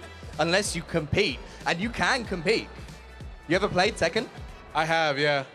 Then you need to go and sign up in the LAN zone down there with our tournament admins because the tournament is open. The Almost Pro 10K Tekken 8 Open, $10,000 on the line right here on the PAX Arena stage this weekend. Aries, your pins. They're pretty cool, right? Pretty badass. They are very cool. PAX Arena, give him a hand. Make some noise for Aries. And continue to make some noise as we get into Tekken for the final time today. Put your hands together for our casters. It's MYK and TK Breezy. I like when he drags it out. That was clean. That was real nice. Yo, shout out to my boy Elliot again, holding it down. Best host in the building. And then shout out to my boy Aries too out there, man. Great spin. He great called spin. out what he wanted. He said, I'll take some pins, I'll take some scarves right in the middle. I feel like if there was no thing to stop it, he actually would have landed right in the middle of it. Yeah. No, I actually want that pin too, because I'm trying to collect some pins myself. yeah, It dude. looked like he got a PAX East pin, so that's dope. Pins So, are sick, man. Yeah, giveaways here. If you're in the crowd, make sure to come back tomorrow if you guys are watching from your hotel room or something and you just, called it a night for today. But yeah, we'll be back with more Tekken action tomorrow and Sunday for the top 24. But we gotta finish out today, man. We got a lot more Tekken action here. A couple more matches to close out today, man. Who's gonna make it into that Sunday? And we still got all day tomorrow too to find out who makes it into Sunday. Absolutely. And again, if Elliott's not lying, you can still sign up. If you guys want to play, you're like, man, I really want to play tomorrow, just go to the back in the area, the LAN area that we have established, and you can sign up today to be able to play tomorrow. See if your dreams come true. Again, we're playing all the way down to 9th place too, so even if you just make 9th, you walk away with a clean 250. But if you just want to say you beat somebody in a tournament, you want to enter your first tournament ever, you're already here. Why not make some friends? Why not have some fun with some Tekken 8? So, what we got? Sith Lord is back in the building, so we're going to see the Asuka coming back. And then for our first time, we're going to see Kyoruko. Kyoruko, I'm not too familiar with this player myself, so I'm kind of excited to see who we're going to see out of this player. There's a couple characters we haven't seen yet either. I want to kind of see like a surprise pick, like we saw Yoshimitsu. We haven't seen like a Paul. We saw one Steve earlier in the day. That's my character. Bears even too. Like I like me some Bears in Tekken 8. I'm a big, I don't play her anymore, but I did when the game first came out. I was a big Azucena player, so I'm always happy to see some Azucena being played. I think that's a very cool archetype of the dancing character. Also, I just really like Muay Thai fighting or like mixed martial arts type fighting style. Oh yeah, for sure. So let's see what we do get from Kyoruko.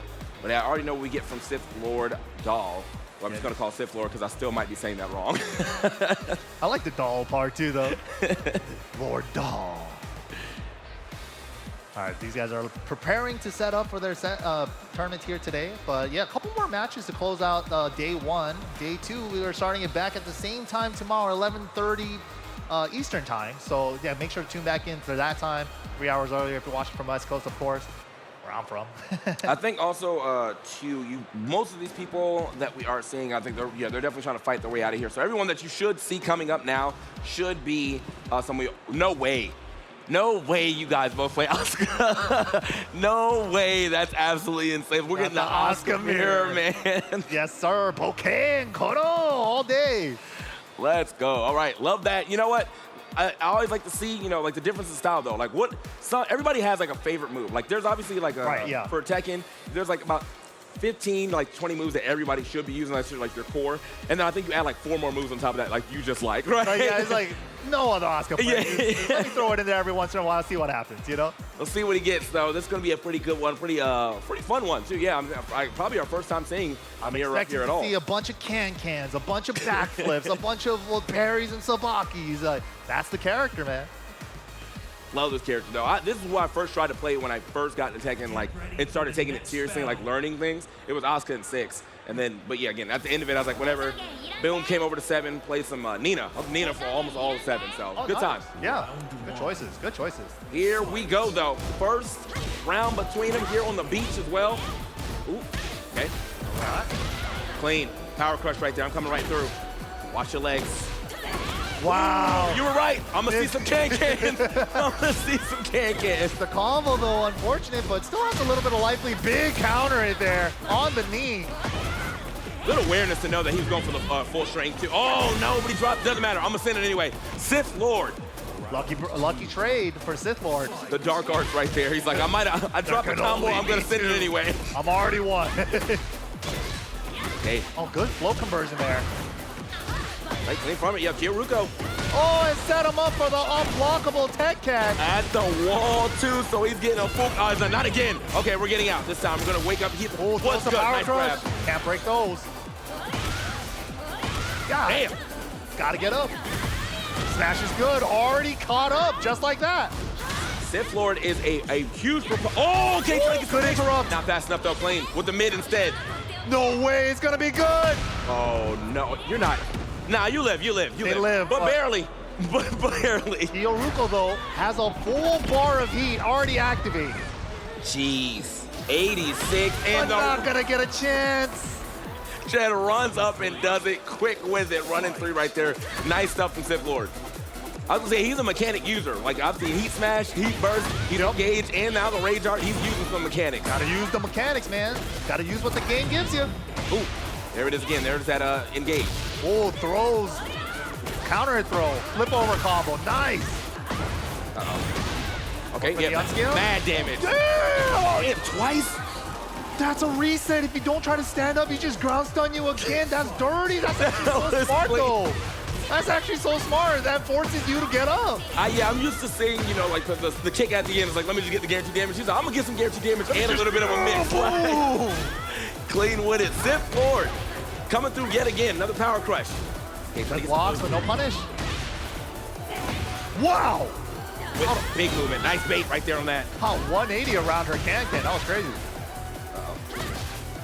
Sith Lord. Oh, wow. nice. Counter hits the running move. A little pick up here. That's a lot of damage to be able to add up to. Might be able to. Oh, no. We're going to go for the wall combo instead of a heat dash situation. Oh, wait, that's not going to work. Okay. Be able to block in time. Nice punish as well. All tied up. It's almost like they're playing the same character. Absolutely. They know each other well because they are each other. So I think one of the things, though, Sith Lord could have tried, Asuka does have the unique mechanic of being able to charge her Rage Art to actually make it safe. Had no health, so maybe everybody's like, all right, I'm just going to give it up. But potentially could have made it safe if Kyoruko was going to respect it. Ooh, good damage, though. Just a sliver of heat. Oh, Back 3 is good. Are we going to spend it on a dash or save it for smash? Save it for smash. We're smashing for sure. There it is. Wow, he uses the plus frame off the smash to close out the game. Smart choice. Again, the established pressure. Yeah, definitely could have tried to go for the dash and close it out, but heat smash into, even if it's blocked, yes for game type situation, worked out for Sith Lord. Yeah, I like saving it there, especially if you're not sure if the combo's going to kill with the heat dash. Might as well save for the heat smash for pressure afterwards. All right, here we go. Over to the llamas. Dude, I forgot that this is the actual song, because like the first thing I did when I got my game, I changed this song to like the Ram song with all. Oh yeah, dude, it has bangs, the colors bro. of the It thing. Yeah. bangs. Dude, that trumpet or whatever that horn instrument is, that thing goes off. Yeah, I hear you. Okay, third hit of that string right there is going to register. Oh, the pressure. Wow, that got under her down back one. Wrist shock slam. Damn, through the wall. Yeah, you're gone, brother. You're gone. Activating, might as well. Boom. Keep it simple for the finish. I agree. All right, Kyoruko, first round, second game. Sith Lord right here. And yeah, not going to be able to take that first one and end up getting wrist chucked. Got to watch out for that. Oh, late on the punish. Oh, weak punish though on return. Only a standing 4. Watch yourself. Both of them close to the wall right here. That definitely can see an explosion come. I know they're like caddy corner, but I think if they hit, and even the wall behind them doesn't matter though. Nice counter hit. No combo. Interesting. Ooh, ow. Hey, get up. Again? Get twice. Going so well the third time is crazy. Like, oh wait, this is a huge chance. That's exactly what they needed to stay alive. Get back in it with the wall blast here. Can we carry to the next wall? No! Oh no. Wait! No way. It's not over! No way. Okay, yeah, he's still over to actually get the wall blast. He's doing it. He's hitting a button. He's hitting a button. Oh, he's gone. He's gone. You have to know the Rage Art was coming, bro. He loves that move. You have it too. And you have it too. All right. Sith Lord coming through. The Rage Art working out. Denied. Yeah, nicely done from Sith Lord there. Big counter hit back 4 again though. Okay. Yeah, that's all right. Kyoruko will complete the combo here. Boom. Oh no, too far. We're dropping the burst. Nice. Nice. Takes the plus frames. Gets the flow too. You picked that up. Oh, I didn't know that was a corkscrew like that. Okay. Yeah, new to season 2. Oh, nice block.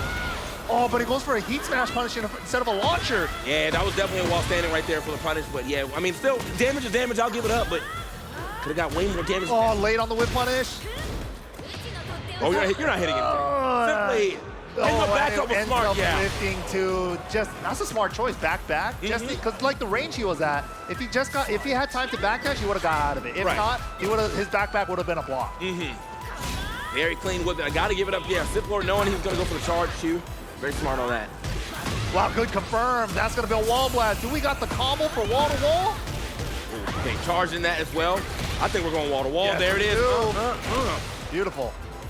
72 right there. Oh, first time we saw Sabaki.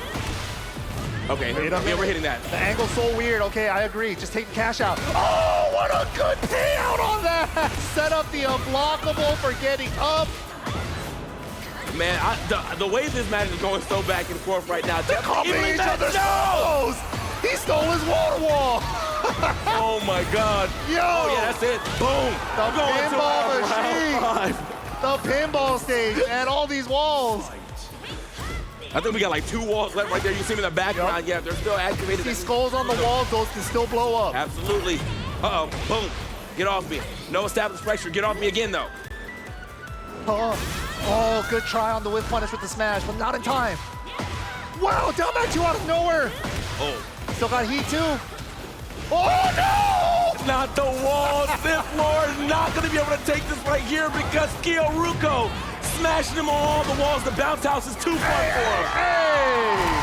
Nicely done, Kyoruko, with those unblockable tech catches, staying alive. That's how you do it. We got some deep thought right here from Sith Lord. One apiece now, one apiece. Maybe they're thinking, I gotta stay down and not get up.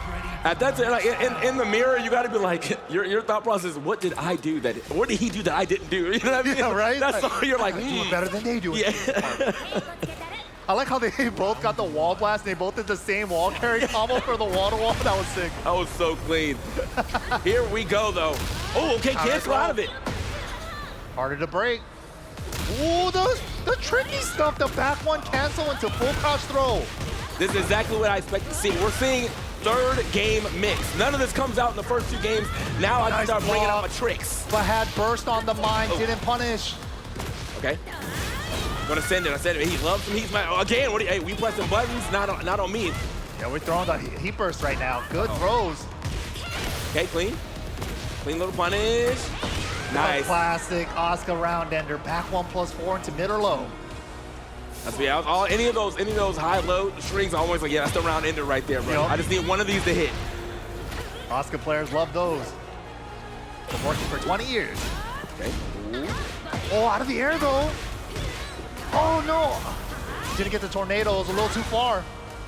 You got that little extra damage at the end, but unfortunately not going to be able to complete that combo much further than that. Yeah, no punish on the down back 1-4. It is -15. It's launch punishable. It's really risky to throw out, but back 3 is good. Clean back 3 right there. This time does complete the combo. Dash forward just enough. Yep, here it is. Sith Lord.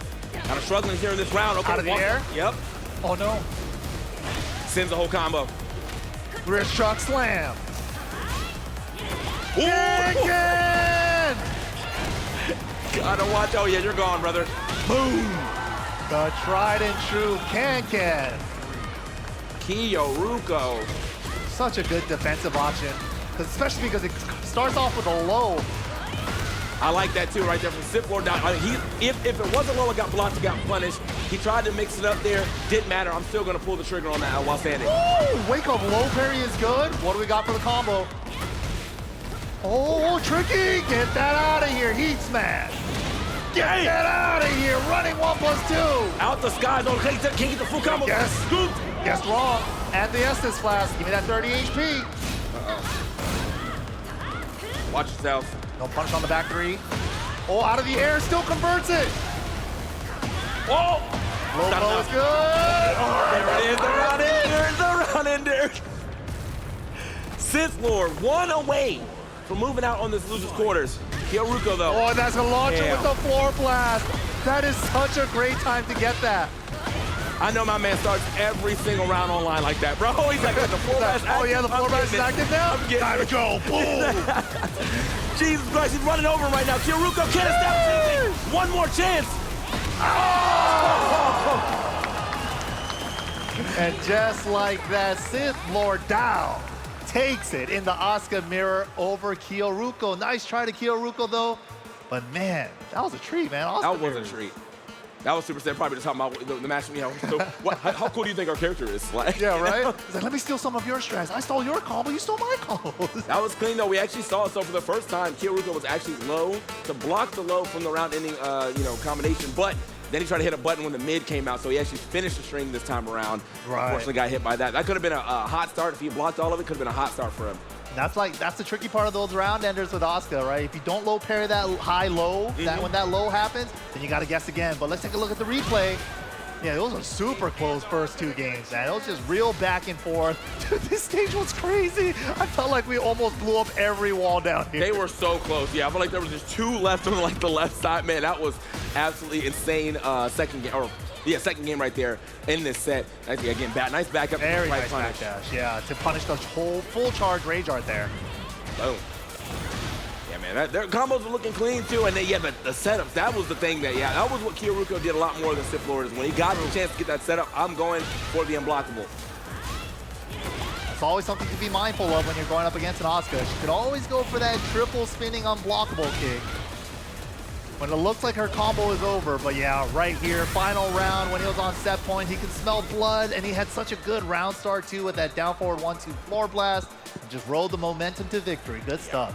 Good stuff indeed. So that means we have one Asuka still moving forward. We're going to move into our next match. So it's going to be King Plab versus Eric's. We saw Eric's earlier going up against Peeling with the King. So we'll hope to see this King do a little more right here. But I hope to see you guys head over to the Razer website right now at Razer.com. Follow Razer now for more exciting news and game giveaways. Again, big shout out to Razer. I said they've been holding us down. We had nice chairs up here. We got nice headsets on the stage. We got nice headsets, nice peripherals there in the LAN area too. So big shout out to Razer for powering PAX Arena. Yes, sir. Yes, sir. PAX holding it down. Razer holding it down here at PAX. And shout out to all the other sponsors as well. CLX, Zenny, all these guys making this event possible for us to play at. And these guys are playing for a good chunk of change. $10,000 for the Almost Pro event here at PAX Arena. And these guys are securing their spots to make it into the Sunday top 24. Absolutely. I mean, honestly, just shout outs to PAX in general for having us do PAX Arena for as long as we've been able to do it. I think this is like our 6th or 7th year, something like that. But it's been, it's always some fun stuff going on here. If it's not, this, we got Stream Stars. We have had showcases and exhibitions for games as well, too. We'll be having another one tomorrow. So definitely stick around, as well as Tekken. We'll be having some cool showcases as well. So definitely come hang out with us here on the PAX Arena at any point when you just want to have a nice seat and enjoy some action. It's going to be a good time. But speaking of a good time, we've got Brian coming up on stage with from King Plab. Brian from King Plab, Eric's with the King like we saw earlier. I love me some Brian, man. He's one of my favorite characters in this game. Dude, this character's dumb popular today, man. Like, yeah, this is at least the 3rd Brian I've seen for sure. He's probably the most popular character we've seen here. Yeah. And for good reason. I mean, the character slaps. Like, he goes absolutely insane. The counter hit demon, anytime anything's thrown out, more often than not, if you got caught pressing, it's going to be a lot of damage. So here we go. Eric's pulling up with the King, though. We saw it a little earlier. Now he's in a match with somebody who doesn't have AOP. Might actually be able to get some grabs in here. Right, yeah. That was really unfortunate. He had some good placements, too, but, man, that matchup is rough. Nice step. Could have got hard to punish that, but still, maybe didn't realize he got the step that quick. I got the pickup, though. Ooh. Nice, goes for the carry, beautiful, and gets the shining off the sidewall, 6. That was, very good awareness of where he was at on that stage to go for the carry. Oh, I like the attempt. Okay, got him at the wall, flatted, yep. Heat smash into the running Jaguar sprint, very scary. Okay, activate real quick. Oh, nice. Nice stuff. Oh, he triple ducked it. Yeah, he was down there for a bit. We just didn't pull out the trigger fast enough on the punish. Hey, wave away, boo. I see you. Yeah, fishing for those counter down forward too. Armor is good. Boom. Okay. Run 3 for pressure. No punish on the 1+2/2. Yeah, King Plab has really not been able to get a counter. Oh, never mind. My fault. My fault, gang. My fault. The miracle. It's not over till it's over. Oh, if he hit that, that was over. Damn. But he didn't. That taunt was make it or break it. If you guys don't know, Brian Fury, with that taunt, can link into some follows, but it does take execution. It is not the easiest thing in the game. Yeah, very nice to go for it, though, yeah. He would run that route. That was definitely the comeback potential right there. Getting chopped again. The activations here from Eric when it comes to hitting this heat burst has been very nice. Ooh, sidestep low parry? Okay. Can we get to the wall? We should be able to get to the wall. That's Brian Fury. Yep, there it is. Boom, boom. Perfect. Nice. Wall carry. Huge damage, too. Yes, sir. Yes. Yes, again. Definitely put him in the same situation one more time. Ooh, chase down the backward Jaguar step. Okay. Oh, yeah, luckily not hitting a button there on that 3+4. Oh, my God. Finds that out of nowhere. Oh, it's a real problem. The new combos. Gets the life lead with that. Burn some time off the clock, too. He's trying to walk. Okay, that's how I'm actually getting away from the 10 string. Watch out. Gotta do something. No time. There's no time. And Eric's recognized that. Just content on holding back for like 3-4 seconds there. Burn more clock. Smart choice there. Smart choice. Burning the clock a little bit, too, going for the 10 string as well. Yep. I mean, or even if you only got 6, that's still like a lot of time that the opponent is not attacking you. So therefore, more time being burnt. Very smart from Eric being able to play the clock there. One more game for him, and he'll be moving out as well. Boom. Hold that. That was one of the things you were mentioning earlier, right? This player uses a lot of the systems. Yeah.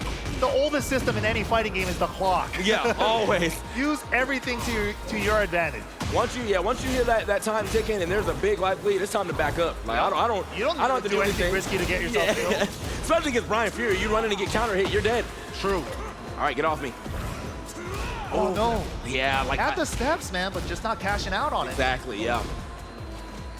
Oh, the old school multi-throw. Who remembers Tekken 3? Uh-oh. Oh, man, you better break Oh, he knows his. Hold on. He That's got the blue stuff coming out. He's inputting the real inputs. Oh, my God, get off me. You only took like 70 damage. No big deal. Oh, he's doing it again. Oh, Check this one. Help. I'll check just go this the other one. route now. I'll just. Oh, he's out. Okay, okay. Only 34. Not that bad. Help. Time again, though. What are you going to do? There's no time. There's no time. He knows. You can hit me with 5, 6 lows, and you're still not going to do enough. Yeah, it don't matter. Unless that's a snake edge, it don't matter. You need to hit that around the 10-second mark if you want time for the combo. That was smart, though. Again, Eric's, even if, you know, he doesn't finish the round, he's played the time. Throws take a lot of time, too. Like, when you're doing chain throws, yeah, you're taking a lot of time. Especially if you can get them to block the string. You can burn like a second or two that way, like we saw the 10 string in the last game. Uh-oh. Oh. Tricky. Wow, try to step, but we'll go wrong way. It's a little unfortunate because I think King Plaid, low-key, has had some very good steps, but has not been able to capitalize off the steps that he's getting them all the time, so. The jet upper, the Brian's most popular whiff punish off of a side step, does require an input with forward, neutral, back, so you kind of have to have that cocked and loaded, you know? Oh, okay. Orbital. This time not going to be enough, though. He actually gets hit out of it. Ooh, had to step again. Like, had to step on the giant swing with no whip punish. No break. I don't even think it matters if you tech it. Yeah. He didn't tech it either. He didn't tech it anyway. He might have been able to survive it. Yeah. All right. Hop knee. Ooh, just threatening with the muscle armor, telling him to do something. Okay. Oh, yeah, he tried right there. Sidestep jet upper, got sidestep back too. Damn, bro. Stepped the first part, did not believe the second part of that string was coming out. It did, and now he's getting comboed. Shining Wizard. King Flab in trouble. Oh, breaks God. the giant swing. Oh, God. can't break the Shining. It's scary. Don't get grabbed again. Okay, counter hit. We need it. Miracle counter hit knee. We need to make this hurt as much as possible. We're going for the hard. We're going for the taunt setup, but we missed it again. Oh, man. Yeah, he wants the highlight reel for sure right here. There's no highlight reel if you don't hit it, though. True. It's a real issue right now. Okay, hatch kick again. Okay, and honestly, going for the knee on the third one, very smart. Trying to mix up a little bit. Get off me, I broke it. Let's go! That throw break was for his life. My man is chopping away at them legs, thus the hatchet kick. Let's go. It ain't much, but it's honest work. Yeah. One hatchet at a time. Uh-oh. All right, he's playing a little cautious right now, understandably so. But yeah, we got to get something going, man. Big life deficit right now. Uh-oh. All right, clean little punish right there, not up. Oh! Counter hits the smash? Uh-oh. D's damage right here, too. Gonna activate. Great damage, actually, from all that. 75. Really solid damage. Ooh, out of the air, too. Got a mix and the unbreakable throw. Oh, my God. Guaranteed ollie kick to close it out after the unbreakable throw. Nicely done from Eric's there. Damn, yeah, unfortunate. Right in the dome as well, bro. Alley kick right into the dome right after. I didn't know that was guaranteed. That's clean to know. It shouldn't be guaranteed. But low-key. I mean, why do you get a free hit after an unbreakable throw? I don't know. But either way, he's going to use the tools available to him, gets the W there. Got to give it up to King Clap, though. I mean, again, the defense looked very good. Yeah. Steps were very nice, just unfortunately did not have to punish after stepping so many things. And Eric's was the only one today that I really see, like, you know, I got 60 seconds on the timer, man. I'm going to use every second of that timer. Oh, yeah. He was definitely willing to be like, oh, hold on, bro. I got about a half-life lead. I'm going to chill. I don't need to do anything. Yeah, I'm going to chill. With 6 hatches, and you're still not going to be in the lead. So yeah, that does put Eric, I'm pretty sure, out probably at that point in time. Like he's going to be out and ready to play on Sunday. Nicely done, yeah. On the winner's side, I see Peeling and Elbow. So another Brian coming back up. But Brian, Peeling's or Elbow looked very good when we saw him play earlier. Yeah, a lot of Brian players here today. Unfortunately, King Flab, that's going to be their tournament run for this weekend. But still got Saturday and Sunday to hang out, man. Check out the venue. A lot of stuff to do here. I got to still check out a lot of stuff, too. So yeah. We're going to be doing that tomorrow. I've been pretty much walking in and coming straight here, and I've been here all day. So right, yeah. Exactly. Tomorrow's probably the day I got a time to go walk around. I'm trying to get some pins myself, man. We're giving away pins, and I ain't got no pins. Dang. And there's some nice stuff. There's some nice vendors here if you haven't got a chance to walk around as well. So if you're watching from your hotel room, come over to the show floor. If you're watching from here and you're hearing me, go check out some of the vendors. And if you are watching and you see what's on the screen, go check them out too. It's Zenny.com. You got some Zenny. He's wearing some Zennies right now. Exactly. Protect your eyes, blue light blocking technology on all. They have so much technology now, though, so definitely check them out. Save 10% site-wide with the code PAX at Zenny.com. Yeah, definitely check them out. They got so many lens options as well. find what best suits you. Yeah. Blue light blockers, though, I think is a must. Definitely add that on the list. I definitely have at least like 19 pairs of Zennies now, though. All these tournaments, they always got so many. I have like at least 19 pairs for sure. Shout outs to Zenny, man. Shout outs to Zenny for sure. All right, we got P-Ling and Elbow stepping up. So yeah, you saw P-Ling earlier, Ling extraordinaire, thus in the name, and then Elbow, probably paying homage to Knee, Brian extraordinaire as well. All right, Peeling though, super scary player here. Him and Joe Crush are probably the two to look out for. Super consistent placing online tournaments, and they've been killing it offline too. Peeling, nasty Ling, Elbow. We saw the crazy Brian earlier. Super solid too, nothing too crazy. Yeah, I feel like honestly too, if you have been around the Tekken sphere for any time longer than I go so far as to say like 5-ish years, Peeling. You probably can go even further back than that, but I'm being generous, okay? Right, yeah. Like, he has been a world-class, world-renowned player all through 7 as well. I'm not sure how much he played before that, but, like, yeah, from the time that I started 7 to this time now, I've known him, like, the entire time. Whoa. That's almost 10 years. But speaking of which, what a mix-up here from Elbow side on the character select screen. Okay. Doesn't go for the Brian this time around and opts to go for the Zafina. Yeah. I mean, I don't disagree. I mean, Zafina, I think, has a lot easier of a time hitting Ling out of her AOP Art of Phoenix stance. I can see that. Maybe that could be a reason. It's matchup check right here for sure.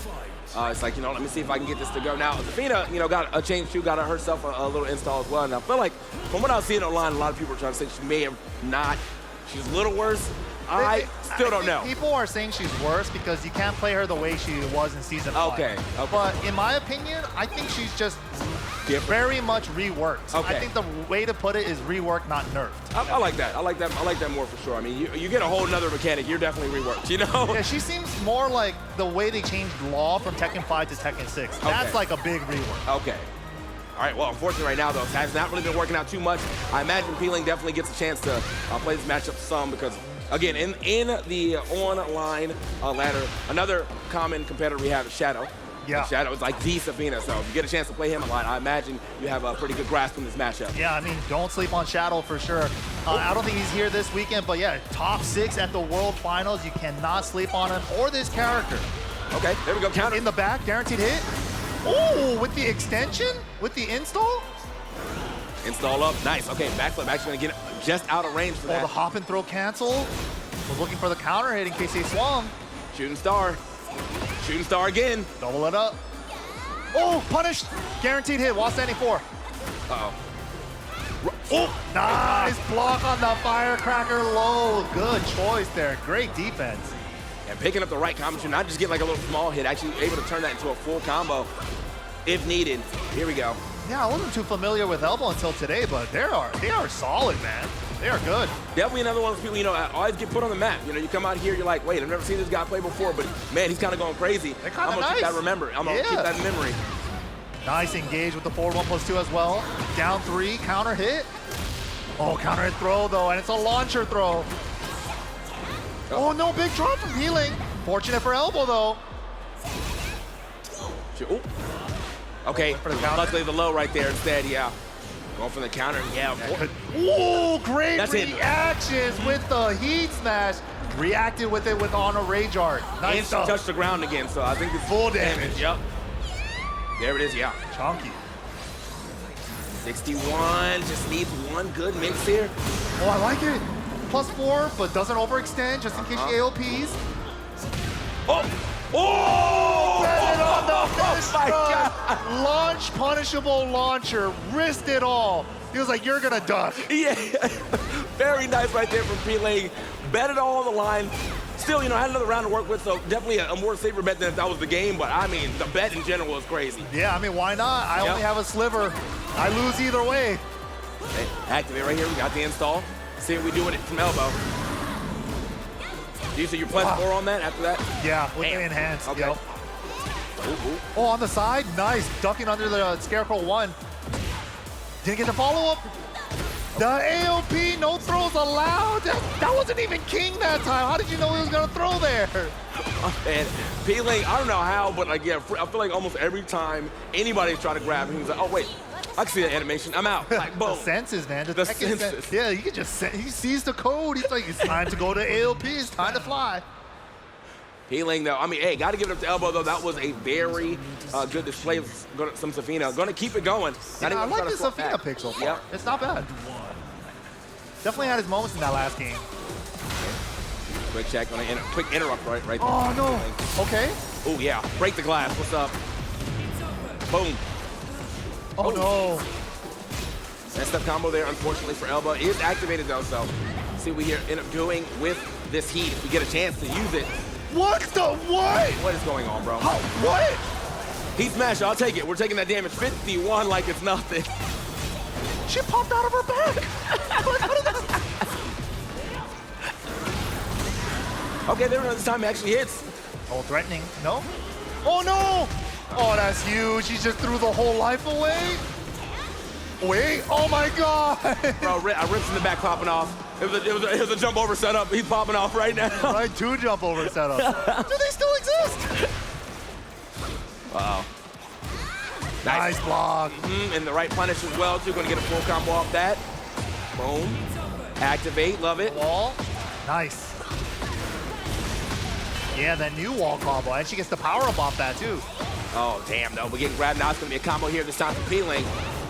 I don't know if we're hitting the wall on that. Okay, we're going to activate. No, we're definitely hitting the wall. One for the spike. Or the spike. Oh, and then set up hypnosis. That was terrifying. Under. Get off me, okay? Yeah, he's going for the 2 throw. He wants to break the floor with it. Oh, nice step. Yes, sir. And that was the wall. Pick up, too. Are we... Sick. No, didn't break it, though. Yeah, I was for sure. Just take the floor because he's looking for the grab. Double jab right here. Yo, good defense. Didn't spend it on the extension. Oh. Jock. Oh, still keeping the extension, still keeping the power up. Out of the air! And then it's going to 4-break with the right combo. It's over. Don't even need the combo, with yeah. the rage art, I agree. Just keep it simple. Takes the round, ties it up. Raises the clock, too. Not that the 4 seconds wasn't going to be enough. We definitely would have been able to complete the combo, but let's just keep it simple. Don't even worry about messing anything up or out. Another breakable floor here, though. Still has to watch out. Now, this is the one break, so still has to watch out for that throw that Peeling is looking for. Yeah. Might get his own first, though. Hold up. Nice pickup. Take away the floor. Don't let him have it. Uh-oh.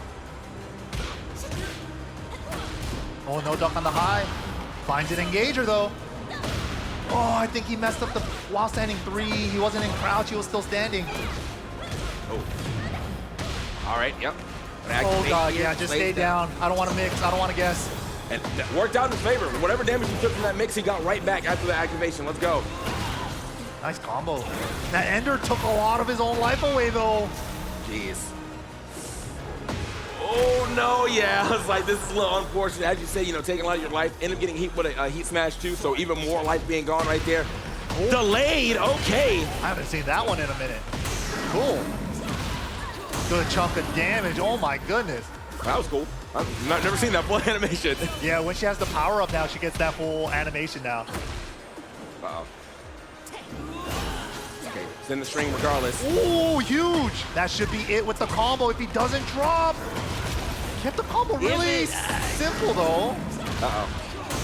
Yeah, I don't think it's going to be enough because of how simple the combo was. So a little bit, a sliver of health left. Peeling, though. Going with the grab. Easy punish. Yep. Is Elbow going to get himself a game here? Oh, wow. Huge fortunate float there. Uh-oh. Not a lot of damage, though. Yeah. It's unfortunate, yeah, starting a combo off the float, but still probably could have done a little more than that anyway, just establish a little more damage, a little more pressure. Uh-oh. Okay. That down 3 did more than his float combo. Uh-oh. Oh, yeah, I interrupt that. You don't have to respect that at all. Yeah, take the 10 frame. It's a punish or interrupt on the 3rd anyways. Okay. Oh, that was just a throw break. Smallest sliver of a life lead from Elbow. Peeling takes it right back with the jabs. What? Damn, I can't believe he actually stepped that. Wait a minute. Yo, Elbow only needs one more real good hit really to take this. Yeah, just kind of burn up Peeling's heat timer. Smart choice. I love that idea. That was a great strategy there. He's like, dude, I already have my heat activated. You already blocked my running 3. I'm gonna make you block this sequence so you don't get to use your heat. That was smart. Yeah, you saw just a little sliver of heat left there for Peeling. Not able to use it, not able to get back on offense. So very smart right there from Elbow, as you said. Let's see what we get now in the 3rd game. Again, this guy, I'm gonna remember Elbow now after this. Taking Peeling to another game right here. Right. Clean. You can take Peeling to game 3. Do it. Oh, gets the float though with the 1-2. To the wall. Nice break. Heat burst is good. Healing's doing the same thing back to elbow last game. Don't let him use his heat. Let me use it first. Slap Missed the pickup this time. Healing. Oh, he almost got under. That would have been crazy. Dash on real quick. Guessed wrong on the forward 2-1 Hypnotist. Healing, yeah, definitely very dominant here in that first round, though. After losing the game doesn't really matter too much. He's like, I'm gonna keep it going. So here we go. Forward blast is available. Ooh. We're gonna take it. Absolutely. Let's get rid of it. Deny the other person. Yep. I want to see them get a very long combo when you could have taken it earlier. Good stuff here from elbow. Clean block there from Peeling. Cannot get a grab though. I have to give him elbows grab defense. He's been breaking everything so far. Ooh, good check. Nice. Trying to get fancy with the stances right now, but Peeling finds an opening. Oh, he gained back his heat timer with the level 3 Hypnotist. Chilling right now. Yeah, opening playing quite defensive. I mean, neither one of them. Oh my God. Oh, level 2 on it with the sweep. Gonna be a full combo. Ooh. Nice stuff. Dang, that does a lot too. Yeah, 82 off. That was crazy. Yeah. All right. Wow, again, just AOPing under the sidestep 1+2. That's been happening a lot, like every time. 2 times here. This is a sweet guarantee. Jesus Christ, he's blowing his legs up. Help. That's a link, and that's gonna be the set. Good stuff to Peeling here, really closing out game number 3 very convincingly. But big shout outs to Elbow, man. That was winner's side. He still got another chance on the loser side. Kind of caught my bro walking and everything on that last one, too. He tried to walk right at the end. Very good read right there from Peeling to go for the orbital or the tracking move at that moment to go ahead and guarantee a hit after for the W. Peeling will be moving out. He's going to be on the winner's final or the winner's side of things on Sunday. So we'll see him yet again as we play through a lot more pools tomorrow. Yeah, we got a whole nother day full of pools tomorrow. We still got to find out who's the rest of the players that's going to fill out that top 24. Yeah. So got, I think, one more match, was it? Pretty sure it's one more match. What's the fun? Oh, actually, never mind. We do not have one more match. That was our last one, and what a solid one to end off on. As Peeling, gonna be a name that you should definitely be looking out for on the winner side of things, or just in that top 8 bracket. I believe he's gonna make it regardless if it's winners or losers. It's definitely a guy to watch. Yeah, definitely. But yeah, it's been a super fun day 1, man. We're gonna be back here tomorrow again, so don't forget, if you guys are here at the venue, come show up, hang out in the crowd. We do giveaways and a bunch of fun stuff. If you guys are watching at home, make sure to tune in at 11:30. Absolutely. And before we get out of here, obviously, I got to hear from the main man on the stage. Elliot, take it away. Yo, before we get out of here, I need to hear some noise for the commentators. TK Breezy and MYK up on the desk. Oh, man. It's only Friday. I swear, some of the games, like especially that last one, felt like Championship Sunday, right? Like, that was intense. I thought Elbow was gonna do it. And then Peeling was like, nah. Nah, I'm just toying. I'm toying. We finish up with the perfect. Straight through to top 24 winners side. Peeling and quite a few other players already as well. We've got more heats tomorrow before we come back for Championship Sunday to see who will be going home with their share of $10,000. And one of the best looking belts in history, right? Like, it's so good. It's so good. PAX Arena, have you had a good day? Oh, that was legit. I have too. And in large part, that is thanks to you, because you've been amazing. Thank you so much for your energy. We couldn't do our last match of the day because all of them have been so intense that we're now running a little bit late. So a little bit too close to closing, but we're gonna have more tomorrow, more on Sunday. If you have not signed up to play yet, make sure you go over to our LAN, either right now or tomorrow. Sign up, get involved. We have 151 people in this event so far. 151, and I would love to see you guys break 200. It would be very important to me. So if you want to do me a favor, if you want to get involved, you want to have fun, you want to get brought up on stage to play, Make sure you go and sign up. Yeah. Oh my goodness.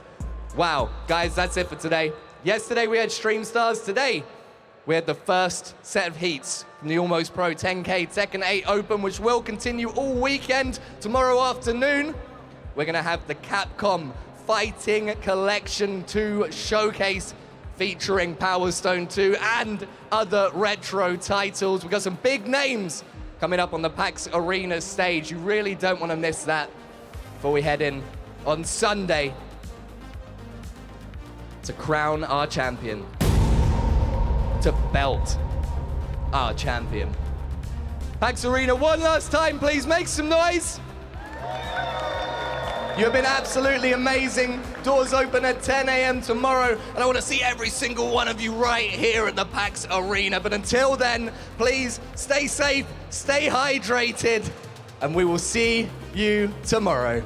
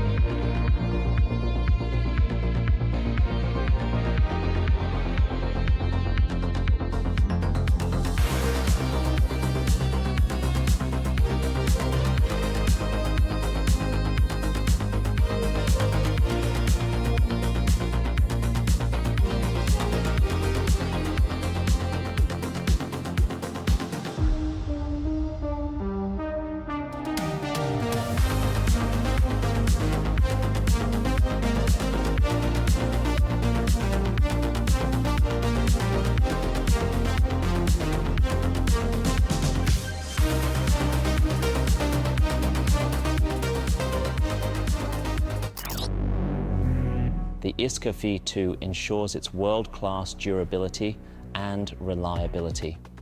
Complementing this is the dual-density foam in its seat base. It strikes the perfect balance of comfort and support.